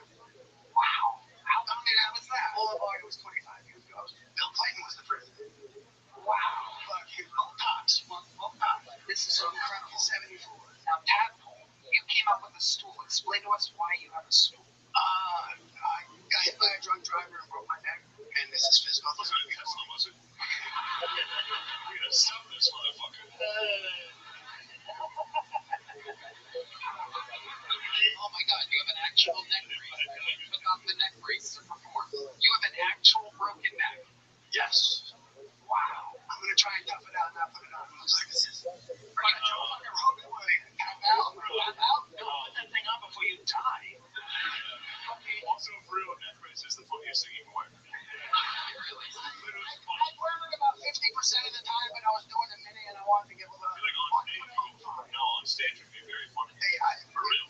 Yeah. I swear to God, a neck brace is literally the funniest. Before my minute to say hi, world. No, toss that fucking thing on, dude. I swear. How many of you want to put on a neck brace? Ladies and gentlemen, it's still Tony. It's the first time we've ever seen a man put on a neck brace with a broken neck after performing. Wow. This is incredible. So, Tadpole, tell us, how did life change? You gotta get the beard out of there. Tadpole, explain to us what it's like having a broken neck. You curl up in a ball like a crybaby for half the day, and then you decide if you want to be a tough guy and do a little bit of something. Right. And that was that day or every day? Pretty much every day for the last 12, 14, second grade, whatever.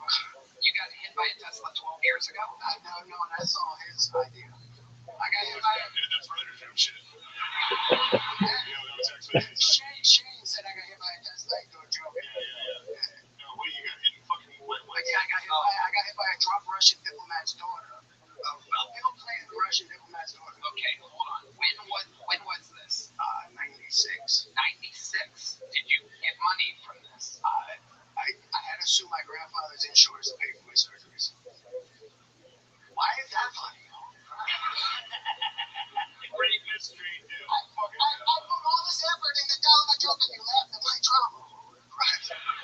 They gave you surgeries and you're still braced up. What else have you tried? I got my protocol about my recovery, not about what happened. Everybody's got a fucking book. I don't even have a book. I just made it up. You perpetually have to wear them braces. You were a kid. I was almost 19.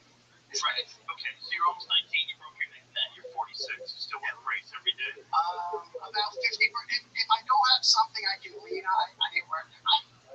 Right. But if I can lean, I sit on a stool when I try to do stand-up. What is the injury? I'm fused front and back, C3 to C7. All the way down. The whole shit's that figure. Oh, wow. I gotta go up and down, but I don't want to because it's around my brainstem, and I got a little bit of smarts left, and I don't want to be strangled out by titanium. I will say that you do have the coolest fucking neck brace I've ever seen. I do. Most of them suck. That one's actually like a You bottom of it like a stormtrooper mask. like, Fucking cool. this is my foot contest moment. Hold on, let me get it up. What's that do? Like traction. It was like a traction machine. But I can't talk with you because I'm on my jaw, so I can go, what's up, Jill? What's up? Your story is absolutely incredible. Do you ever sit on a park bench and talk about how life's like a box of chocolates? I'm going to tell you what I'm going to do. It's something that I've never done before with anybody in the history of the show. But I'm going to pick up the tab on this. I want to see if the great people over at Ways to Well can possibly zip something into you that might be able to help you or give you some type of relief. We are friends with the great people of Ways to Well. They provide unbelievable, miracle-like healthcare to people. And we're going to see what happens. Probably not much, since your neck's been broken as fuck for like 30 years. But they said I'd never walk. Now I can sprint and jump for like 90 seconds. Don't do that. Yeah. Stop doing it right now. I listened to them and I sat in a bed for a decade. Now I get up every day. Yes. Don't break your neck again. I'm fucking. Yeah. I'd be in a cage right now if I wanted that. I get a little taste of that again, but I'm not that retarded. Not that. You are that retarded. You're not that. Just because my mother drove the short bus. Hold on a second. Apple, did you point at me and withhold from saying it? That's very, very important. I'm not just giving you credit for a really. I would never do such a thing.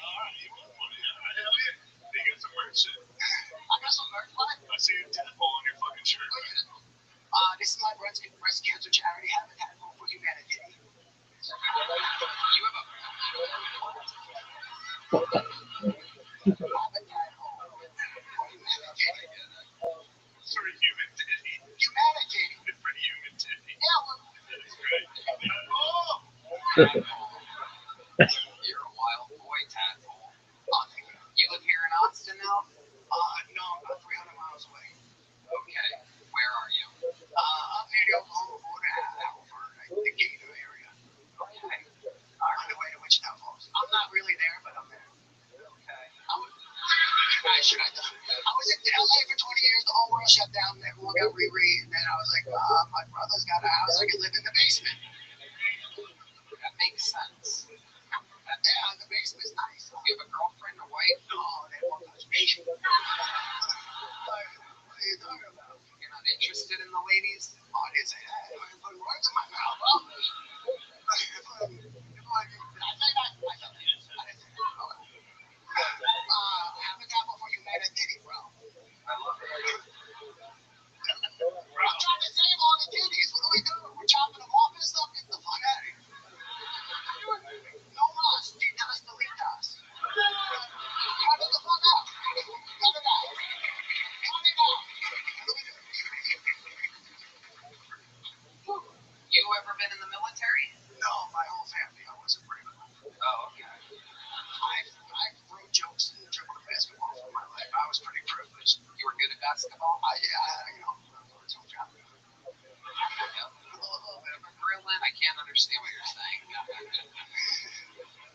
Tadpole Triplet, we are going to get your contact information. We're going to try to see what ways to possibly maybe do for you. They play a lot of miracles, but nothing's guaranteed. Here's the big jump up. You got that? You want me to get it in the hoodie? Get him in the neck. Got it.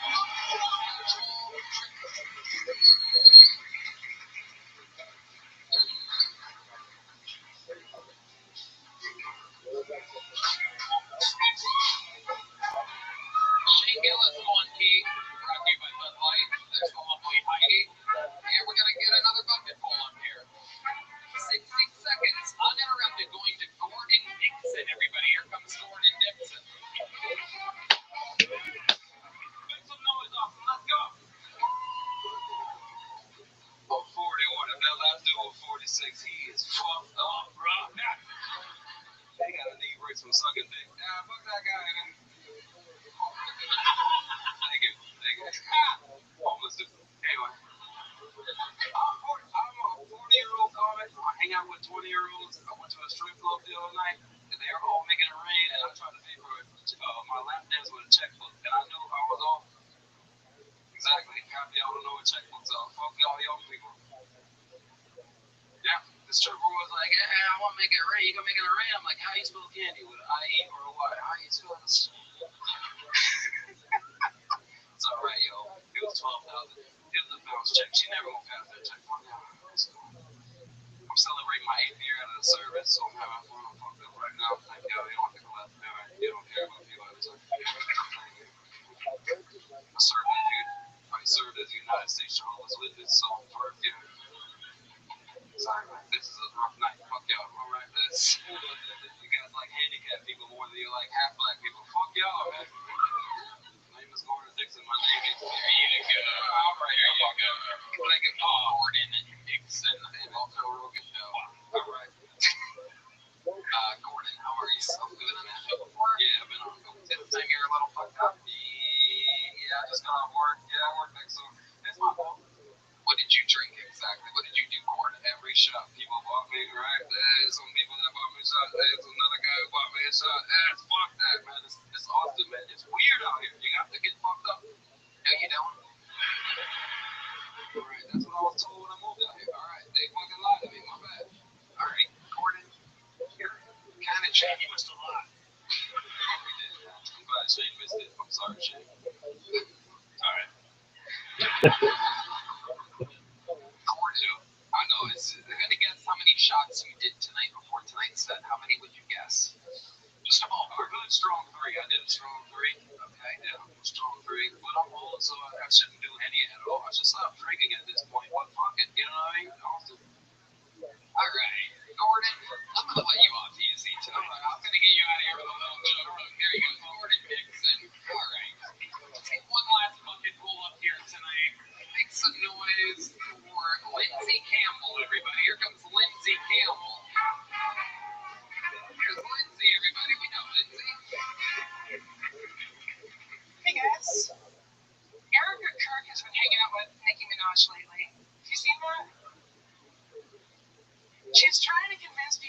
not racist. But she does run her fingers through people's hair when she hugs them. You can tell she doesn't have a single black friend.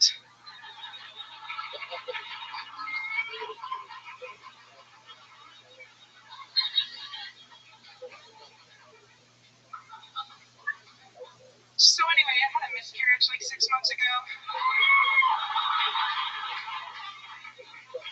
A couple days after that, my husband was fingering me, and he got on his hand what Google told us is gray pregnancy matter. Relax, guys. At least he got to hold our baby.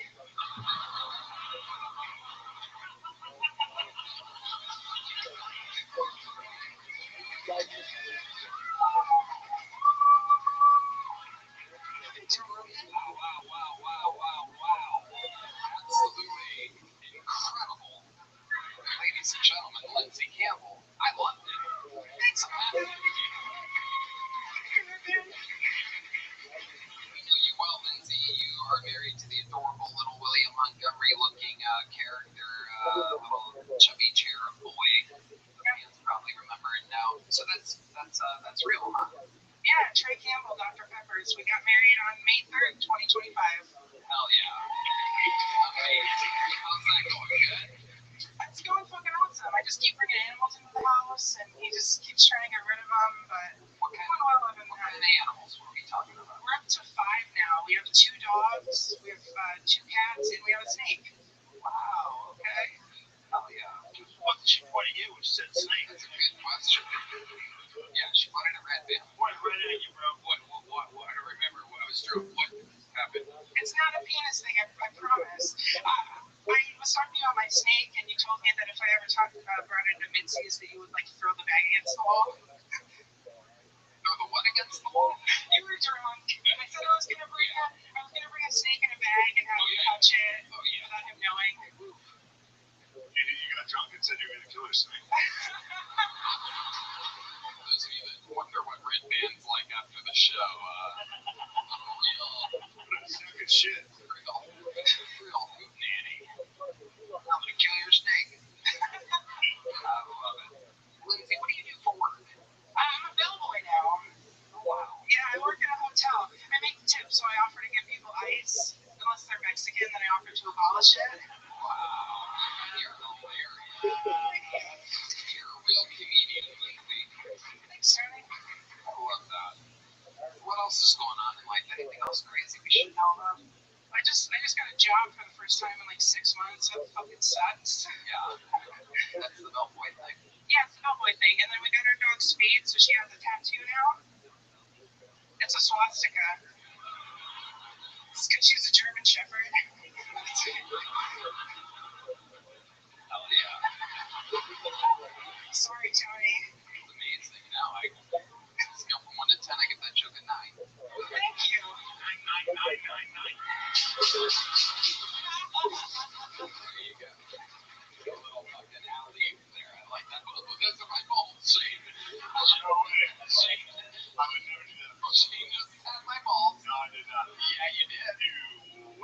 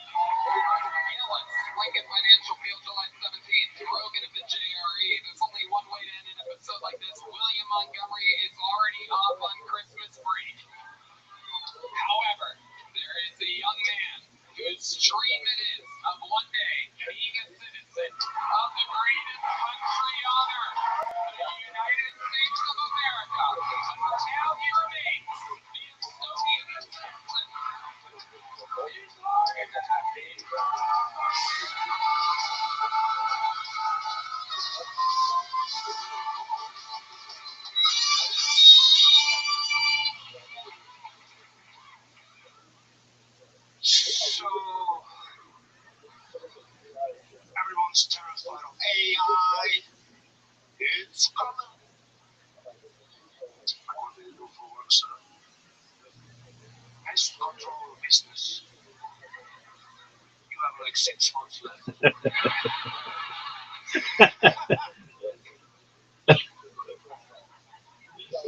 See, the secret is you better get a job that even AI doesn't want to do. Like roofing. Under the Texas sun, even AI is like, Miguel, get up there, it's too fucking hot. My batteries are overheating, this is fucking ridiculous. This is inhumane.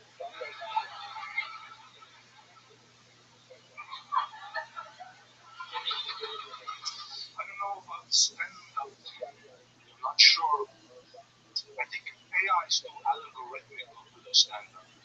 Too perfect. People don't relate to perfection. People relate to mistakes. AI ain't about that life. AI ain't gonna say the N-word. AI ain't gonna show his dick to comedy club waitresses. I will.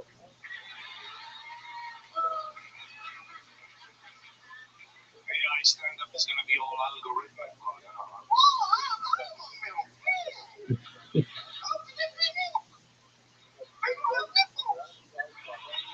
Oh shit. Also, if AI is so smart, how come every time I try to log into a website and to make sure I'm not a robot, they ask me to identify 3 traffic lights in the picture? So you're telling me AI sees this puzzle?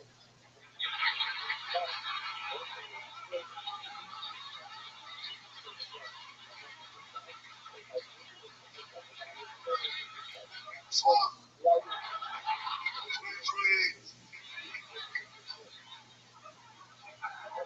So you get flustered by traffic lights, but what the fuck is a waymo? Thank you, guys.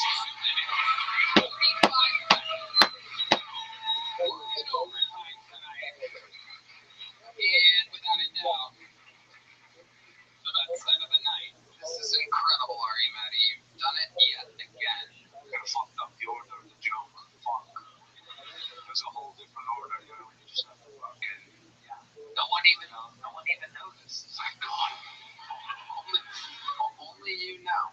That's what's great about this. The order was totally fucked up. Was there a callback that got left? There was everything that was undone. And the ending was solved. Worked out great. Fucking amazing. What I love about this set, because it was so brilliant, so topical, so funny, such great delivery, so crisp, and yet I'll give a little behind the scenes inside scoop that I normally don't really ever do, which is that when we were flying back from that gig on Sunday, I said, by the way, Monday's going to be fun. Rogan Gillis. And you go, fuck, I've got nothing. Yeah. I'm just curious, did you just fucking cook that up in the past 36 hours or what? Yeah, I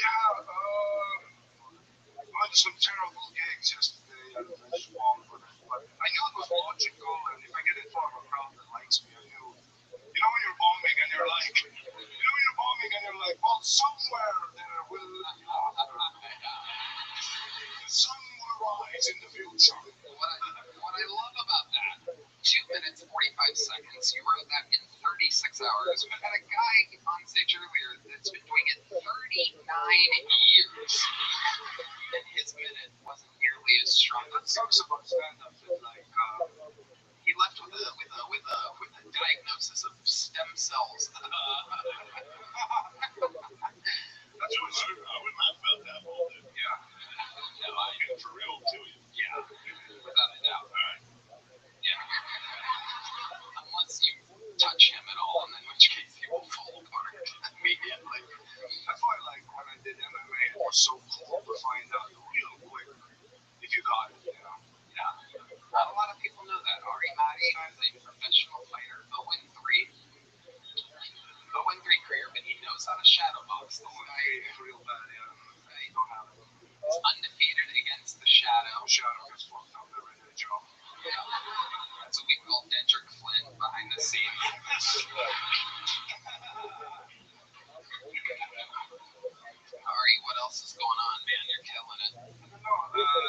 watching this series called Spy-Ops. You guys watch Spy-Ops? Amazing. I love the Mossad. Wow. Israeli Secret Service. Okay, tell us more. I will. See, like usual Secret Service, CIA, MI6, they gather information and then they kill the guy. Like with cyanide or they poison the soup. Nobody even knows what happened. Mossad gathers no information and they just blow up the whole building. Mossad always has civilian casualties. But then always they're like, well, statistically, there's this one episode. Okay. There's one episode they were after a guy who's a Palestinian terrorist, member of the Black September. They did Munich. Remember Munich? Big one. Yeah. Worst thing to happen on German soil to Jews, you know.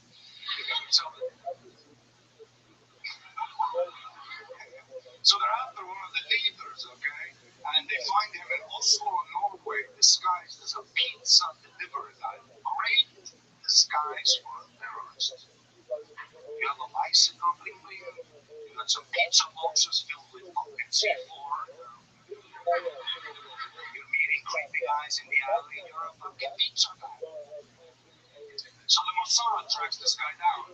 They pull up on him in a car in Parliament Square, downtown Oslo, blow his head off with a shotgun. Brains go flying into the guy's friend's hands, they collect the brains, you know. The Mossad disappears. Successful mission, you would think. 6 months later, they find out the wrong guy.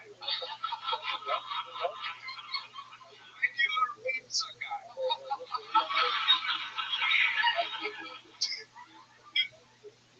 Imagine you're at the funeral. And your parents are like, what did my son do? Oh, Black September. But of course, see, but the downside about the Mossad is they always get caught. How those guys got caught is after they blow the guy's head off, they took the car back to the rental agency. That's how Jews get caught. The deposit. Gee, God. Ari, Maddie. You should have kept that. You ever seen the movie Munich? It's about that. It's about the massage and all the guys. It'd be weird if a movie was so funny if they included that scene. Because the whole time they're like, man, these guys are so sly and smart. Yeah. Should have one scene with it. There's that motherfucker. Oh, shit. It's just a guy. Yeah, they had like one guy they were after in an apartment building, but they didn't nail which. They tried to nail which floor it was on. They're like, no building knows. They don't give a fuck. The Mossad is crazy town. I own up to the Jews.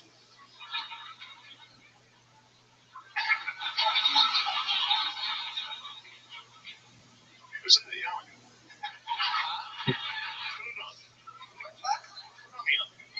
No, the yarmulke's gone. You threw it out? No, I had it sent away and put on top of my Christmas tree. Anti-Semitism. Oh, there's a key to yarmulke?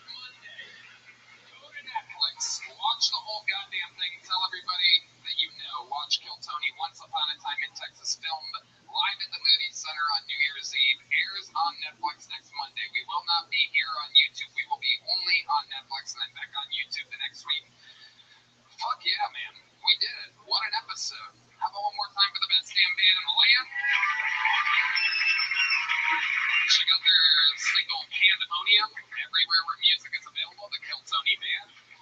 And we did it, right, man? Love you guys. We love you. Having fun Netflix next week, motherfuckers. Good night, everybody.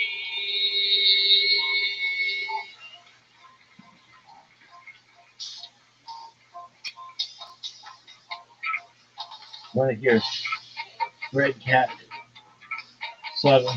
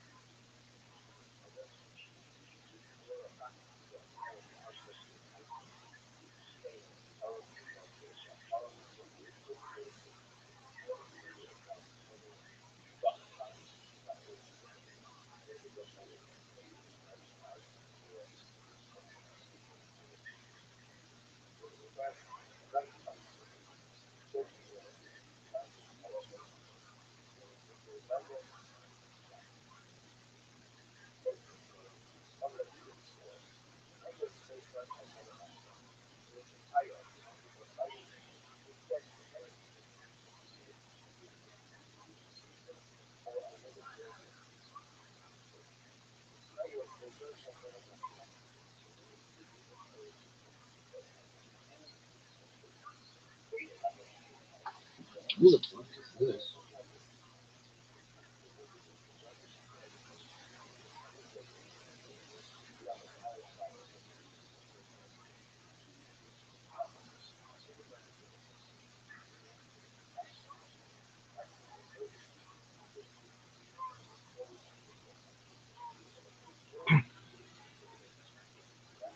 Wow.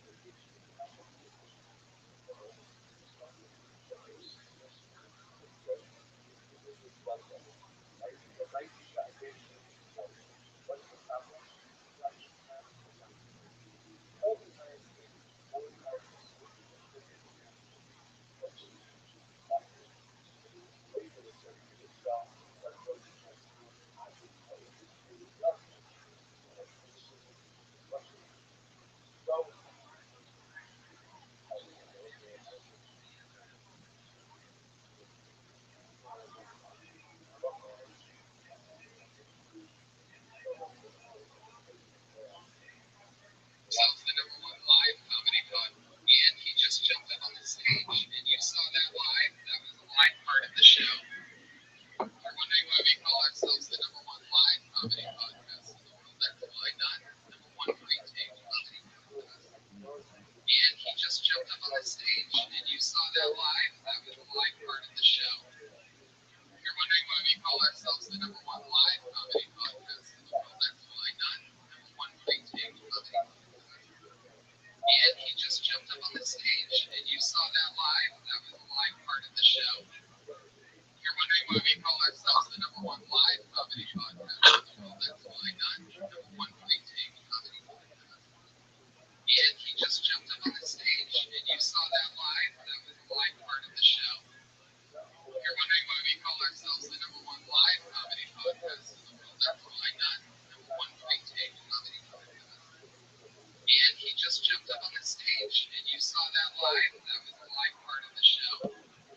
You're wondering why we call ourselves the number one live comedy podcast in the world. That's why not number one pre-tape comedy podcast.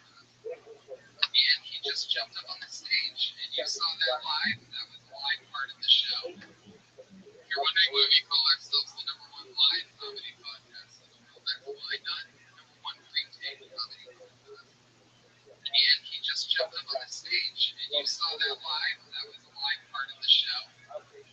You're wondering why we call ourselves the number one live comedy podcast in the world. That's why not number one pre-tape comedy podcast.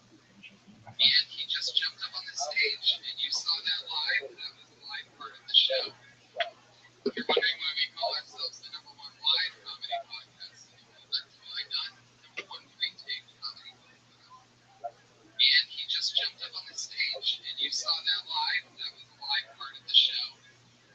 You're wondering why we call ourselves the number one live comedy podcast in the world. That's why not number one pre-tape comedy podcast. And he just jumped up on the stage, and you saw that live. That was a live part of the show. You're wondering why we call ourselves the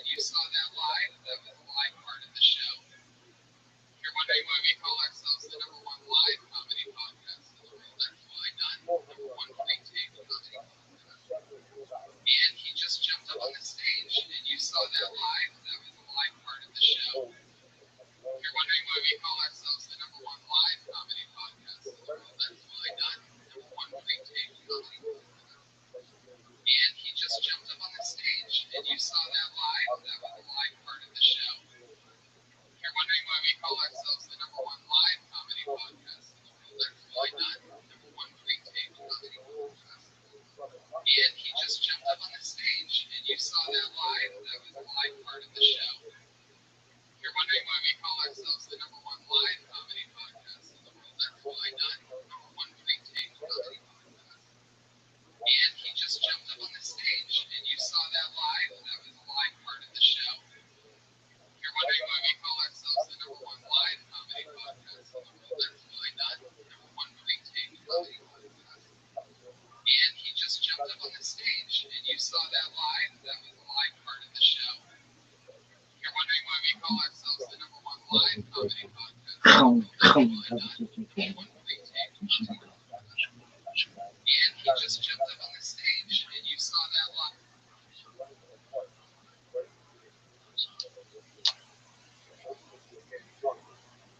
That was live. Now I get married. Oh my God. Why would you get married, motherfucker? It's the worst possible commitment you can do. Because the answer is A, you get married. 50% of everything is nervous. I don't care how nervous she is. Stay with your girlfriend. It's Valentina. She knows her point. But the way she's the best of luck. That says diamonds are forever. And so is rubber. That's like a hard word. I'm a diamond. I'm forever. I'm overstayed my welcome. And my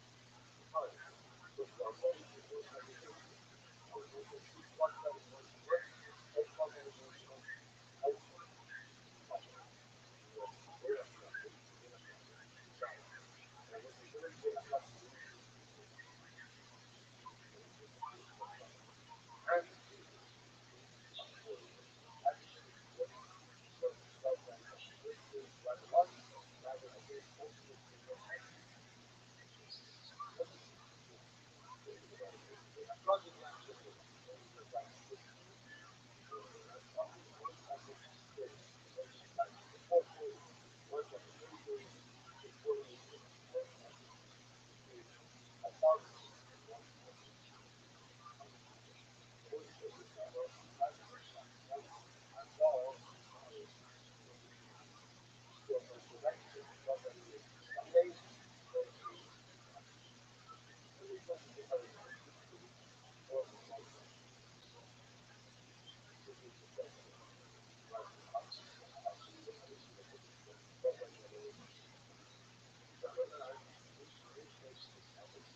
is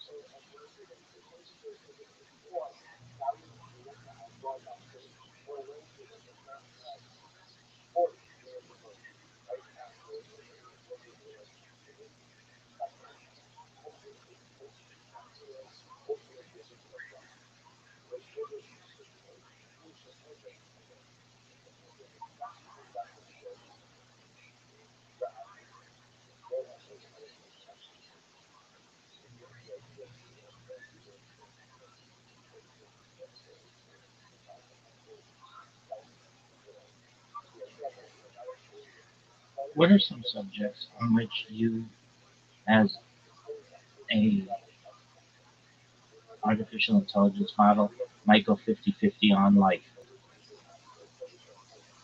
not 99 to 1?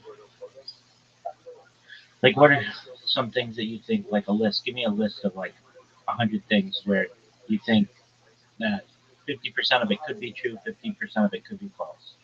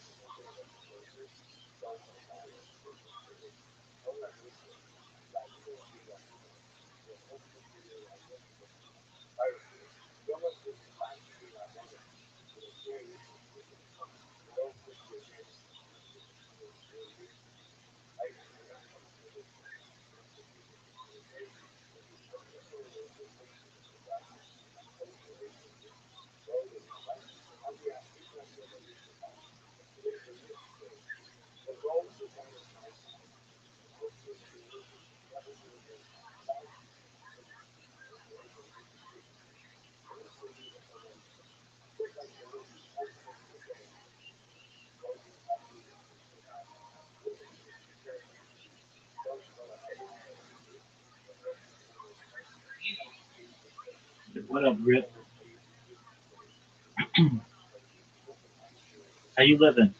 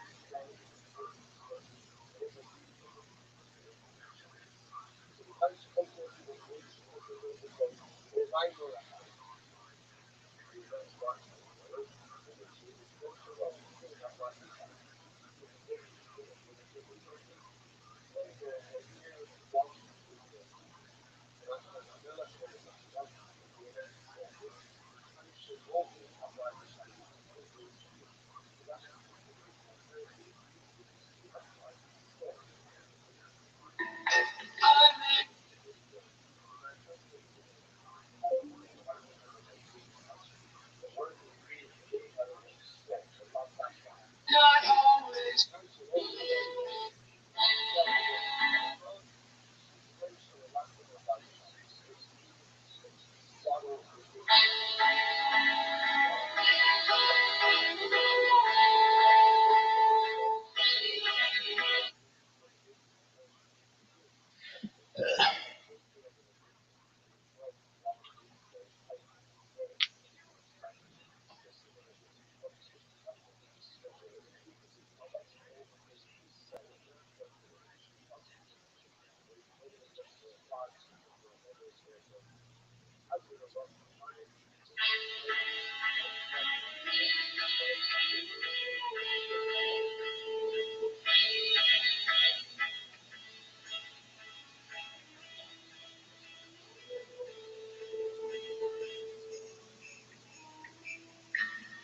I may not always love you, but long as there are stars above you, you never need to doubt it.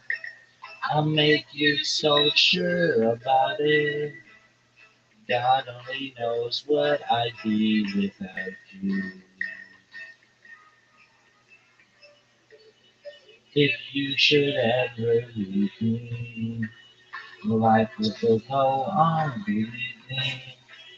The world will show nothing to me. So what good would living do me? God only knows what I'd be without you.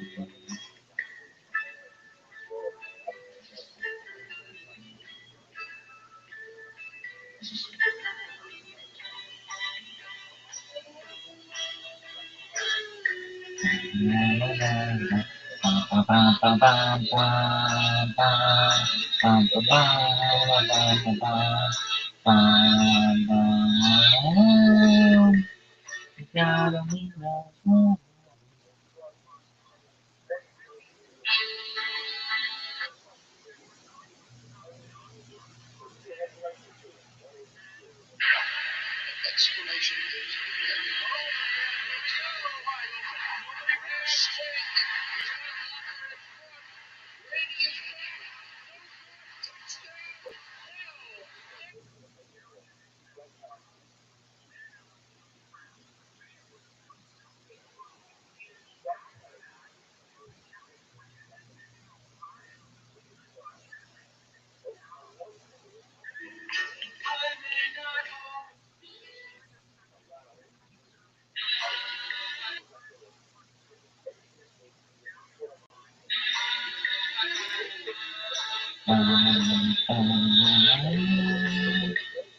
God only knows what I'd be without you. If you should ever leave me, life will still go on beneath me. The world will show nothing to me. So what good would living do me? God only knows what I'd be without you. God only knows what I'd be without you. Only knows what I'd be without. God only knows what I'd be without. God only knows what I'd be without. God only knows what I'd be without. God only knows what I'd be without. God only knows what I'd be without you. What I'd be, only knows. God only knows what I'd be without. God only knows what I'd be without. God only knows what I'd be without.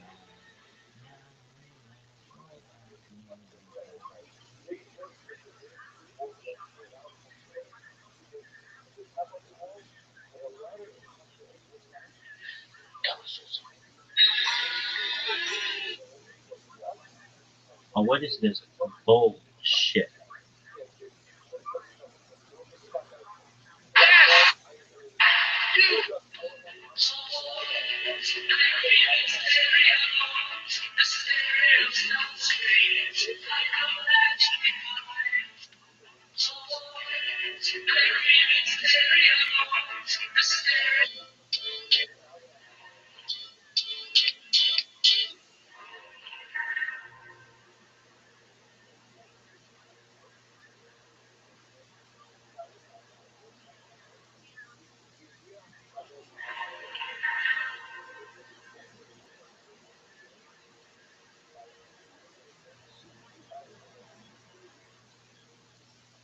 Once I started telling my friends in LA that I meditate, they all think they also meditate. They're all like, I do it too.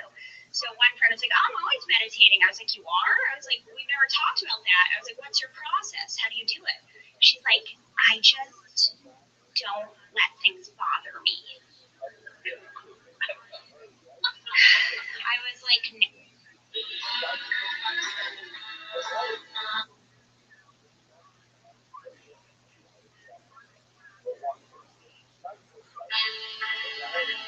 Shout out to that one person who saw me do this in the shower. Like, that is art. I was like, dog, I know, it's sick as fuck.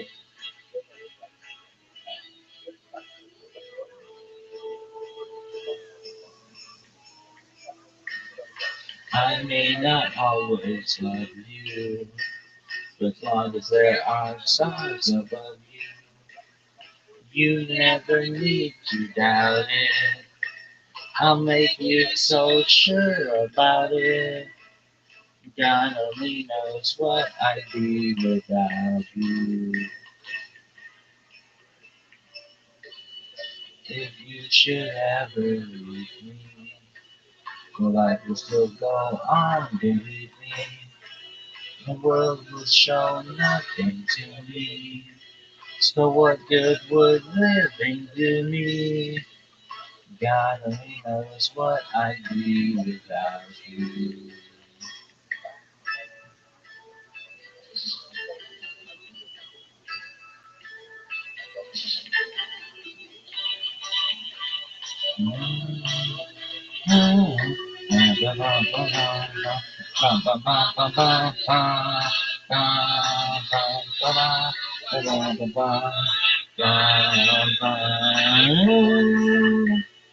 God only knows. It smells like cat food out here. Stay back. Don't come any closer. Fancy feast. Bitch, are you pissing in the Atlantic Ocean?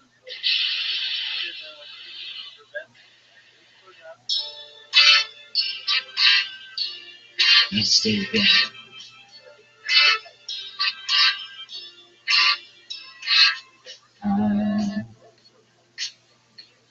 I'm so in love with you. Whatever you want to do is alright with me. You make me feel so brand new. I wanna spend my life with you. You say a thing, baby. Since we've been together, oh, loving you forever is what I need. Let me be the one you come running to. I'll never be untrue.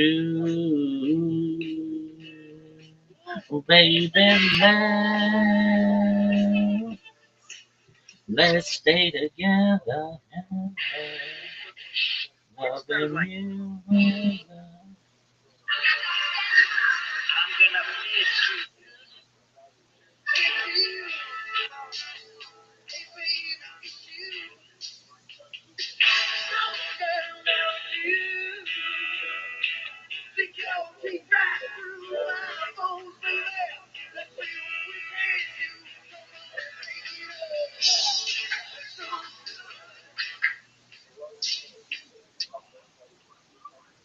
For as much as I like making videos on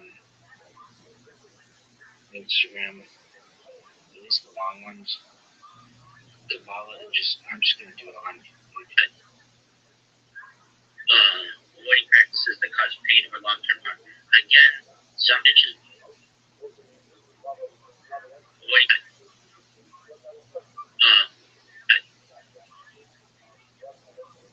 spiritual, risky, not ideal. I agree with all of that.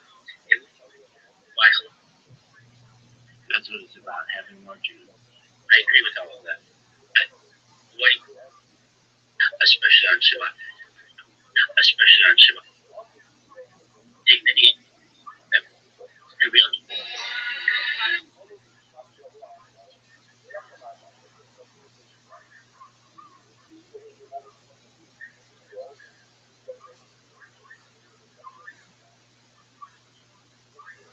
Yo, dog, how did you make Judaism into a religion that pleases both the Hasidic world and the modern Orthodox world and academics? Like, how can you have respect for things from a spiritual standpoint, but also want to be historically accurate?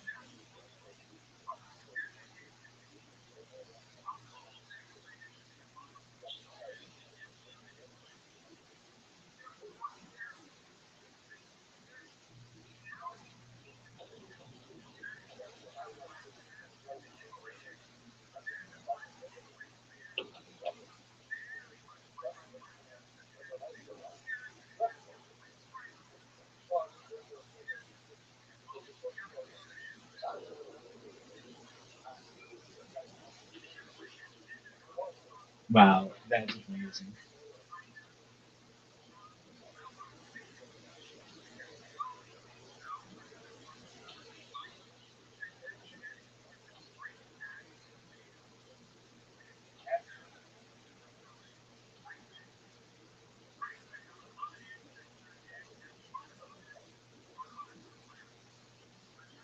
Most Jews have lost it.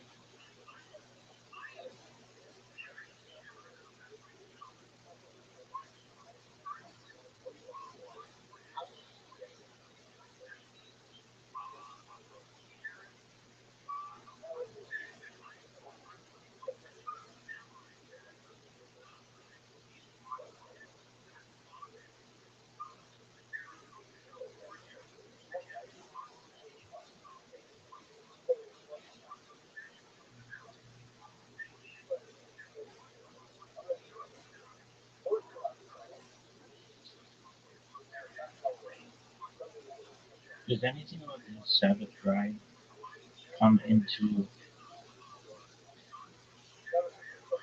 play before Moshe Dayan?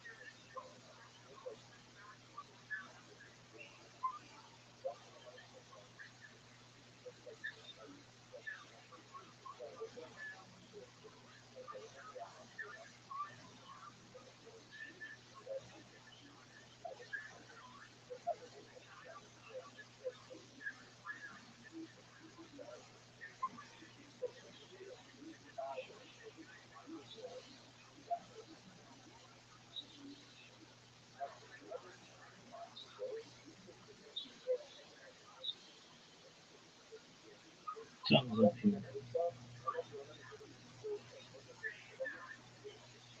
Yep. No. It's okay.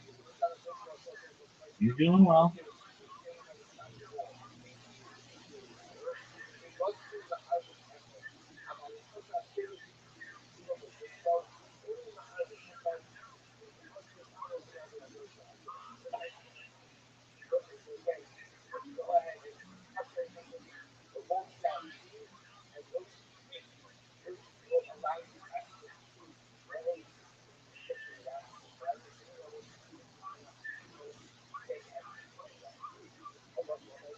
It was a catastrophe. I mean, Kate and I had no idea while we were making the movie that it was going to go disaster. This film was a catastrophe. I mean, I could just say there, you were done right. You go and spend on this, gigantic film that's destined to fail. Jesus Christ.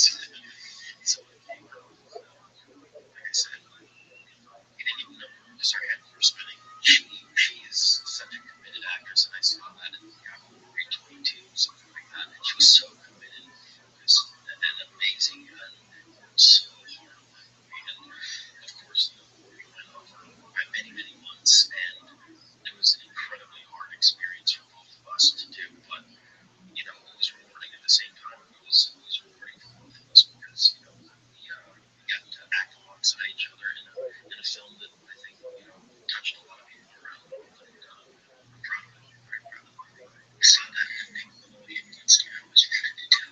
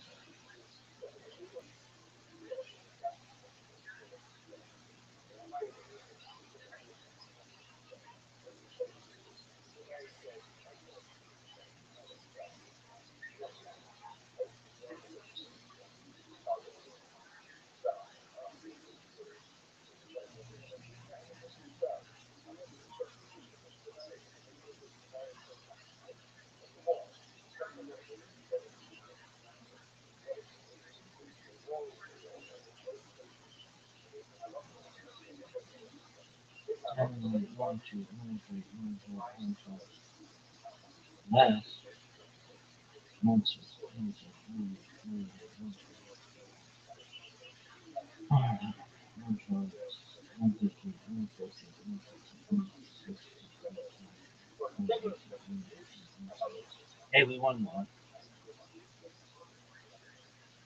Won it.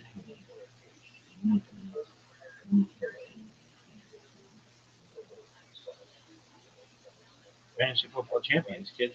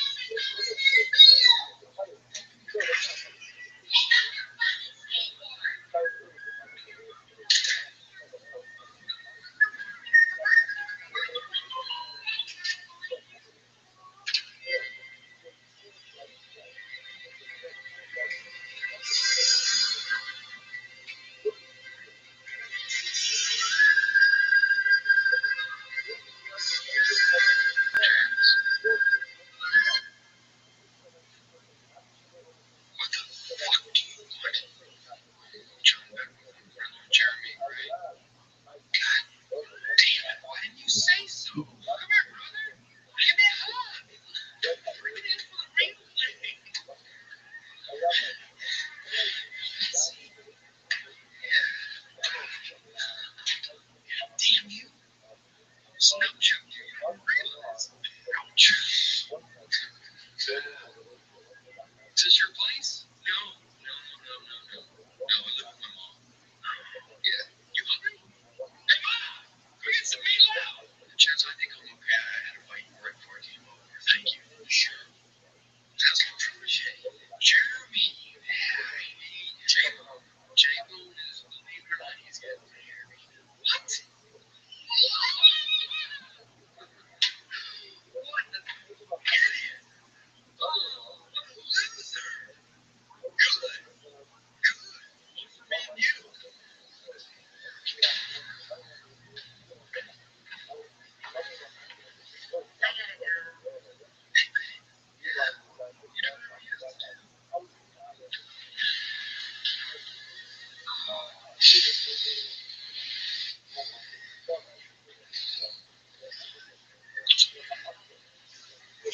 Very strong.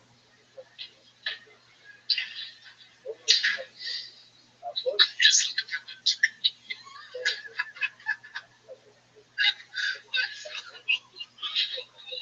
Oh man, I feel like wow. It's like I come over, it's like I don't know what to expect. I gotta be honest, I come in, it's like a little like I'm trying to get my bearings. There's cartoons, your mom, and it's like you still got it. It's like yeah, just living the dream. I love that. You know what? I will have some people. Let's have some people. You want some? I need to go. Hey man, the meatloaf. We want it now. The meatloaf. What's she doing? I don't know what she's doing. Right there. Where'd you get that girl? I got her yesterday. Yeah. My bike over to the cemetery. Her boyfriend just died. You met her at a funeral. Yeah. Dude died in a hang gliding accident. What an idiot. Hey, Gary, honey, take a good picture of you.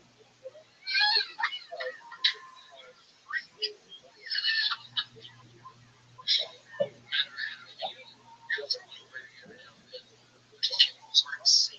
The kids are so old. It's not even fair. It's like fishing with dynamite. Money. Crazy horrible. At a funeral, grief is nature's most powerful aphrodisiac. Look it up. That's what I learned. Let me know! Saturday. I got one Saturday. You're coming with. Yes, I'm sure I don't. I'm not judging you because I think you're an innovator. There's no way I'm ready for that. Time to fuck up that. Time to chill with the time. Time to wake up. Ready for that. Time to fight. Time to fuck up that. Time to chill with the time. Time to wake up. Time to weakness.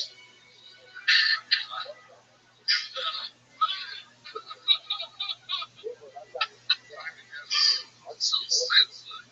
Damn you, Roger.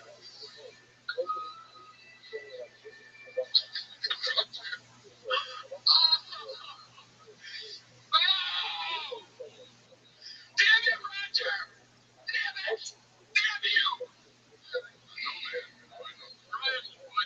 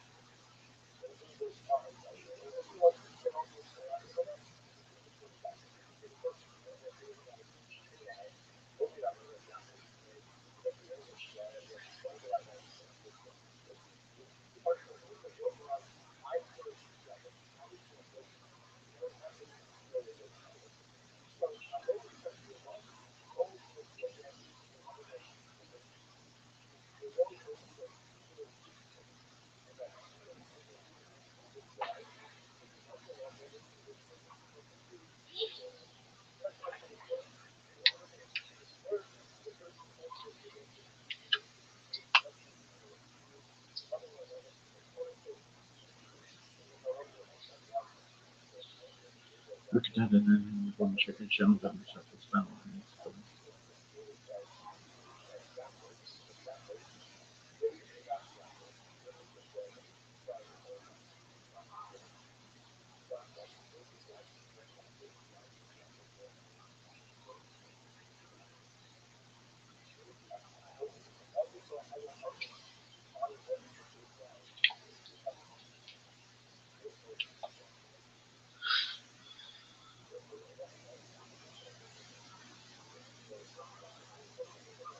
Look at that, and then one chicken shell that myself as well. Almost what's going.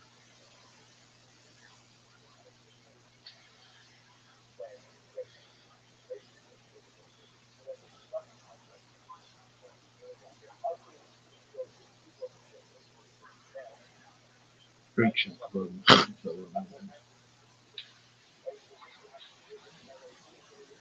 Shalom, Israel, Adonai, Eloheinu, Adonai, Adonai. Great shot,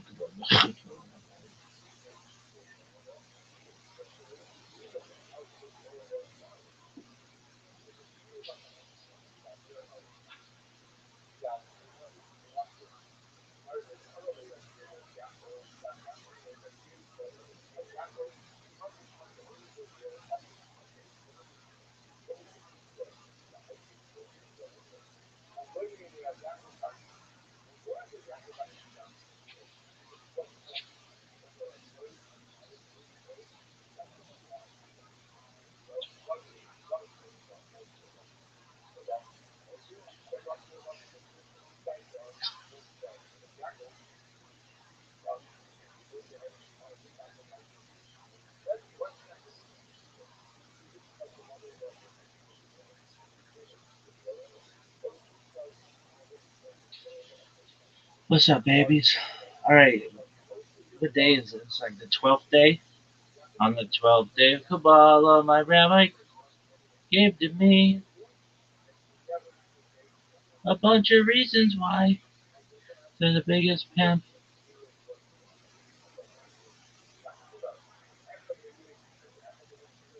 in the history of humankind. Doesn't have to rhyme. No way, dog! I sneezed so fucking far. No way! I fucking sneezed so far.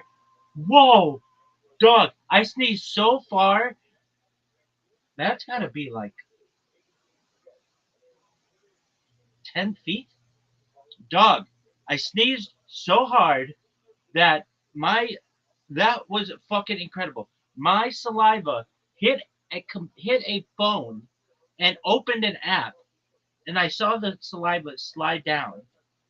That was the most baller sneeze of all time, and what perhaps one of the most famous. Really, anything I do is perhaps the most famous. All right, that was fucking unbelievable, dog. I went like this. That bitch. I'm like, why is that fucking phone moving? And then I see my sneeze. My sneeze actually opened an app. It opened a fucking browser on that fucking phone. Dog, that was fucking unreal. All right, dog. I've been wanting to talk about this for hours. I can't believe I talked for an hour 2 days ago and 2 hours today. What is this? Day 12 of Kabbalistic study. On the 12th day of Kabbalah, my rabbi gave to me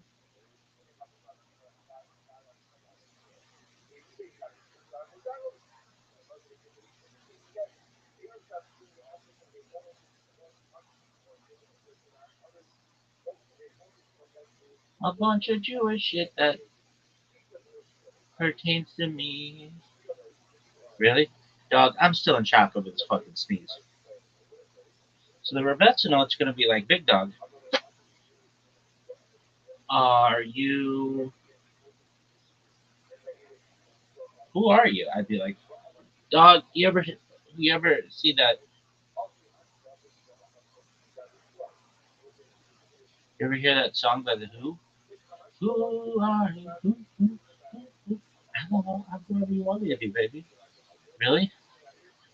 Yeah, dog. I have to say, that was one of the most amazing fucking sneezes ever. I didn't, dog. It's unreal. All right, so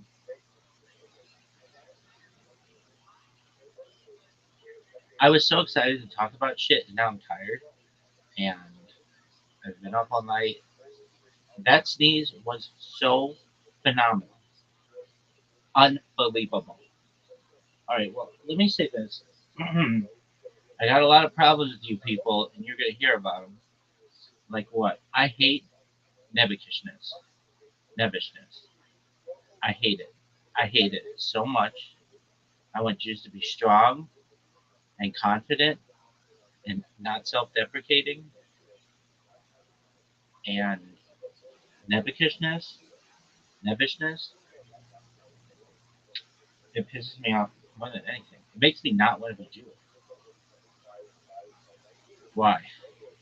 Because it's just like, why do I want to be around a bunch of fucking weak motherfuckers? I want strong motherfuckers. And then we've got Israel, who are like the Sabra, and frankly, just quite rude to many people and very mean to many. And then it's like, oh, but once you get to know us, we're nice. Dog, nobody wants to get to know you if you're a dick to them. So there's that. Dog, I cannot believe that sneeze. It was unbelievable. All right. So I got a bunch of shit to read. So what do we learn in Kabbalah today, Rabbi? Well, I'm frankly stuck. I'm like really sad about this Moses de Leon. I'm like, it's got me depressed, dog, a little bit. Really? No, I'm still sick as fuck.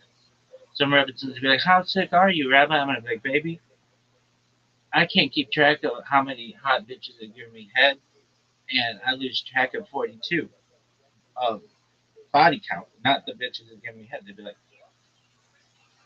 huh? I'd be like, just calm down. Perhaps I'm just being funny. Or perhaps I'm telling the honest fucking truth. Dead nuts. And I lose track of 42. Who knows? They'd be like, 42 bitches are going to be out of that. Fuck no, I can't keep track of that one. Really? I can't keep track of the 40. I lose track of 42. But I never started keeping track of the beach situation. Anyway, why? Dog. Everything sucks. I'm just sad. I really was like, I was really motivated to learn Kabbalah, like better than anybody. I feel like by day 10, I figured it all out. I've disproven Maimonides with his negative theology, and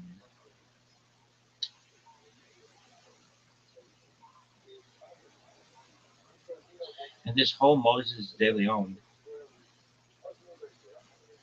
I mean, we did it yesterday. There's a 1% chance any of that shit is true. So here's the thing. I was doing some research. It's like AI. It's like it's not my friend, but it's like it's a tool that I use. And I was looking at it, and this thing's gonna like restart like 1,000 times, but um, I find it interesting that ChatGPT and Chabad.org are like the two websites. Not that I follow go to the most ESPN but they're both CHA. All right, so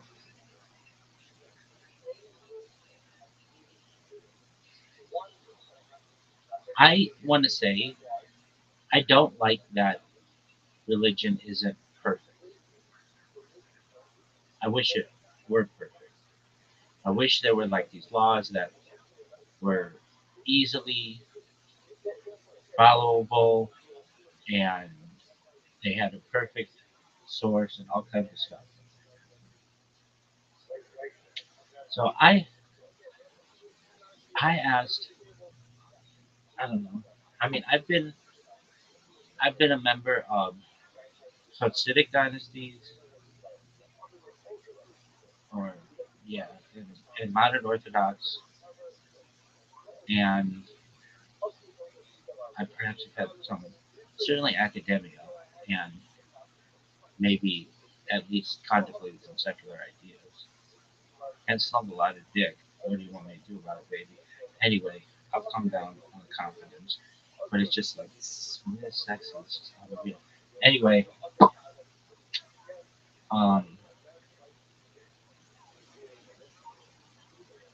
some representative would be like, "Yeah, Rabbi, I got a question." I'd be like, "Go ahead, baby." She'd be like, "Big dog, do you think that you're actually gonna go viral?" I'm like, "Baby, you ever seen the Grand Canyon? One drop of water started all that shit." And she'd be like, "Yeah, but it took like thousands of years." Like, and I'd be like, "Yeah, I got time, baby." And so long as I keep doing this,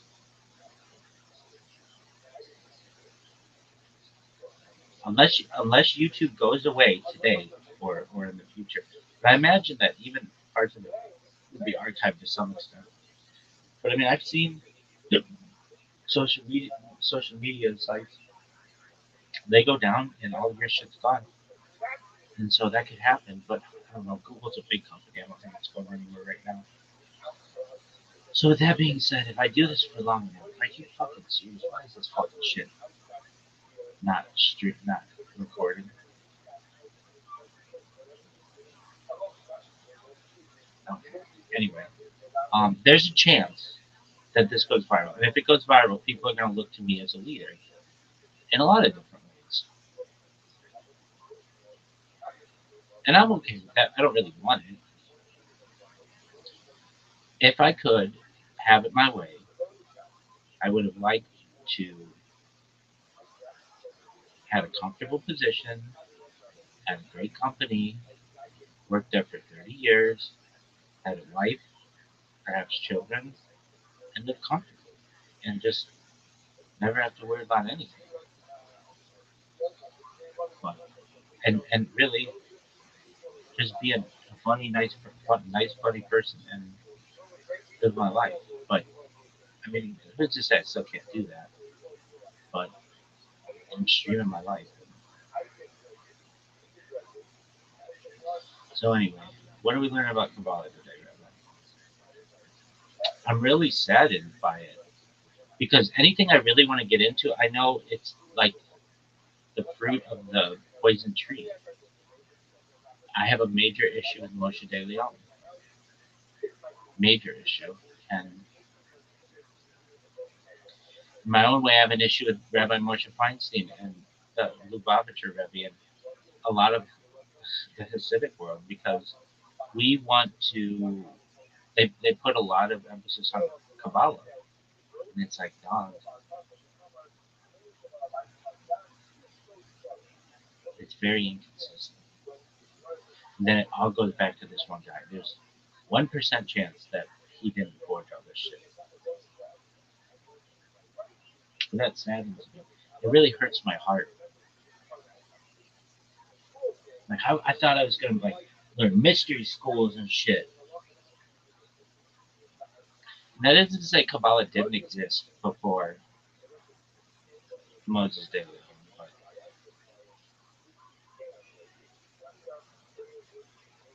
it's like I have to pretend like I have the Rebbe's here, and I would literally say to the Lubavitcher Rebbe, if you were right here, I'd be like, dog, you had such a vision for the world. I admire it so much, and I love you, and I love people who love you. But I think that some of your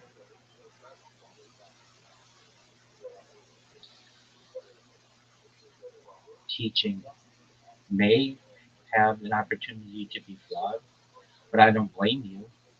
You didn't have the internet, dog. I mean, it just was coming about when you died. And so I cannot blame you. And Rabbi Moshe Feinstein, you certainly didn't have it. And I love you, and I love people who love you. And I would dedicate my whole life to you. And I do to both of them.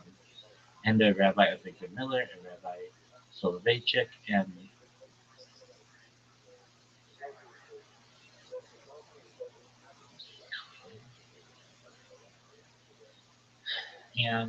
I very much empathize with Rabbi Shimon Bar Yochai in that cave.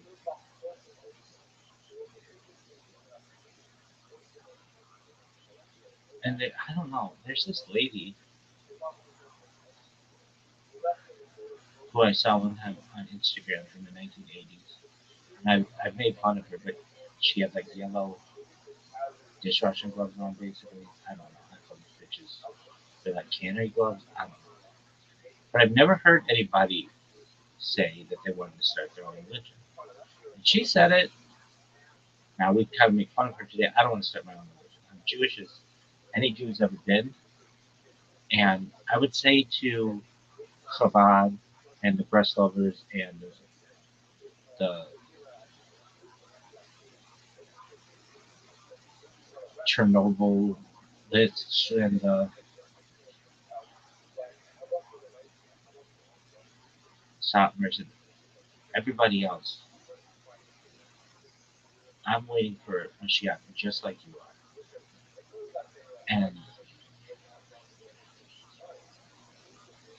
And I want Mashiach. I yearn for Mashiach. I want somebody to make this world right.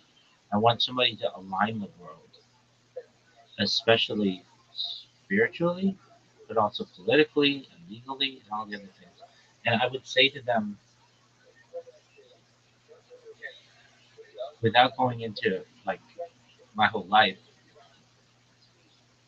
I would look any of them in the eye and I would say to them, I feel that I love Judaism more than you. And they could be like, well, I don't think that's true. And that's cool. But I will say to them that I feel I have sacrificed more for Judaism, some specific tenets of Judaism, than they ever will. And some people may consider me a religious fundamentalist. And I would say to the fucking kids in Brooklyn with just a little bit of a mustache here that the guys in Crown Heights who are fucking wearing tefillin all day, that in my own way, I love Judaism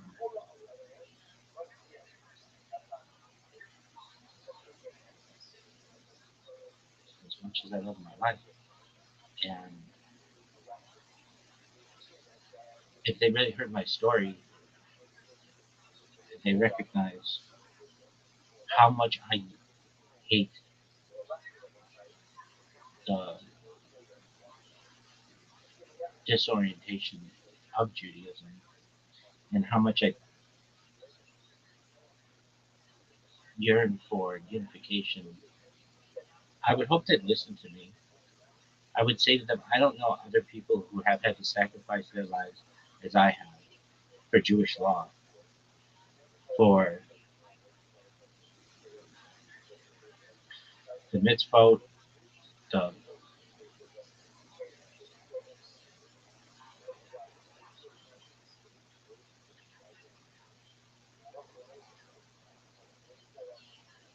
pronouncements, for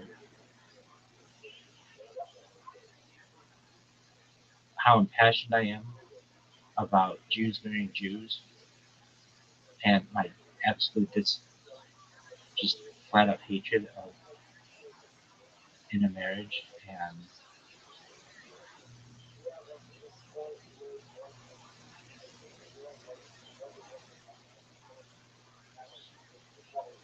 and I would say to the kids in Crown Heights and everywhere else,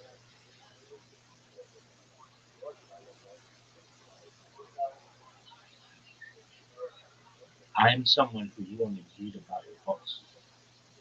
Meaning, like you read about a Rabbi who sacrifices everything in Eastern Europe for some in some shtetl, and I've done that in my own life.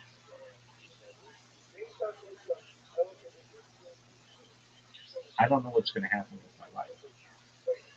I know I'm going to do everything I can to not stop streaming. It's the most important thing in my life. And one day, I'd love to have my story brought to life. There are embarrassing parts of my life, but there are really courageous, amazing aspects of my life as well. I'm human. And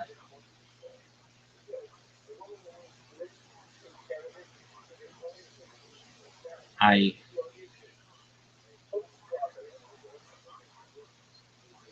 I don't know, the youth of Judaism is really important to me, as it was to the Rabbi, and specifically Chabad. I mean, I was in a Chabad, I restored a Chabad shul, and I've davened in Chabad more times than I can count, and I, more than that times than I can recall. And I remember this one time, this person who will become a rabbi, they're probably already a rabbi, they, but they're of this rabbinic dynasty, and I love their father in a lot of ways. Like I owe a major part of my life to some Chabad dynasties, and this I call him a kid, but this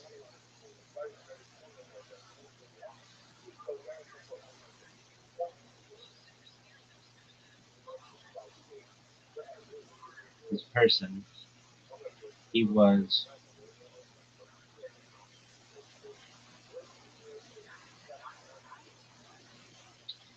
uh, it was after shul, after chakras, and this kid was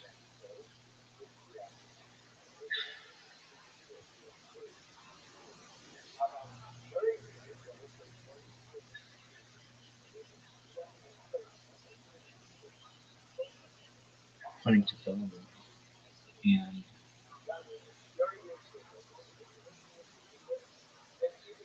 at the time he didn't know who I was.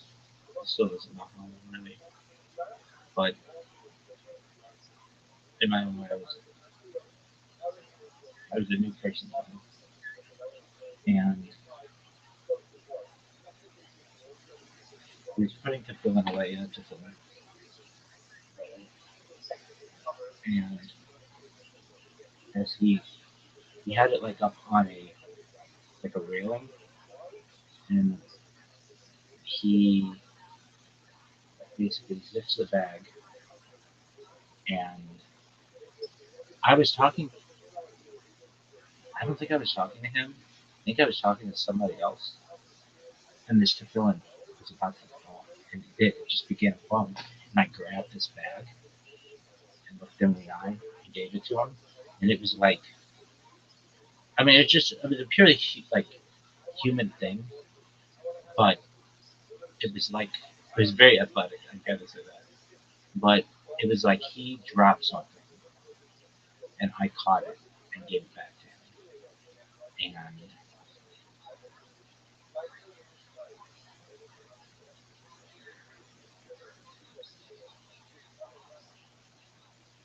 I'll just never forget it. Anyway, I feel like in my own way, I can do that for all Chabad and all the Hasidic world. That basically,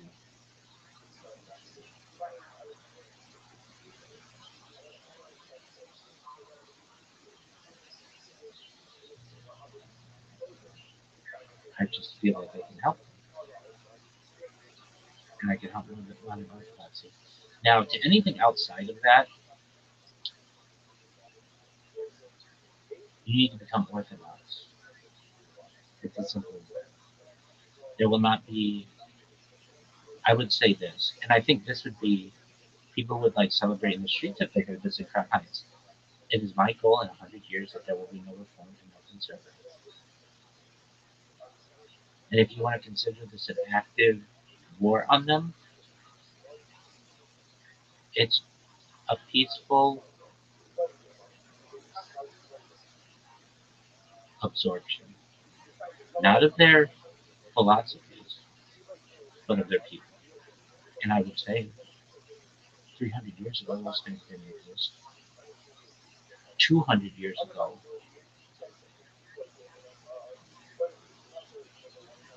they barely, one barely. So it's not like they've been going that long. Anyway, the thing is, I know if I could unite the Hasidic world, I can unite all of Judaism.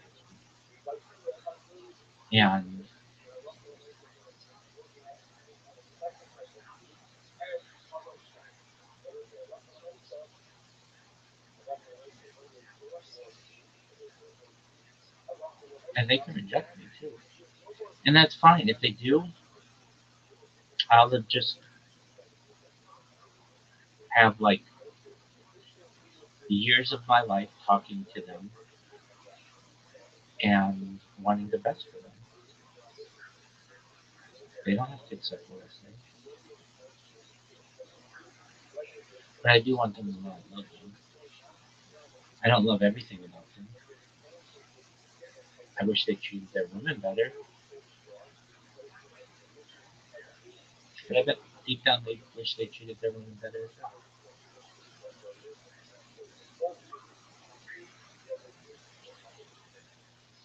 And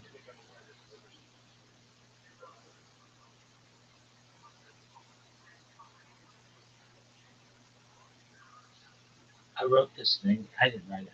I asked AI a question. So we'll get into Kabbalah. We're going to learn today about Isaac Lerner. But before we do so, I asked what I thought was a really great question. And I feel like the Hasidic world, I've seen your rabbis behind closed doors. They laugh, they cry, they use the restroom. They're not divine. They're human. And so I don't fear them. I love them.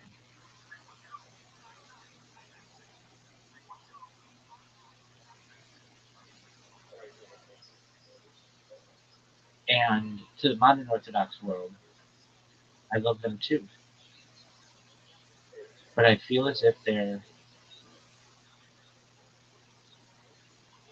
I mean, I've heard it myself.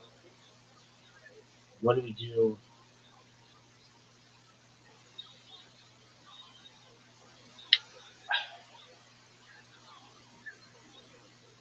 What do we do in a situation like this? And this happens.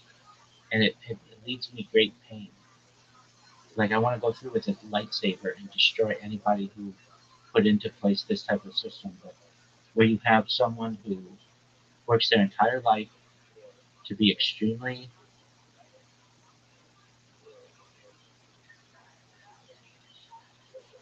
devout, pious, righteous, and for whatever reason, they're not able to make Aliyah. Whatever reason. Whether they can't afford it, or whether they get rejected for it, whatever. And then you have the situation where you have some schmuck in Israel, some who moves to the United States, finds some shiksa, they have children, and their child has Israeli rights. But under halakha, they're not Jewish. And I don't consider them Jewish. And I would say to Benjamin Netanyahu and any other prick in that fucking country that you need alignment. And I speak very critically of Israel on some policies. Somebody needs to. One of the major policies is the religiosity. It's a secular country under the guise of a religious veil. And I know that I've met Israelis. I get it. There's a yearning that Israelis have to want to be religious, but they just don't want some of the bullshit. And I get that, and I'm going to cut off the bullshit. It's very difficult to be religious, and I understand that. And I feel like we can find a happy medium where we can align with modern orthodoxy and the Hasidic world and the secular world of Israel, and also that person who's a child of an Israeli, they need to convert, even though Israel may see them as an Israeli citizen. That's cool. But they may see them as a Jew. I don't. Not until I see them keeping what we're going to consider the bare minimum of mitzvot and Jewish life. I'm not saying that they have to go hog wild or whatever the phrase is, pardon my poor idiom, whatever. But you can't throw out thousands of years of tradition because some guy, some schmuck, saw some shit stuff, and now they have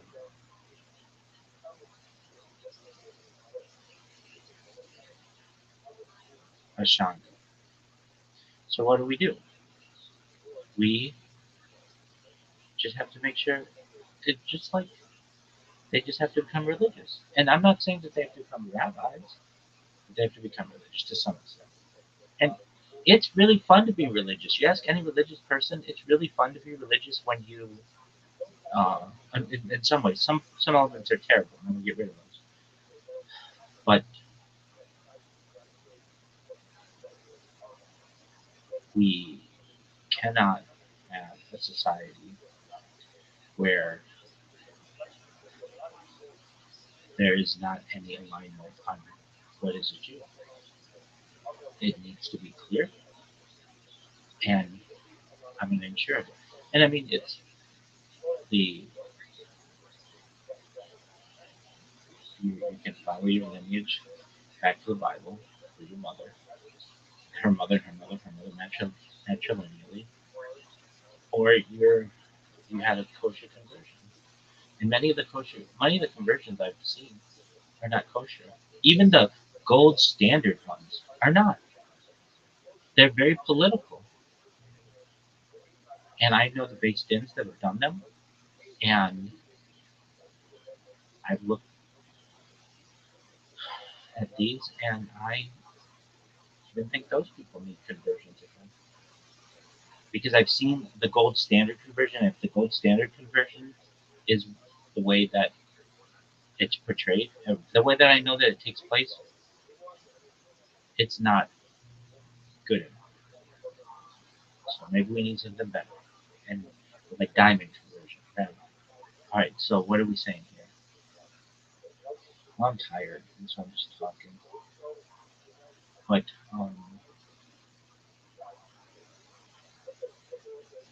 people would want to know, okay, what do we have to convert to? Somebody in Israel is going to be like, okay, this asshole who's sitting on camera and filling, who is saying that we have to do all the mitzvot and stuff, is just doing the absolute bare minimum of anything that we've ever seen. And they could be living a much more kosher life, and here they're over here saying that they've done this and this and this. That's not righteous. I would say, under the circumstances in which I have been exposed, this is as righteous as I can be. And if we switch spots, you wouldn't be. I would hope that you would do your best, but I don't think that you would be doing what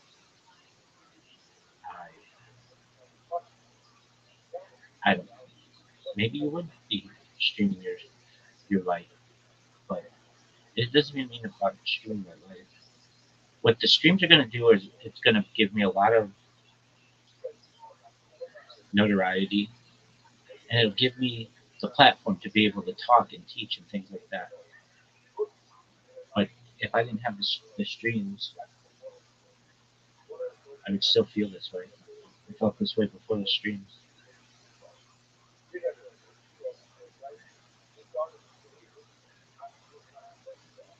And it's not just Jews. All of us who need a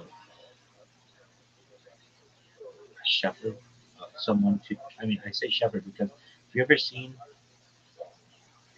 I've done it before and I've shown it before. Um, but uh,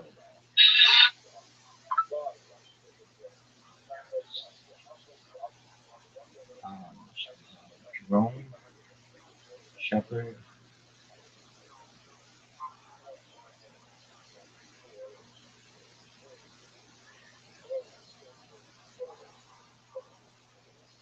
Yeah, here we go.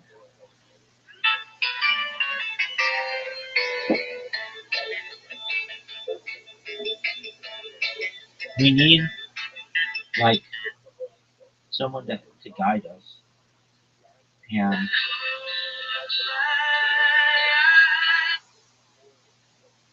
and I'm doing everything I can. And if you don't want to listen to what I say, that's cool. You know, I'll let him judge me, or uh, if they want. And I can tell you this: I have in my writings published some to other rabbis that I want my grandson to be the chef. Who wouldn't? Who wouldn't? I think that'd be really cool. I think it's a riddle, and I talked about this previously. But without getting into all that right now, so I asked, like, I I know that if I can convince 770 Eastern Parkway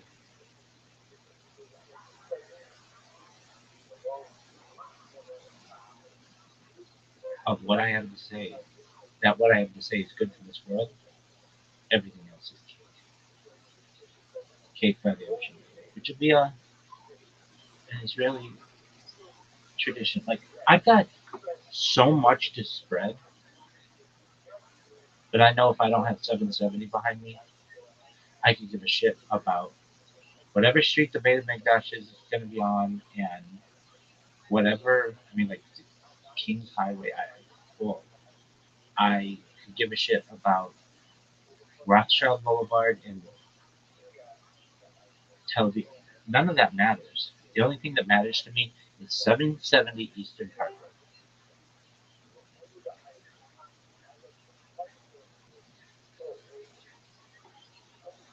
And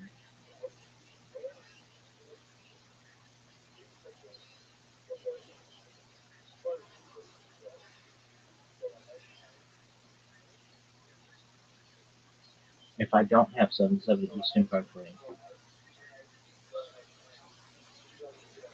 then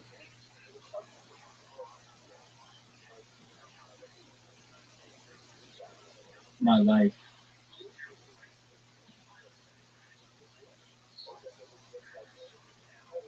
will not be complete.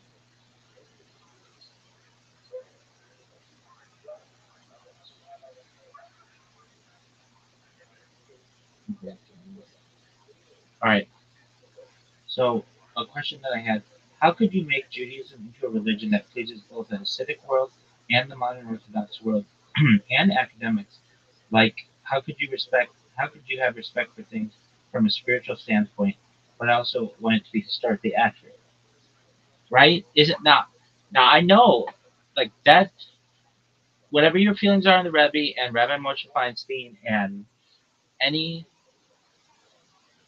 academic of ever, Jews want an answer to that question. How could you combine at least orthodoxy?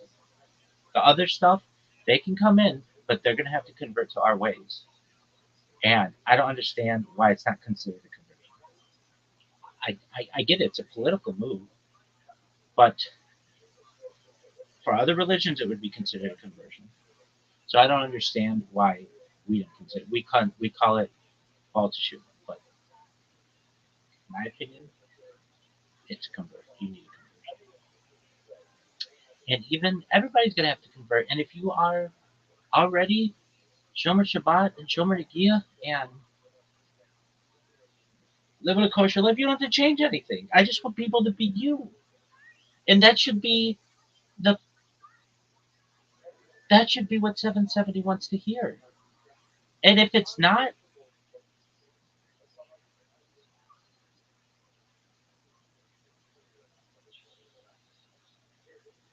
then you're doing it wrong.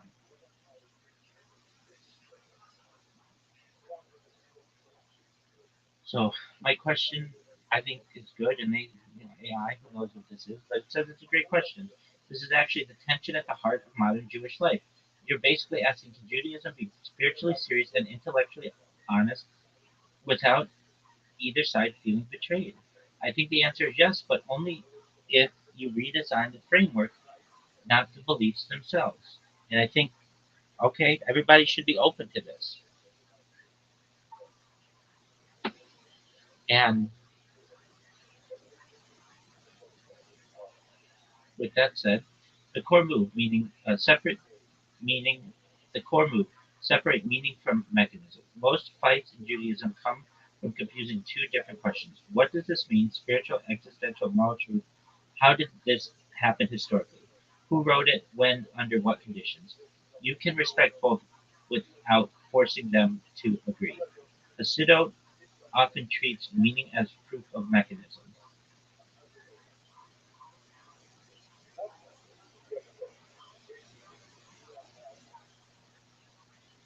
I don't know if it's a browser thing that I have, but I'm gonna maybe explore a different browser because this thing doesn't load the way that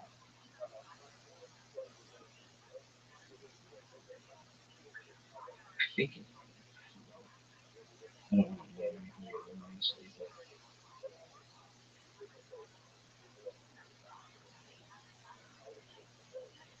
I'm very tired.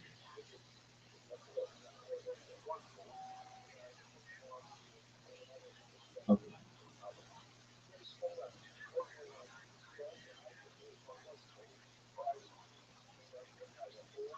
So the core move, separate meaning from mechanism. Most fights in Judaism come from confusing two different questions. What did this mean? Spiritual, existential, moral truth. How did this happen historically? Who wrote it? When? Under what conditions? You can respect both without forcing them to agree. Sido often treats meaning as proof of mechanism. Academics treat mechanism as replacing meaning. Modern orthodoxy gets stuck trying to fuse them. The solution, they don't have to fuse. Principle one, Torah is divine in meaning, not dictation, not in detection. Instead of God literally dictated every word at Sinai, you shift to God is the ultimate source of meaning, obligation, and sacred direction, mediated through human history. This does a few things. Hasidim keep Dekavut, Kedusha, mystical depth. Academics can say yes, text develop, redactions happen. Modern Orthodox Jews don't have to lie in college classes. This already exists implicitly in Rambam, negative theology, Rav Kook, historical unfolding of divine will, Hasidic ideas of Torah emerging through Zadkiel. You're not inventing something, you're making it explicit. Principle two, revelation is an event, not a transcript. Sinai becomes a collective encounter with the divine, a founding trauma moment, the birth of obligation and covenant, not a stenographer moment. Hasidim get cosmic significance, souls hearing according to their level. Academics get no need to deny archaeology or linguistics. Modern Orthodox gets a covenant that still binds, even if the text crystallized over time. Think Sinai is the moment Israel became commanded. Torah is the ongoing record of how that command is understood. Principle three, halakha is binding because of commitment, not proofs. Instead of saying halakha is binding because God literally said X in year Y. You say halakha is binding because the Jewish people accepted it and lived it as divine. This is huge. Hasidim already live this emotionally. And I've lived amongst you. You do. Academics understand legal evolution. We do. Modern Orthodox Jews stop needing apologetics gymnastics, and it's true. I've lived in all of these worlds, and I still do. It's similar to common law constitutional interpretation, Rob Soloveitchik's covenantal community. Authority comes from lived fidelity, not archaeology. Principle 4. Myth is not a lie. This is critical. You teach openly. Myth is a sacred narrative that shapes reality. It's not fake, it's not childish, it's not journalism. Creation, Exodus, even parts of Genesis are true in what they teach about God, power, justice, freedom, not required to be modern history textbooks. The Siddur already reads Torah symbolically. Academia already reads it as literature. You just stop pretending one side is heresy. Principle 5. Kabbalah as phenomenology, not physics. Instead of claiming these are literal metaphysical maps of the universe, you frame Kabbalah as a map of human divine experience, a symbolic language for consciousness, ethics, and longing. Hasidim keep avoda, emotional depth, sacred imagination. Academics keep comparative mysticism, historical development. Nobody has to pretend Sephiroth are subatomic particles. Spherot are subatomic particles. Principle 6. Truth has layers, not one axis. You teach kids and adults that Judaism has multiple truth registers: historical truth, legal truth, psychological truth, mystical truth, moral truth. A thing can be false on one register and profoundly true on another. This is the biggest missing educational piece right now. What this religion would look like practically. So study halls at yeshiva, Rashi next to source criticism, Zohar next to Hiroshim Skolam, Rambam next to neuroscience, no panic, no inherent energy. Shulai, Halakha is still observed, and that's very important. Davening is still intense. No sermons pretending archaeology doesn't exist. God language. Less God said X, more God calls, demands, draws, obligates. Very Hasidic, very Rambam, very honest. Look, I've lived in the Hasidic world, and I think this would fly. And for those who say it wouldn't, you're not as fundamental as I am. And I can give you real, actual, not how much you daven or what your record is. I can give you real ways that I have been more fundamental in my Jewish beliefs than you have. It's as simple as that. And unless you can match me, and you have the same record that I do, then you need to recognize that there are some people out there who are more fundamental than you are. And if you want to call me whatever you want to call me, a fundamentalist, fine. But you will find no more Jewish fundamentalist than you will find that I am.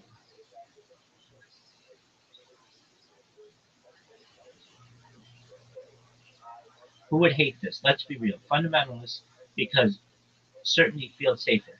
I'm the fundamentalist, and I feel safe in this. And anyone who doesn't, you're lying to yourself. Some academics, because obligation scares them, it's fun. It is. It is nice if you have a place to go on Shabbat, and you have families that are growing, and you have the spiritual life, and not so much the obsessive compulsive disorder like world that can occur when you become extremely devout, but a very relaxing, comfortable learning community. It's beautiful. It's beautiful. It's beautiful. And I would tell the fundamentalists, I'm more fundamental than you are, and I have the record to show it. You show me your record of your religious fundamentalism. You show me your record. I'll show you mine, and we'll let the people be the jury, and I will win 100 times out of 100 times. And for the academics,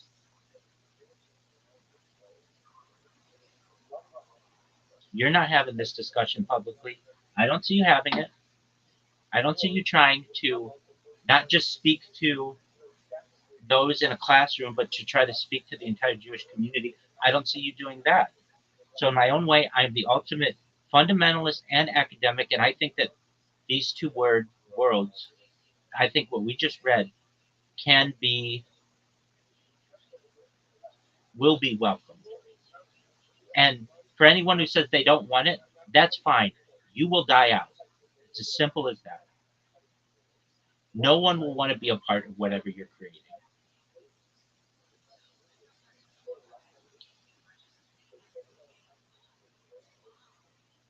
And I don't think it. I think that fundamentalists. Look, if I went to 770 right now and I said, look, we are going to respect Shabbat. We're going to make the world.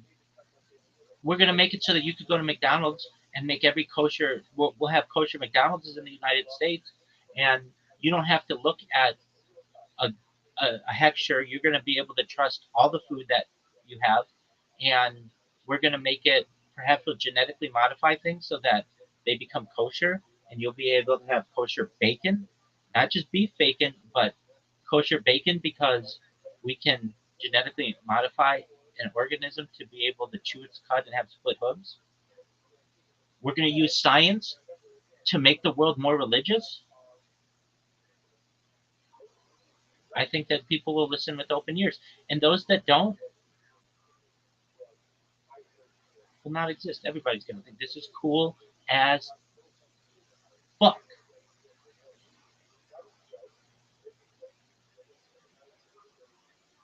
And those in 770, and when I say 770, I mean the Hasidic world, not just Chabad. You will be rewarded for your righteousness.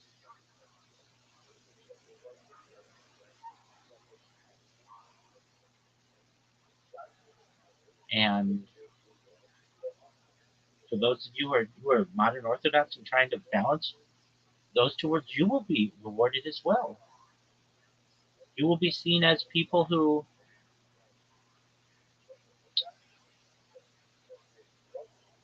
were living a Torah true life before it became cool. Again, now, just one moment. Since this device keeps shutting off on me.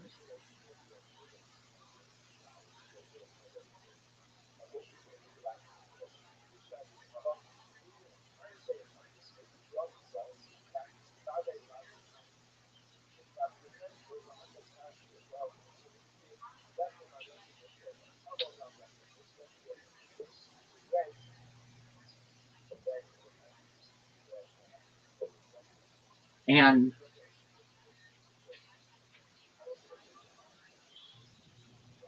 for those of you who are like, would you believe in what that guy's saying? Yeah, most of it. And I think he believes most of it too. But I can also say to him, look, I have lived in I mean, I would say to 770, just that, how many of you have lived in multiple Jewish communities? No, like, you're born in Crown Heights, you die in Crown Heights.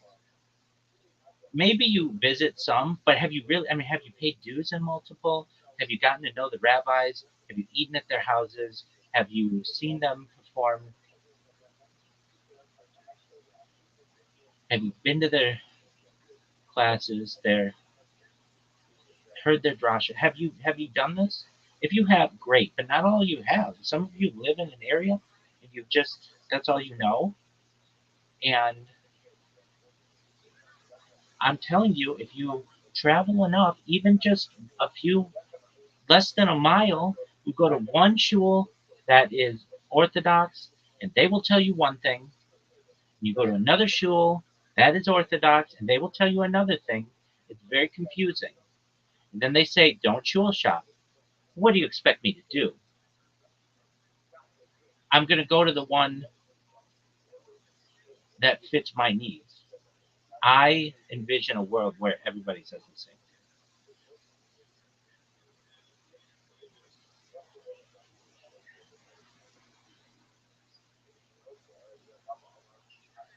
So, with that being said, shul life halakha is still observed, davening is still intense, no sermons pretending archaeology doesn't exist. God language, God less God said X, more God calls, demands, draws, obligates.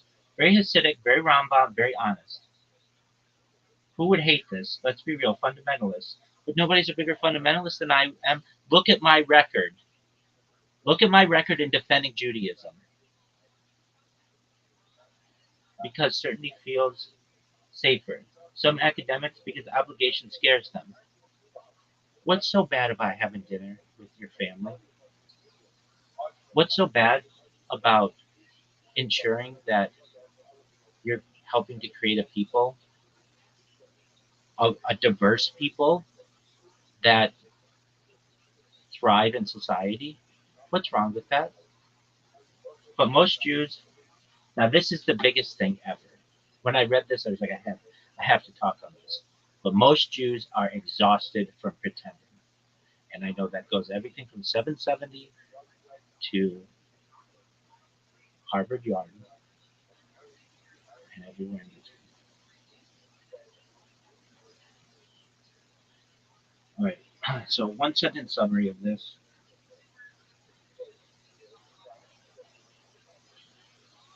Judaism survives when it treats spiritual meaning as sacred and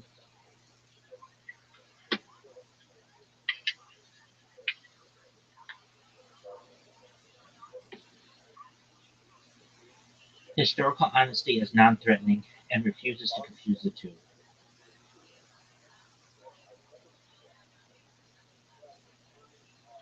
And I would say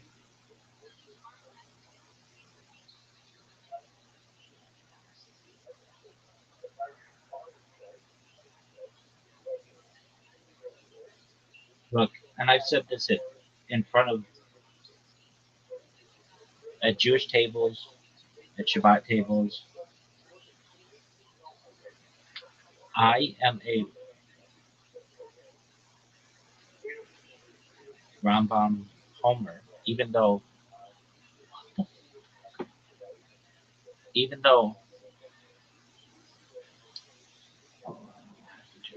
um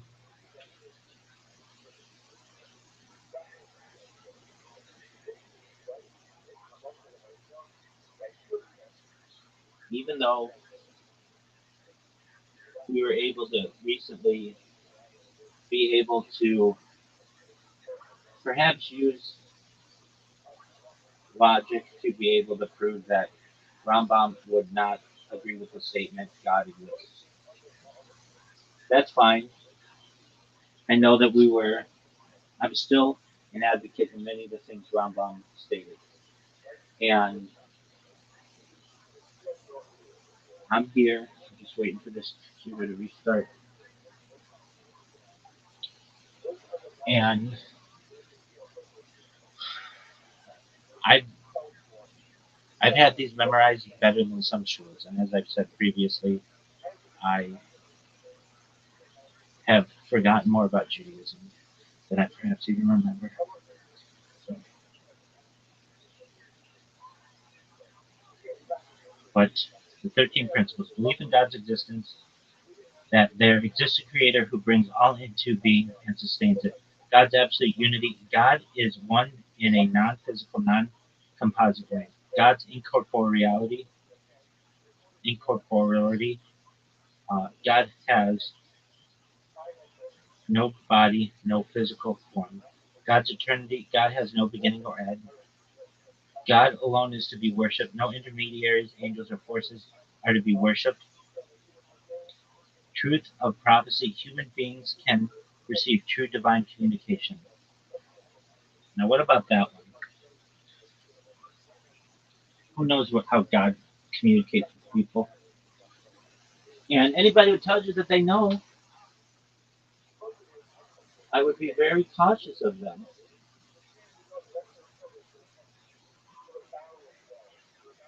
Like, for instance, there's a tradition that Judaism does not believe that the age of the prophets continued after the fall of the Beit Mikdash in 70 CE. That's a tradition. But yet, we think that, under traditional orthodoxy, we think that Rabbi Shimon Bar Yochai was spoken to by God to leave the cave in the 12th year. So how does that work? That was after the fall of the temple. Well, I have my ideas of how that could work, but I don't know, and I don't think anybody really truthfully knows. And anybody who says that they do, again, I would be cautious of them.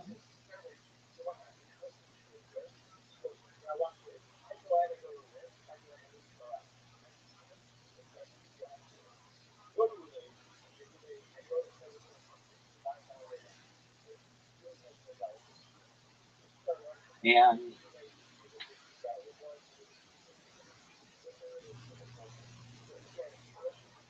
anyone who feels that they know anything about God, I would be cautious of them as well. Um, we're gonna look this one up though in a second.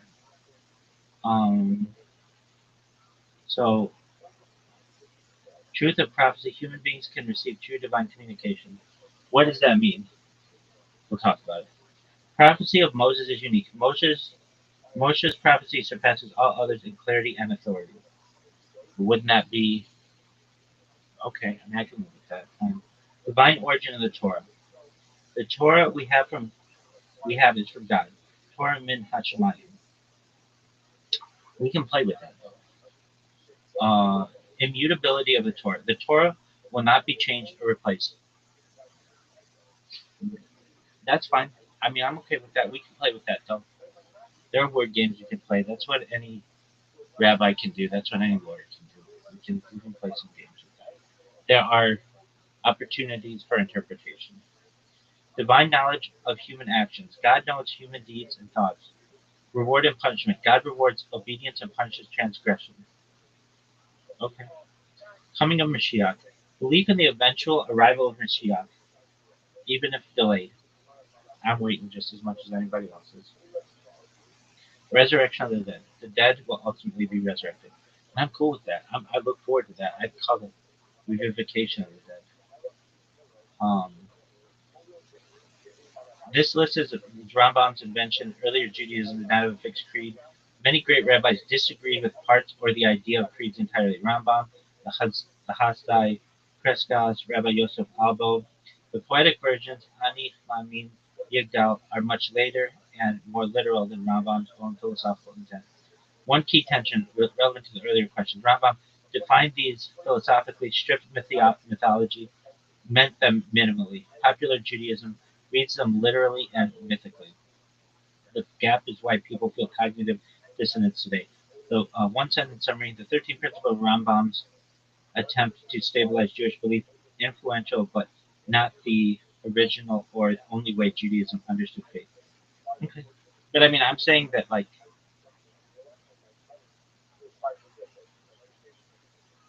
believe this. This is the Judaism that I believe.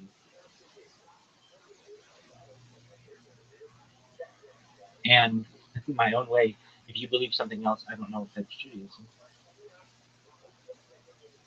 It might be, but I don't know. I don't know what you call it. Okay.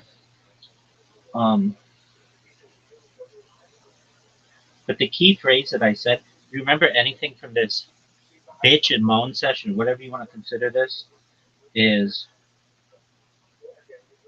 Most Jews are exhausted from pretending. We want unification. I want it. I don't like being within walking distance of two shuls and getting two different answers on really important topics like when does life start? What is this shit? Is this shit working? This is the worst. Come on. Is this shit working? All right, here we go. So then I asked, I had some questions about the Shabbat bride. Um, does anything come? Does anything about the Sabbath bride come into play before Moshe de Leon? Short answer: yes, but not in the fully personified erotic Sabbath bride form you get after Moshe de Leon, the Zohar. Before him, you see clear proto ideas that later become the Shabbat bride. Here's a clean historical narrative. Tanakh: Shabbat is sanctified, not feminized. In the Bible, Shabbat is holy. Exodus 20:31. Shabbat is covenantal. Ot Chai. Shabbat is blessed. But not a bride, no queen, no romance imagery. So the raw holiness is there, but zero personification. Rabbinic period, Talmud: Shabbat is a person, barely. This is where things start moving. Shabbat as a presence. Shabbat is treated like an honored guest. You welcome it, you prepare for it. Key text: Shabbat 119:8. Rabbis dress specifically, clean their homes, and go out to greet Shabbat. Rabbi Hanina would say, "Come, let us go out and greet Shabbat the Queen." Important: queen, not bride, honorific, not erotic, no sphero, no sexual union. Still, this is the first crack in the door. Midrash: Shabbat wants a partner. This is huge. Genesis, Rabbah 11:8. Shabbat complains, every day has a partner. I have none. God replies, Israel will be your partner. This is proto-marital language. Shabbat as feminine, Israel as counterpart, covenant framed relationally. But again, symbolic, national, not mystical, sexual. This is the seed, not the tree. Early Piyot, pre-Zohar, emotional, still not erotic. Some early liturgical poetry hints at Shabbat as beloved, Shabbat as joy, Shabbat as radiant, but no Shekinah, Tiferet coupling, no cosmic repair via sex, no divine eroticism. So emotionally rich, but still pre-Kabbalah. Well, Moshe de Leon, the Zohar add the real shift. This is the revolution. The Zohar introduces Shabbat is Shekinah, uh, she is feminine, exiled yearning, Friday night, sexual reunion, mitzvot plus marital sex, cosmic tikkun, Israel, the groom who arouses union. This is not just poetry, it's a metaphysical system. Nothing like this exists explicitly before the Zohar. Lecha Dodi is later and confirms this. Just to be clear, Lecha Dodi, 16th century spot, based fully on Zoharic Kabbalah, popularizes the bride imagery for the masses. So if someone claims the Shabbat bride is ancient, straight from Sinai, historically no. Conceptually, it grows organically but late. Bottom line, very precise. Before Moshe de Leon, Shabbat is holy. Shabbat is as a queen, a guest. Feminine hints, no erotic mysticism, no cosmic sexual union. With the Zohar, Shabbat becomes the bride in a full metaphysical sexual cosmic sense.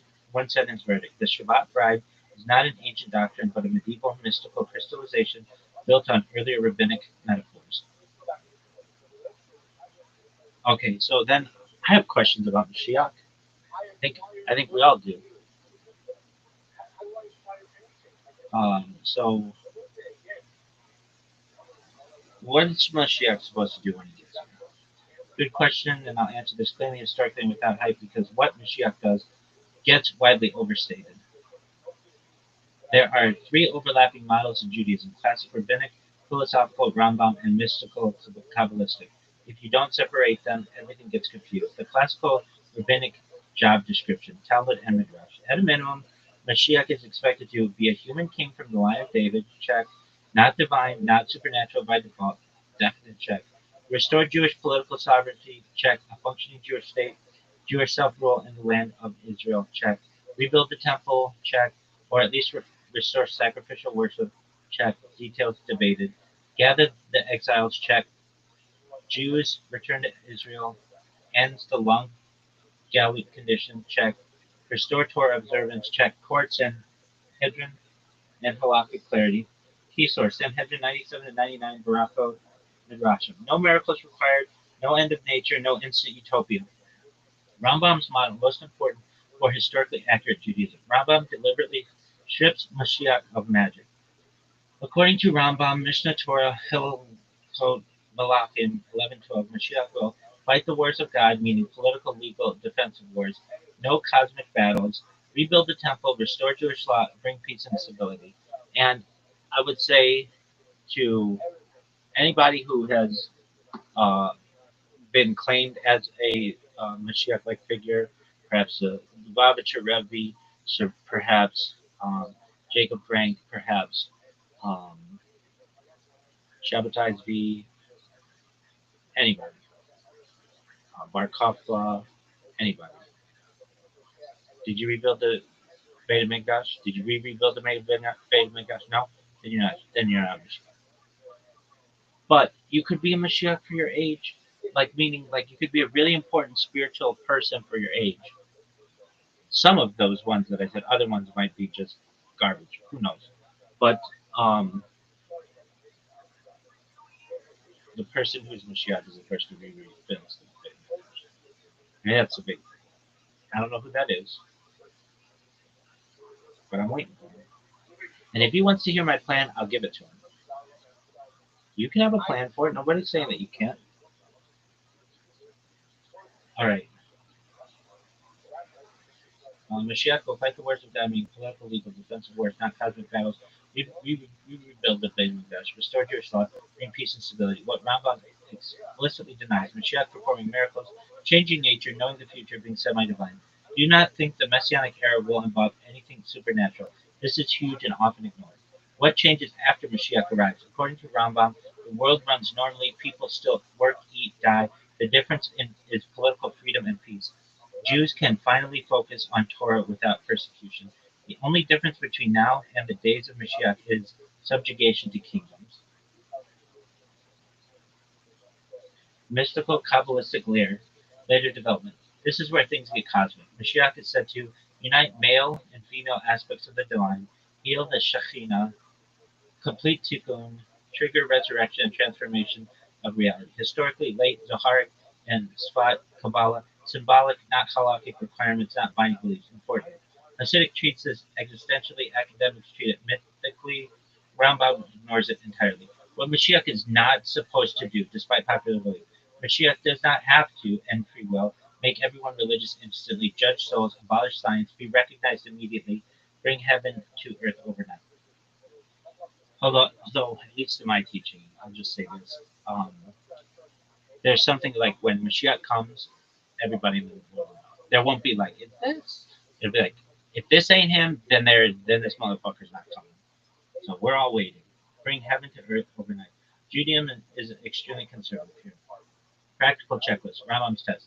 Rambam gives a test. If a Davidic king starts restoring Torah, sovereignty, and the temple, it's presumed Mashiach. If he completes it, he's confirmed Mashiach.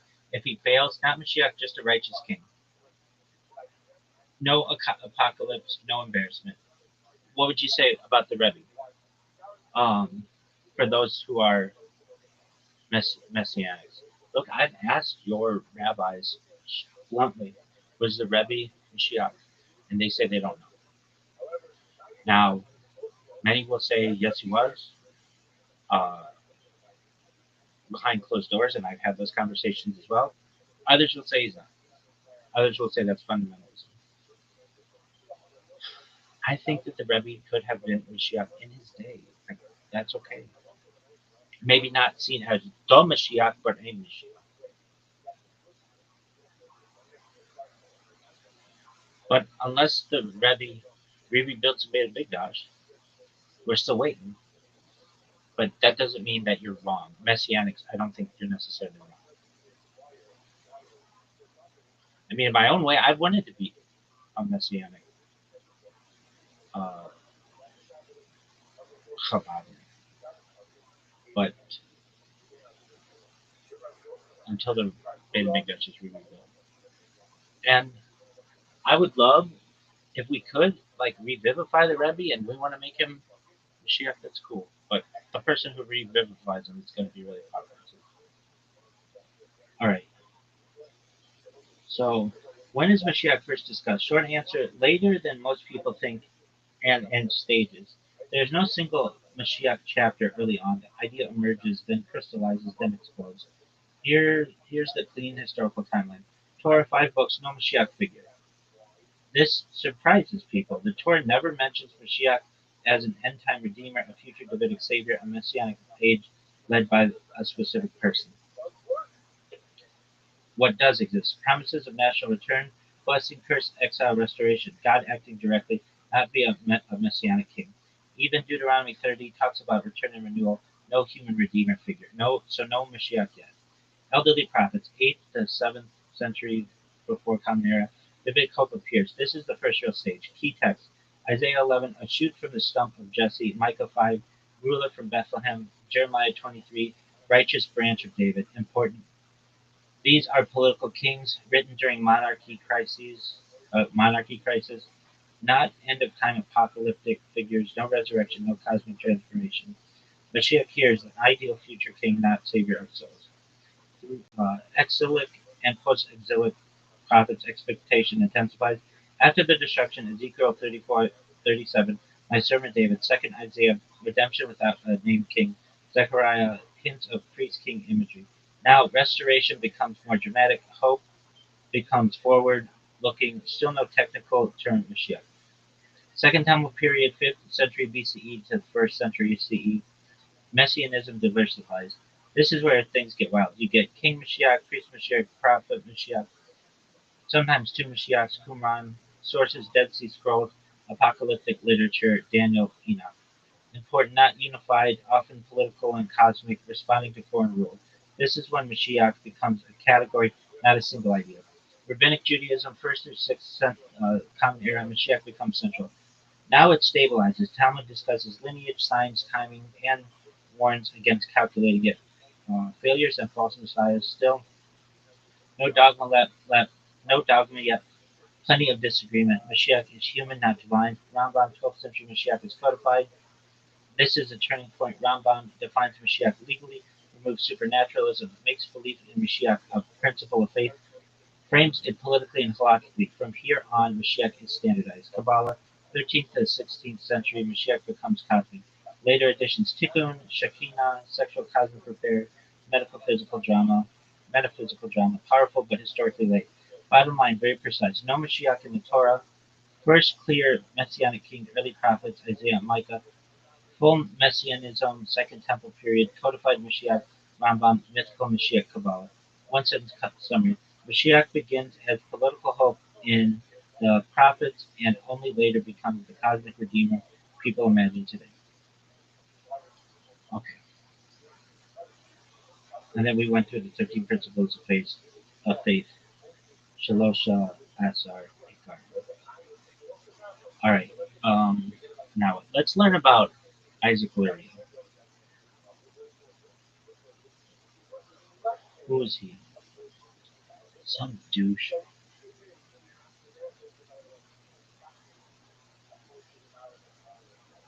All right, here we go. Isaac ben Solomon Ashkenazi Luria.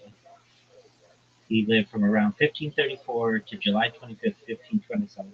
So this is the first time we've gotten as in the last 12 days or whatever, generally like a date, a secular date of a death, July 25th, 1572. Commonly known in Jewish religious circles as Ha'ari HaKadosh, or Arizal, was a leading rabbi and Jewish mystic in the community of Sfat in the Galilee region of Ottoman Syria, now Israel. He is considered the father of contemporary Kabbalah, his teachings being referred to as Luriatic Kabbalah. So we're going to read this. Okay, so Luriatic Kabbalah is a school of Kabbalah named after Isaac Luria, 1534 to 1572, the Jewish rabbi who developed it. Lurianic Kabbalah gave a seminal new account of Kabbalistic thought and its followers synthesized with and read into the earlier Kabbalah of the Zohar and had disseminated in medieval circles. Lurianic Kabbalah describes new doctrines of the origins of creation, and the concepts of Olam Ha-Tohu,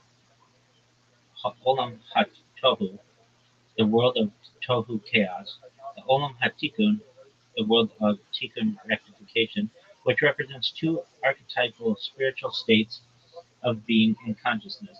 These concepts derive from Isaac Luria's interpretation of the mythical speculations on references in the Zohar. The main popularizer of Luria's ideas was Rabbi Chaim ben Joseph Vital of Calabria, who claimed to be the official interpreter of the Lurianic system, though some disputed his claim. Together the compiled teachings written by Luria's school after his death were metaphorically called Kitvei Ari, writings of the Ari, although they differed on some core interpretations in the early generations. Previous interpretations of the Zohar had culminated in the rationally influenced scheme of Moses ben Jacob Cordovero in Tzvat immediately before Luria's arrival. Both Cordovero's and Luria's systems gave Kabbalah a theological systemization of rival and earlier eminence of medieval Jewish philosophy. Under the influence of the mystical Renaissance in 16th century Tzvat, Lurianism became the near universal mainstream Jewish theology in the early modern era, both in scholarly circles and in the popular imagination. The Lurianic scheme, read by its followers as harmonious with and successfully more advanced than Cordoverian, mostly displaced it, becoming the foundation of subsequent developments in Jewish mysticism. After the Ari, the Zohar was interpreted in Lurianic terms, and later the esoteric Kabbalists expanded mystical theory within the Lurianic system. The later Hasidic and Mignagdic movements Mignagdic movements diverged over implications of Lurianic Kabbalah and social role in popular mysticism. The Sabbatean mystical tradition would also derive its source from Lurianic messianism, but had a different understanding of the Kabbalistic interdependence of mysticism Halakha Jewish observance. Right, Lurianic thought. Where the messianic aim remained only peripheral in the linear scheme of Cordovero, the more comprehensive theoretical scheme and medieval practices of Luria explain messianism as its central dynamic, incorporating the full diversity of previous Kabbalistic concepts as outcomes of its processes. Luria conceptualizes the spiritual worlds through the inner dimension of divine exile and redemption. The Lurianic mythos brought deeper Kabbalistic notions to the fore.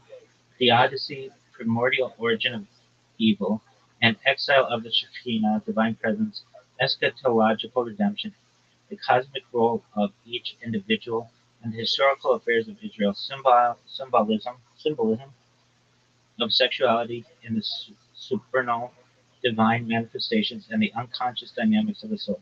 Luria gave esoteric theosophical articulations to the most fundamental and theologically daring questions of existence. Kabbalist views.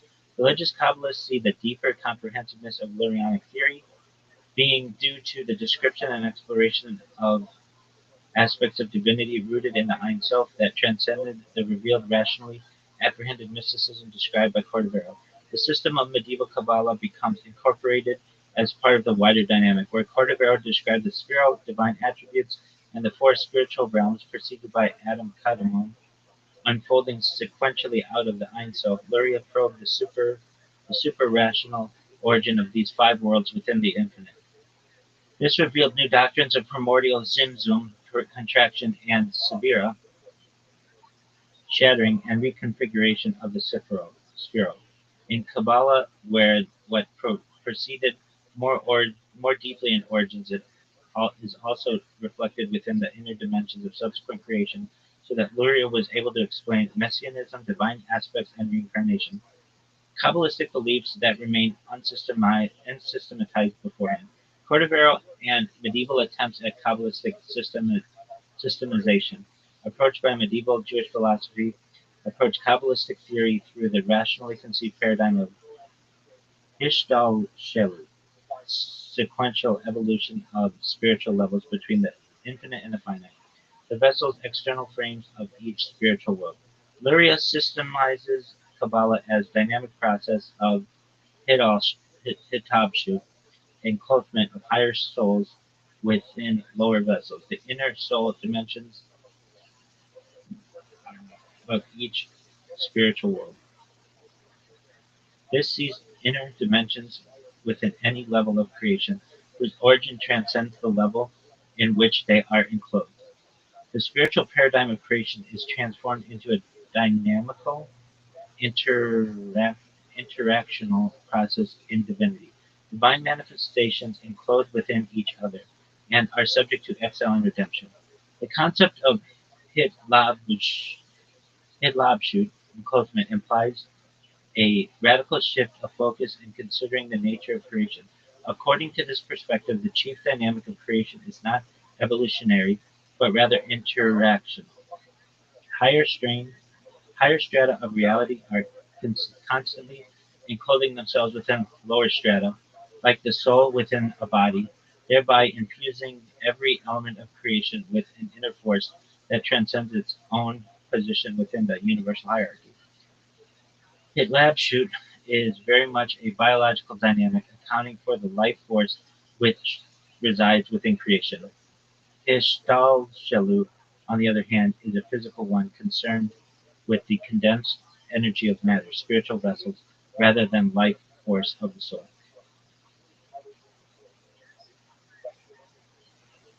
Due to its deeper moral internal paradigm, the new doctrines Luria introduced explain Kabbalistic teachings and passages in the Zohar that remain superficially understood and externally described before. Seemingly unrelated concepts become unified as part of a comprehensive deeper picture. Kabbalistic systemizers before Luria, culminating with Cordovero, were influenced by Rambam's philosophical guide in their quest to decipher the Zohar intellectually and unify esoteric wisdom with Jewish philosophy. In Kabbalah, this embodies the neshama, understanding mental level of the soul. The teachings of Luria challenge the soul to go beyond mental limitations. Though presented in intellectual terms, it remains a revealed supra-rational doctrine, giving a sense of being beyond intellectual grasp. This corresponds to the soul level of Haya, wisdom, insight, described as touching, not touching apprehension. Academic views. In the academic study of Kabbalah, Gershom Scholem saw Lurianism as a historically located response to the trauma of Spanish exile, a fully expressed mythologizing of Judaism, and a uniquely paradoxically messianic mysticism. As mysticism phen- phenomenologically uses phenomenologically usually involves withdrawal from community. In more recent academia, Moshe Idol has challenged Shlomo's historical influence in Lurianism, seeing it as an evolving development within the inherent factors of Jewish mysticism by itself. In his monograph Position of the Soul, Healer of the Cosmos, Isaac Luria and his Kabbalistic Fellowship, Stanford University Press, 2003, Lawrence Fine explores the world of Isaac Luria from a point of view of the lived experience of Luria and his disciples. Influence Sabbatean mystical heresies. Lurianic Kabbalah has been accused by some of being the cause of the spread of Sabbatean Messiah Shabbatai Z, 1626 to 1676, and Jacob Frank, 1726 to 1791, and their Kabbalistically based heresies. The 16th century mystical renaissance of Spot, led by Moshe Cordovero, Joseph Caro, and Isaac Luria, made Kabbalistic study a popular goal of Jewish students, to some extent competing for attention with Talmudic study, while also capturing the hold of public imagination. Shabbateanism emerged in this atmosphere, coupled with oppressions of exile, alongside genuine traditional mystic circles. Where Isaac Luria's scheme emphasized the democratic role of every person in redeeming the fallen sparks of holiness, allocating the Messiah only a conclusive arrival in the process. Shabbatai's prophet Nathan of Gaza interpreted the messianic role as pivotal in reclaiming those sparks lost in impurity. Now faith in the messianic role after he apostatized to Islam became necessary, as well as faith in his antinomian actions. Jacob Frank claimed to be a reincarnation of Shabbatai Tzvi, sent to reclaim sparks through the most anarchist actions of his followers, claiming the breaking of Torah is claiming the breaking of the Torah in his emerged messianic era was now its fulfillment. The opposite of the messianic necessity of halakhic devotion by Luria and the Kabbalists.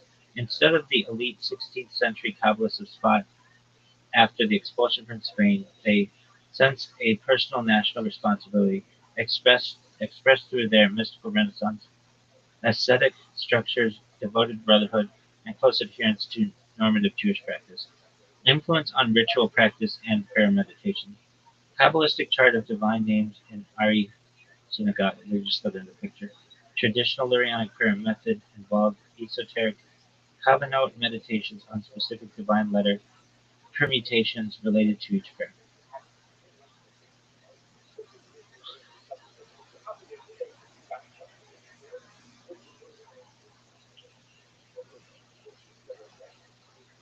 Lurianic Kabbalah remained the leading school of mysticism in Judaism and is an important influence on Hasidism and Sephardic Kabbalists.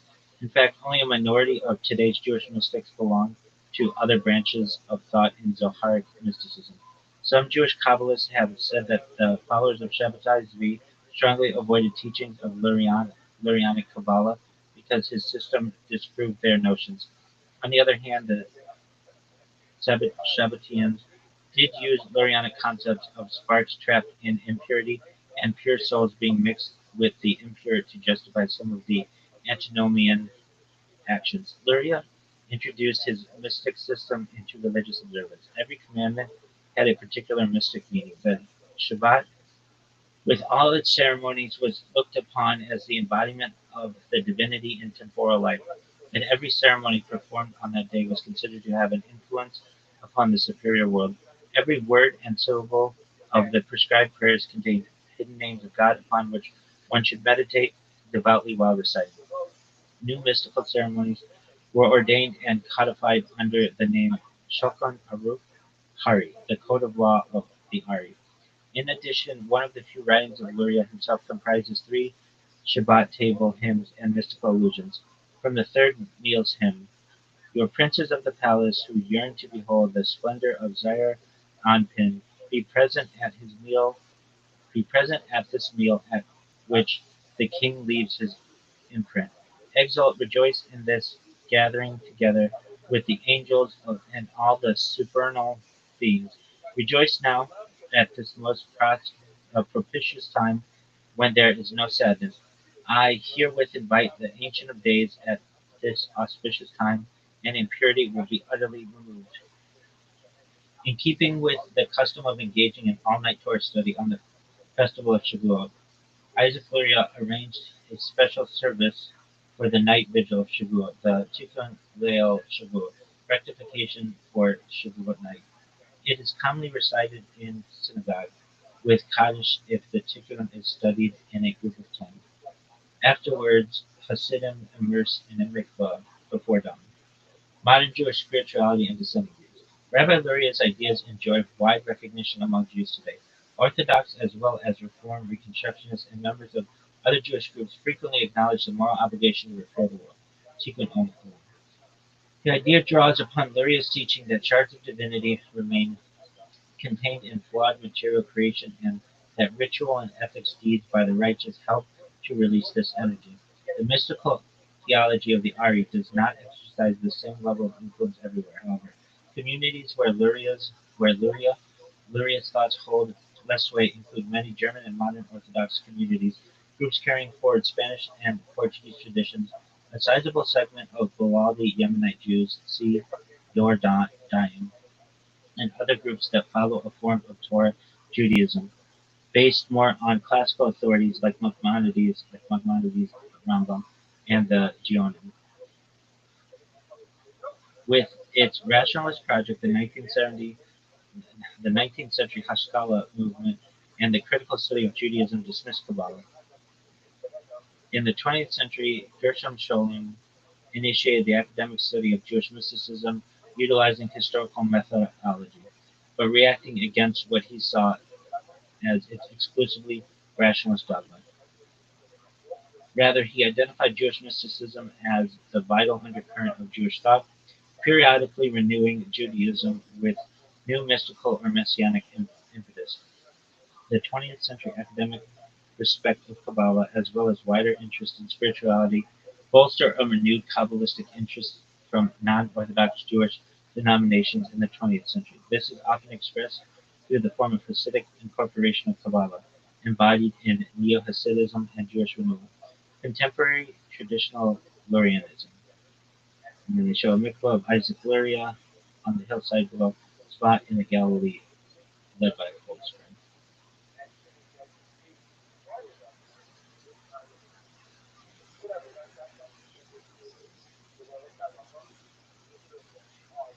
Study of the Kitvei Ha'ari, writings of Isaac Luria's disciples, continues mostly today among traditional form Kabbalistic circles and in sections of the Hasidic movement. Mekubalim, Mizrahim, Oriental Sephardic Kabbalists, following the tradition of Chaim Vital and the mystical legacy of the Rashash, 1720 to 1777, considered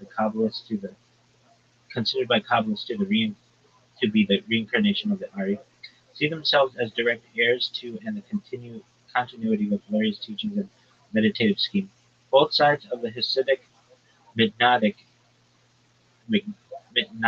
schism from the 18th century upheld the theological worldview of Lurianic Kabbalah. It is a misconception to see the rabbinic opposition of Hasidic Judaism, at least in its formative origin, as deriving from adherence to rational medieval Jewish philosophical method. The leader of the rabbinic Mitnagdic opposition to the mystical Hasidic revival, the Vilna Gaon, 1720 to 1797, was intimately involved in Kabbalah, following Lurianic theory, and produced Kabbalistically focused writing himself, while criticizing medieval Jewish rationalism. His disciple Chaim Volozhin, the main theologian of Mitnagdic Judaism, differed from Hasidism over practical interpretation of the Lurianic Tzimtzum. For all intents, Mitnagdic Judaism followed a transcendent stress in Tzimtzum, while Hasidism stressed the immanence of God. This theoretical difference led Hasidism to popular mystical focus beyond elitist restrictions, while it underpinned the Mitnagdic focus on Talmudic non-mystical Judaism for all but the elite, with a new theoretical emphasis on Talmudic Torah study in the Lithuanian Yeshiva movement. The largest scale Jewish development based on Lurianic teaching was Hasidism, though it adopted Kabbalah to its own thought. Joseph Don describes the Hasidic Mitnagdic schism as a battle between two conceptions of Lurianic Kabbalah. Mitnagdic elite Kabbalah was essentially loyal to Lurianic teaching and practice, while Hasidism introduced new popularized ideas such as the centrality of divine immanence and dvekut to all Jewish activity, and the social mystical role of Tzaddik Hasidic leadership. Literal and non-literal interpretation of the Tzimtzum. In the decades after Luria and in the early 18th century, different opinions formed among Kabbalists over the meaning of Tzimtzum, the divine self-withdrawal. Should it be taken literally or symbolically? Emmanuel Harichi, Yosha Levav, 1736-7, took Tzimtzum literally, while Joseph Ergas, Shomer Emunim, 1736, and Abraham Herrera held that Tzimtzum was to be understood metaphorically. Hasidic and Mitnagdic views of Tzimtzum. The issue of the Tzimtzum underpinned the new public popularization of mysticism embodied in 18th century Hasidism. Its central doctrine of almost panenthe- panthe- panenthe- panenthe- panentheistic divine immanence, shaping daily fervor, emphasized the most non-literal stress of Zimzum. The systematic articulation of this Hasidic approach by Schneur Zalman of Leiden in the second section of Tanya outlines a monistic illusionism of creation from the upper divine unity perspective. To Schneur Zalman, the Zimzum only affected apparent concealment of the Or Ein Sof. The Ein Sof and Or Ein Sof actually remain omnipresent, and the world nullified into its source. Only from the lower worldly divine unity perspective, the Zimzum gives the illusion of apparent withdrawal. In truth, I, the eternal, I have not changed. Malachi 3:6. As interpreting the Zimzum with any literal tendency, as interpreting the Zimzum with any literal tendency would be ascribing false corporeality to God. Corporality to God. Norman Lamb describes the alternative Hasidic Misnagdic interpretations of this. To Chaim Volzin, the main theoretician of the Mitnagdim rabbinic opposition to Hasidism, the illusion of creation arising from the metaphysical Zimzum is true, but does not lead to pantheism, as Mitnagdic theology emphasized. Divine transcendence, where Hasidism emphasized immanence. As it is, the initial general impression of Lurianic Kabbalah is one of transcendence, implied by the notion of Zimzum. Rather, to Hasidic thought, especially in its Chabad system, systemization, and the Etzmas divine essence is expressed only in finitude, em- emphasizing Hasidic immanence. Norman Lamb sees both thinkers as subtle and sophisticated. The Mitnagdim disagreed with panentheism in the early opposition of the Mitnagdic leader, the Vilna Gaon, seeing it as heretical.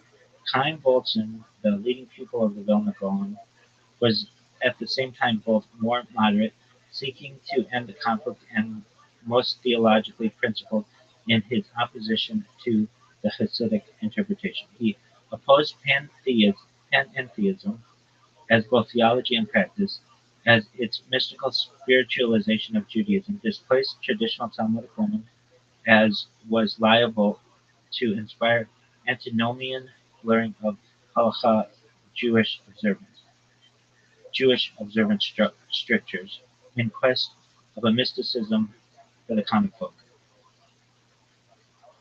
As Norman Lamb summarizes to Schneur Zalman and Hasidism, God relates to the world as a reality through his immanence. Divine immanence, the human perspective is pluralistic, allowing mystical popularization in the material world while safeguarding halakha. Divine transcendence, the divine perspective is monistic, nullifying creation into illusion. To Chaim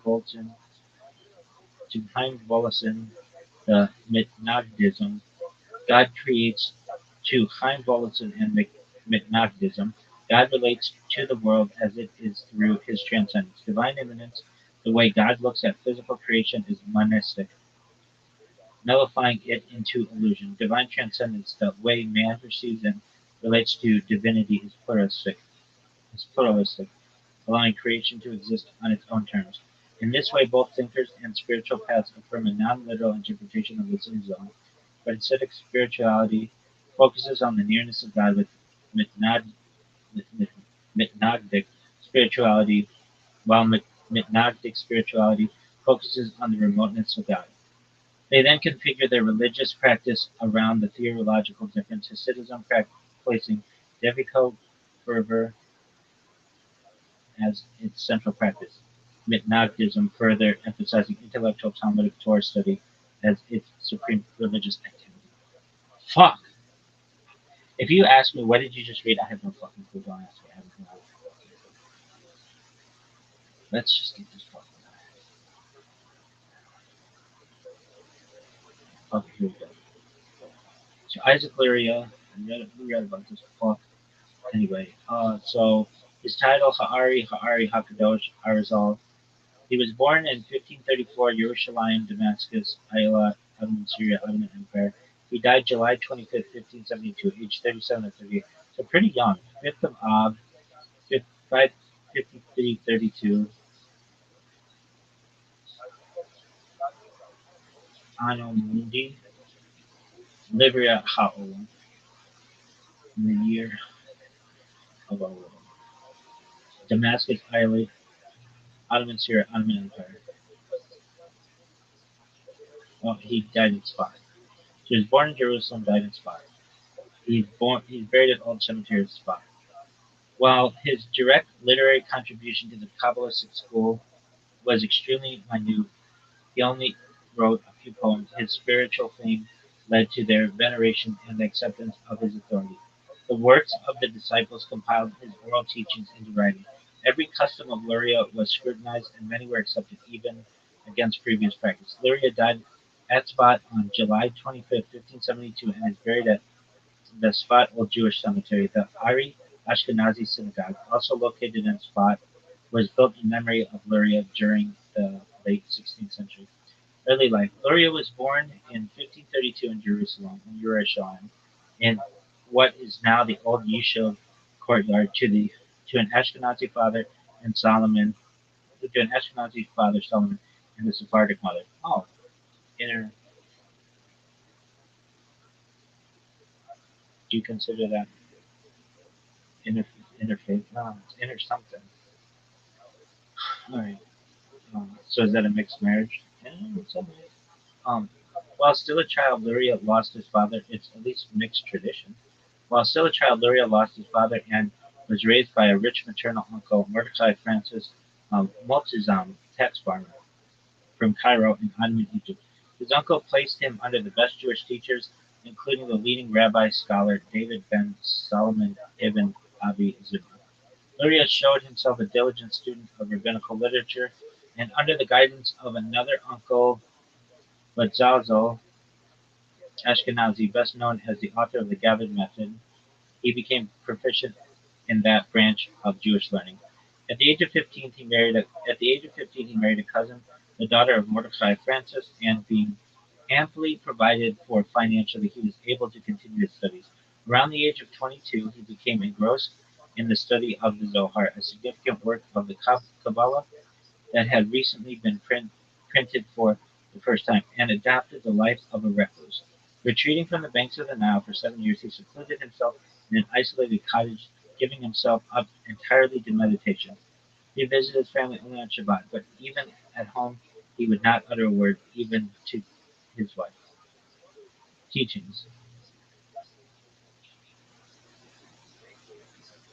In 1569, Luria moved back to Jerusalem, Sanjak, and after a short sojourn there, where his new Kabbalistic system seemed to have met with little success, he settled in the Sfat Sanjak. Sfat in the Galilee had become a center of Kabbalistic studies over the previous decades, led by Moshe ben Jacob Cordovero. There is evidence that Luria also regarded Cordovero as a teacher. Joseph Sambari, an Egyptian chronicler, testified that Cordovero was the Ari's teacher for a very short time. Luria probably arrived in early 1570, and Cordovero died on June 27th that year, the 23rd day of Tammuz. Bereft of their most prominent authority and teacher, the community looked for new guidance, and Luria helped fill Cordovero's former role. Soon Luria had two classes of disciples: novices to whom he expounded elementary Kabbalah, and initiates who became the repositories of secret teachings and the formulas and intentions of prayer. The most renowned of these initiates was Chaim ben Joseph Vital, who, according to his masters, possessed a soul that Adam's sin had not soiled. With him, Luria visited the grave of Shimon Bar Yochai and those of other eminent teachers. It is said that these graves were unmarked, even though the mystical guidance, even through the mystical guidance given by Elijah, each grave was recognized. But through the mystical guidance given by Elijah, each grave was recognized. Lurie's Kabbalistic circle gradually widened and became a separate congregation in which the mystic doctrines were supreme, influencing all the religious ceremonies. On Shabbat, Luria dressed himself in white and wore a foretold garment to signify the four letters of the Tetragrammaton. Many Jews who had been exiled from Spain following the expulsion of Jews from Spain they were in the time of trial believed they were in the time of trial that would precede the appearance of Mashiach in Galilee. Those who moved to Damascus Islet in anticipation of this event found a great deal of comfort in Luria's teachings due to the theme of exile. Although he did not write down his teachings, they were published by his followers, and by 1650 his ideas were known by Jews throughout Europe. Luria delivered his lectures spontaneously without ever writing down his ideas, with a few exceptions including Kabbalistic poems in rabbinical Aramaic for the Shabbat table. The foremost advocate of his Kabbalistic system was Vital, who collected all the disciples' lecture notes. Numerous works were produced from these notes, the most important of which was the Etz Chaim, Tree of Life, in 8 volumes, see below. Originally, it circulated only in manuscript copies. Each of Luria's disciples had to pledge, under pain of excommunication, not to allow any copy to be made for a foreign country, so that for a time all the manuscripts remained in unknown Syria. Eventually, one was brought to Europe and was published at Zoikev in 1772 by Isaac Setnow. In this work, both the theoretical and the devotional meditative teachings of Lurianic Kabbalah based on the Zohar are elaborated upon. Tzimtzum was one of Luria's most important ideas and stressed in his lectures. His disciples, some of them were Chaim ben Joseph Vital, Israel Sarug, Samuel ben Isaac de Ugeda, Joseph ibn Tabu. This sucks. Alright, are you done? We'll learn about Cardone, whatever the fuck's name is.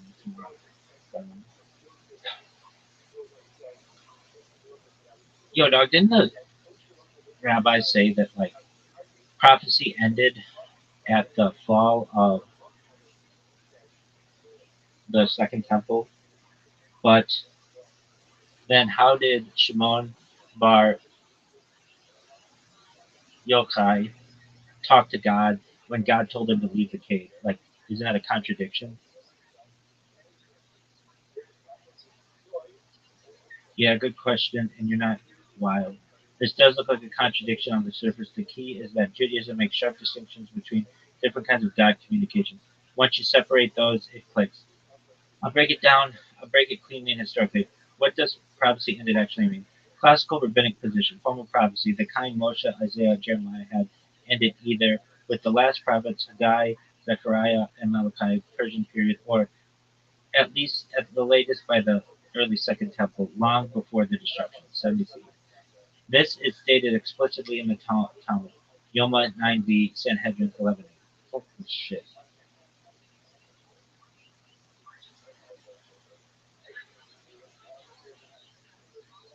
This is stated explicitly in the Talmud. Okay. So when rabbis say prophecy ended, they mean no more prophets, no more prophecy for the Jewish people, no more new Torah or binding revelation. That's the claim. Then how did Rabbi Shimon bar Yochai, the Rashbi, hear God? Here's the critical distinction. No prophecy, not prophecy does not mean no divine communication at all. Judaism recognizes several lower tiers of divine interaction after prophecy ended. The main categories: Ruach HaKodesh, holy inspiration, not prophecy, no new law, no national message, personal or mystical insight, can include visions, inner voices, symbolic communication, Talmudic and medieval consensus. Ruach HaKodesh continued after prophecy ended. This is a this is explicitly stated in multiple sources. Bod Kol, heavenly voice, a non-prophetic voice, often appears in the Talmud, famously not halakhically authoritative. Lo Bashayim, Lo Bashamayim. Bod Kol, communication but intentionally downgraded. Mystical experience, what Rashbi has. Rabbi Shimon Bar Yochai is not portrayed as a prophet in the biblical sense. What he experiences in the cave is described as extreme asceticism, Torah immersion, mystical union, Ruach HaKodesh, level awareness. So when traditions say God told him to leave the cave, that does not mean a prophetic command like Moshe, a new revelation. a public message. It means something closer to an inner divine prompting, a mystical signal, and a spiritual awareness that the decree ended. Think intuition on steroids, not prophecy. What this is, why this is not a contradiction rabbinically, because the rabbis are consistent on the point. Nevuah, prophecy had ended, Ruach HaKodesh continued, Bat Kol continued, mystical experience continued, New Torah law had ended. Rashbi stays firmly below the prophetic line. How academics read this is important. From a historical critical perspective, Rashbi's stories were developed later, especially in Zoharic mystical circles. God told them his literary language, not a transcript. Even alchemists who think the Zohar is medieval will say this reflects how later mystics imagined divine intimacy without breaking the rabbinic rule that prophecy ended.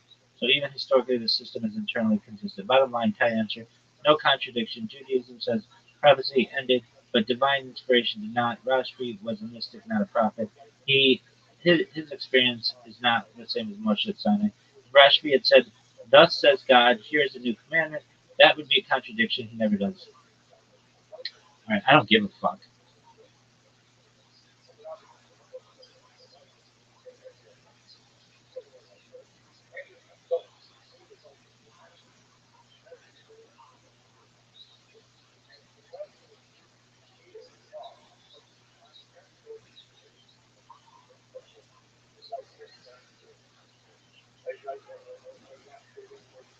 Okay, we're gonna read this and then we're done.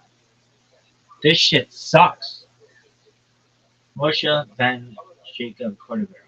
Moshe ben Jacob Cordovero. Moshe ben Jacob Cordovero. Moshe Cordovero, 1522 to 1570, was a central figure in the historical development of Kabbalah, leader of a mystical school in the Ottoman Empire in 16th century Spot. Located in the modern state of Israel, he is known by the acronym MOAC, Moses ben Jacob Cordovero. He was born in 1522. He died in 1570, so he's about age 47 or 88. Spot, Damascus, Eilat, Ottoman Empire. This is where the other guy, Luria, this is where he was died as well. Because he was born in Jerusalem. Luria was. We don't know where this fucker was born in. Ottoman Jew, sister of Solomon. His spouse was the sister of Solomon. Alphabets, his children, Gedaliah. Notable works: Partis Ramonium or Yafkar, Tomar Deborah or Nirav, Elima, Rabadi, Sefer Gerushin, Occupation Rabbi Kabbalist. I would love somebody to go, hey, what do you do for a living? I'm a Kabbalist. Huh? A Kabbalist? I'm a Kabbalist? What the fuck are you doing today? Like, you're not a plumber or a machinist or something? After the medieval flourishing of Kabbalah, centered on the Zohar, attempts were made to give complete intellectual system to its theology, such as by Meir ben Ezekiel ibn Gabbai, influenced by the earlier success of Jewish philosophy in articulating a rational study of Jewish thought. Cordovero produced the first full integration of the previous different schools of Kabbalistic interpretation. While he was a mystic inspired by the opaque imagery of the Zohar, Cordoverian Kabbalah utilized the conceptual framework of emanating cause and effect from the infinite and the finite in systemizing Kabbalah, and the method of philosophical style discourse he held most effective in describing a process that reflects sequential logic and coherence. His encyclopedic works became a central stage in the development of Kabbalah. Immediately after him in Spot, Isaac Luria articulated a subsequent system of Kabbalistic theology with new supra-rational doctrines recasting previous Kabbalistic thought. While Lurianism displaced the Cordoverian scheme and became predominant in Judaism, its followers read Cordoverian works in harmony with their teachings, where to them Lurianism described the world of rectification, Cordovero described the pre-rectification world. Both articulations of the 16th century mystical renaissance in Tzvat gave Kabbalah an intellectual prominence to rival medieval Jewish rationalism, whose social influence on Judaism had waned after the expulsion of Jews from Spain.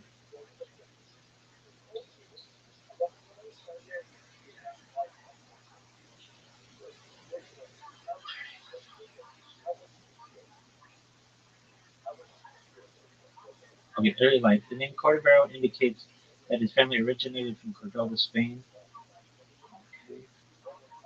That's where Rambam's from. And perhaps fled from there during the expulsion of 1492 ensuing from the Spanish Inquisition. His Hebrew signature, however, Cordero, strongly suggests a long-lasting residence in Portugal. Moses was either born or moved to spot in the land of Israel. Why does it say that?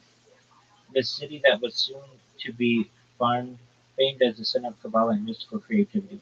Although not involved in mystical studies until his 20th year, he soon gained a reputation as an extraordinary genius prolific writer. And a prolific writer. Besides his knowledge of Kabbalah, he was a Talmudic scholar and a man of commanding mastery in Jewish philosophy who was respected in these fields. Contrary to popular belief, however, he was not one of the rabbis who received a special smicha ordination from Jacob Rab in 1538 alongside Joseph Caro, Cordoba's teacher of Halakha.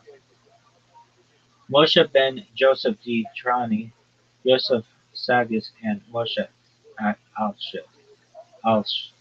Alstich. As a whole, Cordoba's contribution of posterity were in speculative and performative Kabbalah. However, during his lifetime, he was the renowned head of the yeshiva for Portuguese immigrants in scholarship. According to his testimony in the introduction of Curtis Ramonian, Orchard of Pomegranates,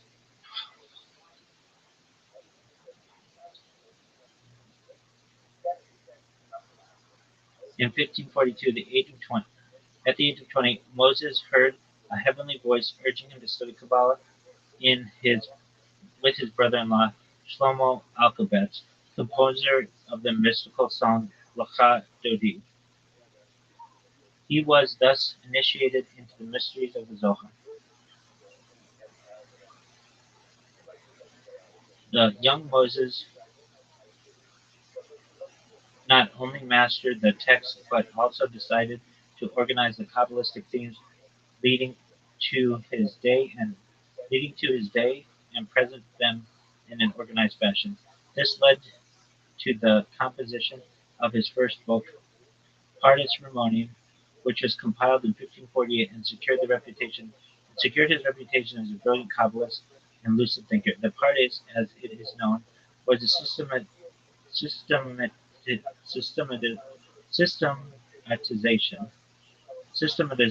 of Kabbalistic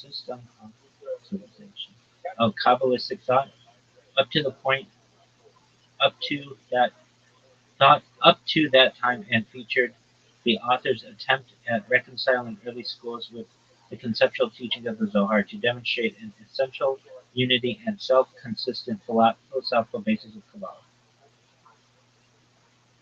His second work, magnum opus entitled Precious Light, or Yachar, was a 16-volume commentary on the Zoharic literature in its entirety and a work to which the Ramak had devoted most of his life. Some other books for which he is known are the Tomer Devorah, Palm Tree of Deborah, in which he utilizes Kabbalistic concepts of the Sphirot to illuminate a system of morals and ethics, or Nirav, a justification of an insistence upon the importance of Kabbalah study, and an introduction to the methods explicated in Pardes Ramonian.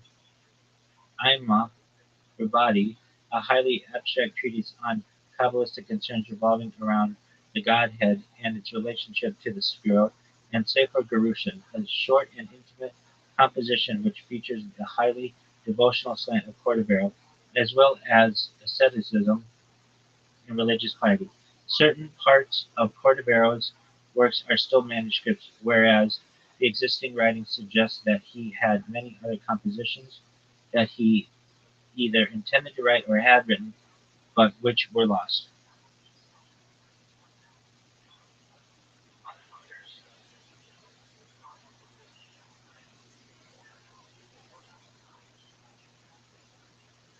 Disciples. Around 1550, he founded a Kabbalah Academy in Sfat in the Damascus Islet of the Ottoman Empire, which was led for approximately 20 years until his death.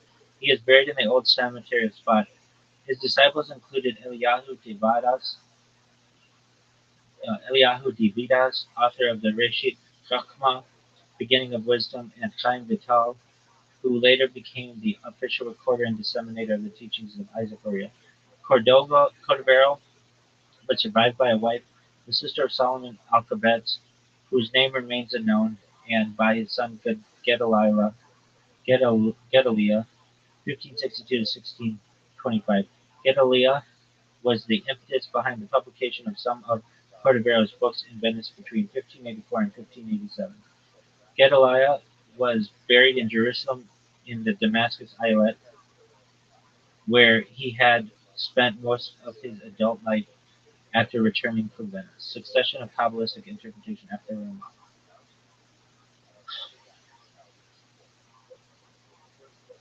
According to tradition, Isaac Luria, known by the acronym Ari or Arizal, arrived in Subspot on the exact day of the funeral of Moshe Cordovero in 1670. When he joined in the funeral procession, he realized that only he saw a pillar of fire following the Ramach's presence. The Zohar describes this spiritual revelation as a sign to the individual who sees it that he is meant to inherit the succession of leadership from the departed person. However, as Luria had been instructed to find the chosen disciple in Spot, Chaim Vital to reveal his new teachings to, he avoided accepting Kabbalistic leadership until 6 months later, when Rabbi Chaim Vital approached him. Ari only lived for 2 years after this, until 1572, but in those few months he revolutionized the conceptual system of Kabbalah with his new doctrines and philosophical system. The two schools of Cordoverian and Lurianic Kabbalah give two alternative accounts and synthesis of the complete theology of Kabbalah until then, based on their interpretation of the Zohar. After the public dissemination of the Zohar in medieval times, various attempts were made to give a complete intellectual system of theology to its different schools and interpretations, influenced by the earlier rational success of Jewish philosophy, especially the work of Rambam. In producing a systematic intellectual articulation of Judaism, the Ramak achieved the first accepted systemization of Kabbalah, followed by its rational categorization and study. Subsequent followers of the Ari saw their teachings as harmonious with, and a deeper interpretation of the Zohar and the Ramak systems. But the new system of Isaac Luria revealed completely new doctrines, as well as the descriptions of the earlier ideas of Kabbalah. In time, Lurianic Kabbalah emerged as the dominant system. However, the works of the Ramak are still highly esteemed and widely studied as well.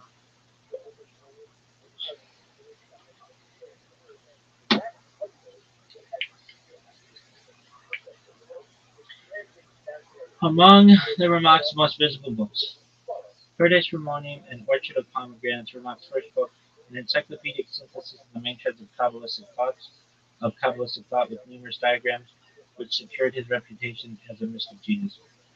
Yakar, A Precious Light, a magnum opus of some 16 volumes in its extant manuscript form, which had occupied Ramak throughout his adult life. A classic commentary on the Zohar, Sefer Yetzirah, and the classic commentary on the Zohar, Sefer Yetzirah, and the Zoharic literary art offshoots.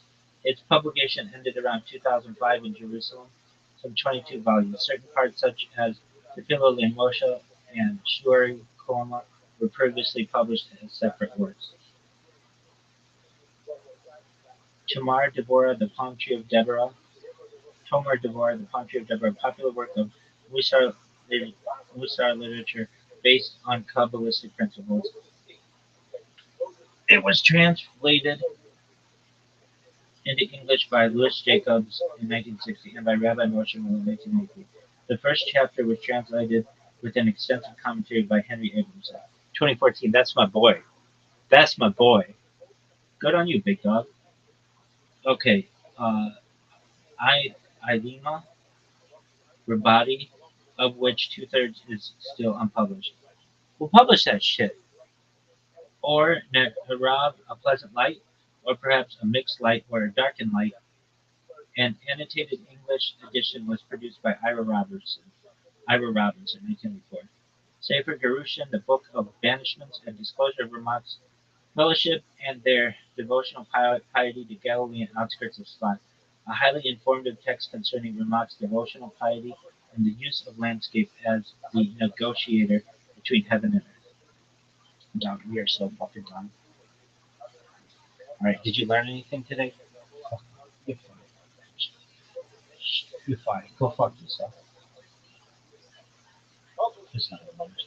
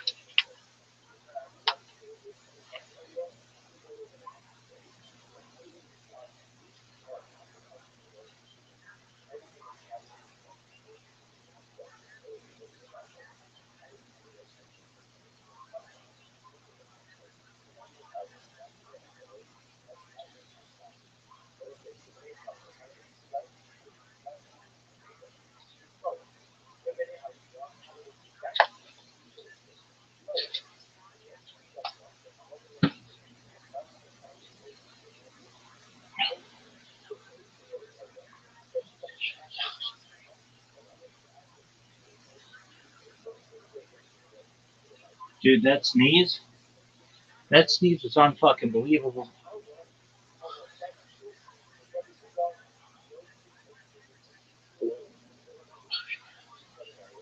That sneeze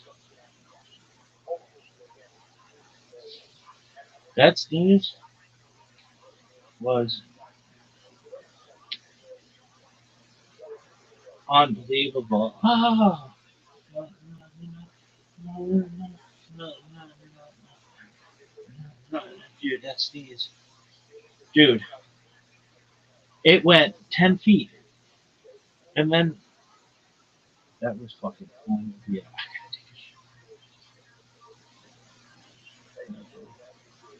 If I ever have to take a shit, it's maybe my shit don't stink.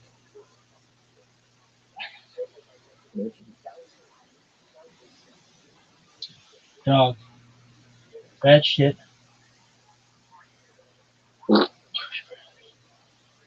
was unbelievable. Oh,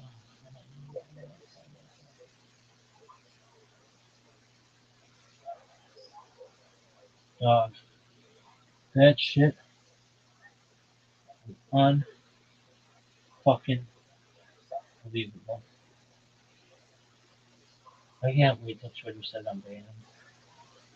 Just waiting for the day. Oh, yeah, unbelievable. Oh, no, no, no, no, no. Look at this move. Look at this athleticism. Look at this one. Look at this athleticism. Look at this one.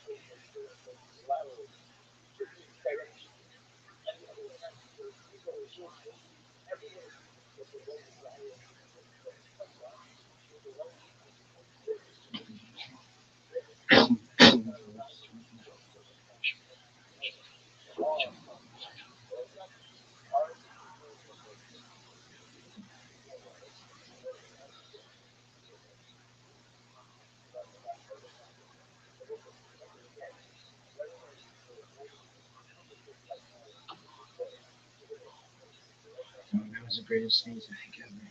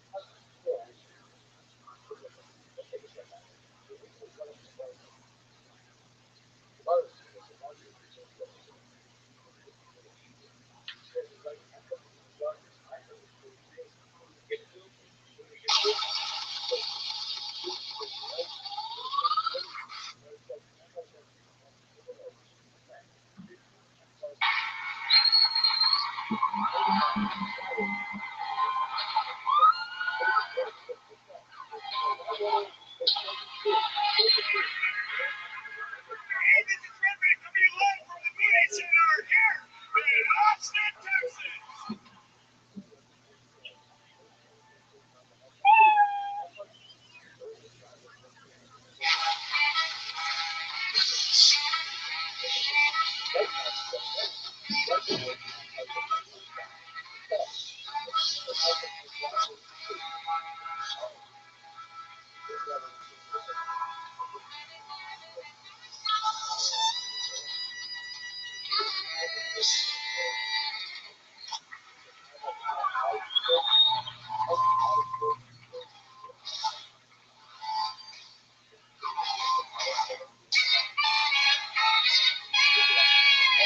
Hey, this is Rabbi coming live from the Coffee Mothership here in Austin, Texas for a brand new episode of Kill Tony. You know what Tony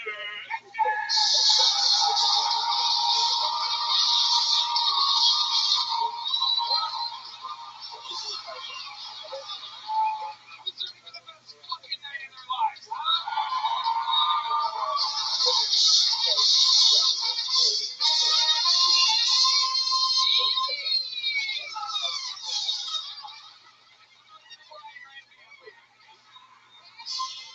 Oh my God, we've done it again. You are here. How you guys feeling tonight?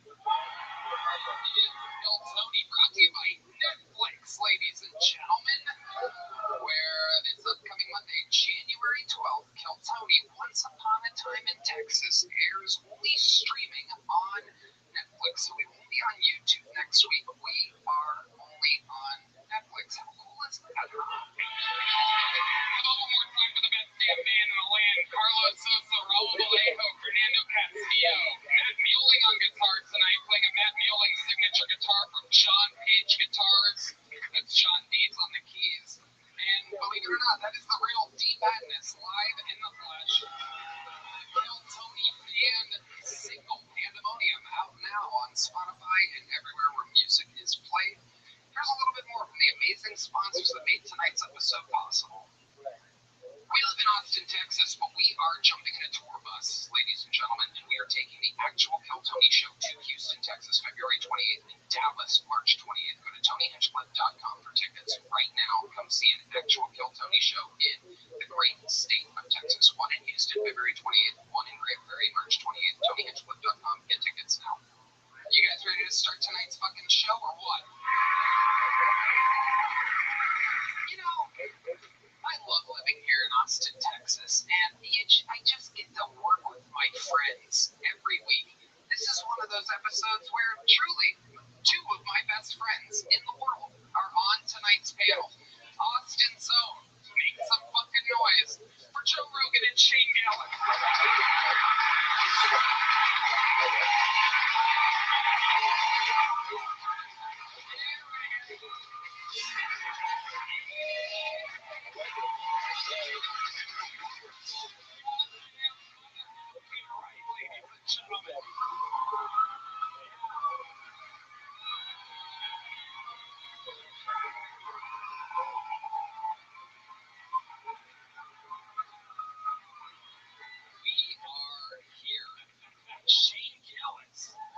I gotta see this. Financial Field, aka Eagles motherfucking football stadium, July 17th. Yeah, go to that.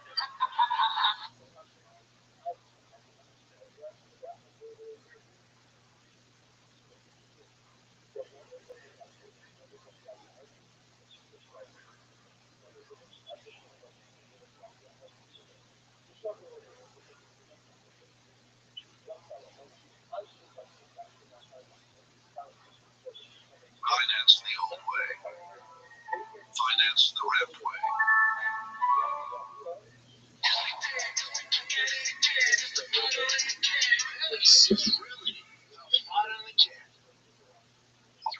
Yes, sir. Yes, sir. I get that raspy, sexy voice. You do. You do. I like your sexy voice. How was your? We were in Spokane, and I saw my. Now, shout out to the crowds. Shout out to Tacoma Comedy Club. Shout out to Spokane. Just real quick, I get to go to Appleton Friday, Saturday. Yeah, I get to go to Appleton. Sure have in Wisconsin. And there's Wisconsin's great. Appleton in January is like what Rock Lesnar's now. Well, Appleton in January it's a challenge. A good time to go.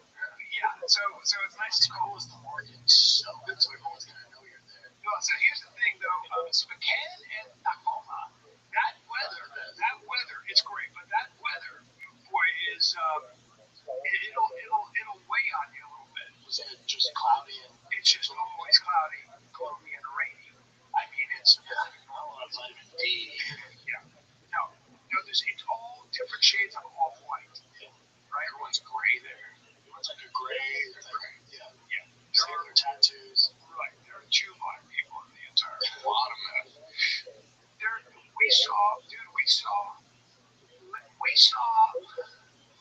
homeless people doing the walking. There's one dude who was so messed out. It looked like he was trying to put his arm back into his sleeve. I've never seen him like that. Like he didn't want to get out, and then because I'm not getting out of the car, I go, why? He goes, I don't want to get bit. That guy looks like he'll fight you. It's fair. It was nuts. You know, my fun of you too.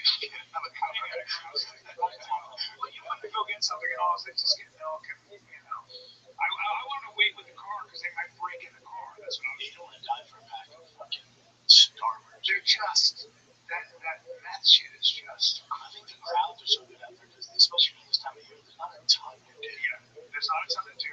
They're all inside. The crowds are amazing. People are amazing. Yeah, but it's all cool. But man, Were you guys on stage for New Year's like the countdown?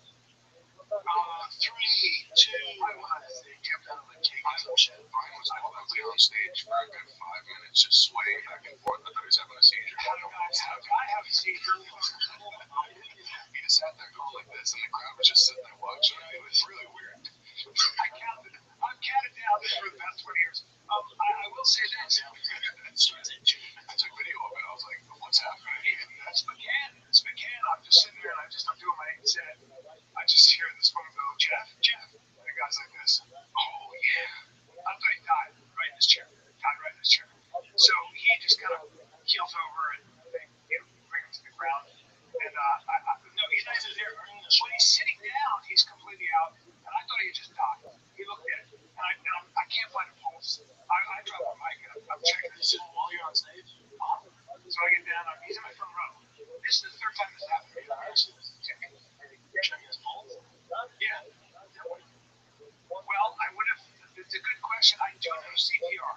No, I do know CPR. The problem is, Is there a doctor in the house? well, I did that too. There was a guy who was a nurse came over. What happened to the guy that they came and they said he was bored to death watching Bryce? Yeah, that's what happened. He was so bored that he passed out. I said my comedy. I go, yeah. Sometimes my comedy's so overwhelming, guys. Nobody laughed. And then because people were scared. Hell yeah. And the woman was crying because she thought he was dead. Probably like 50. Yeah, 50.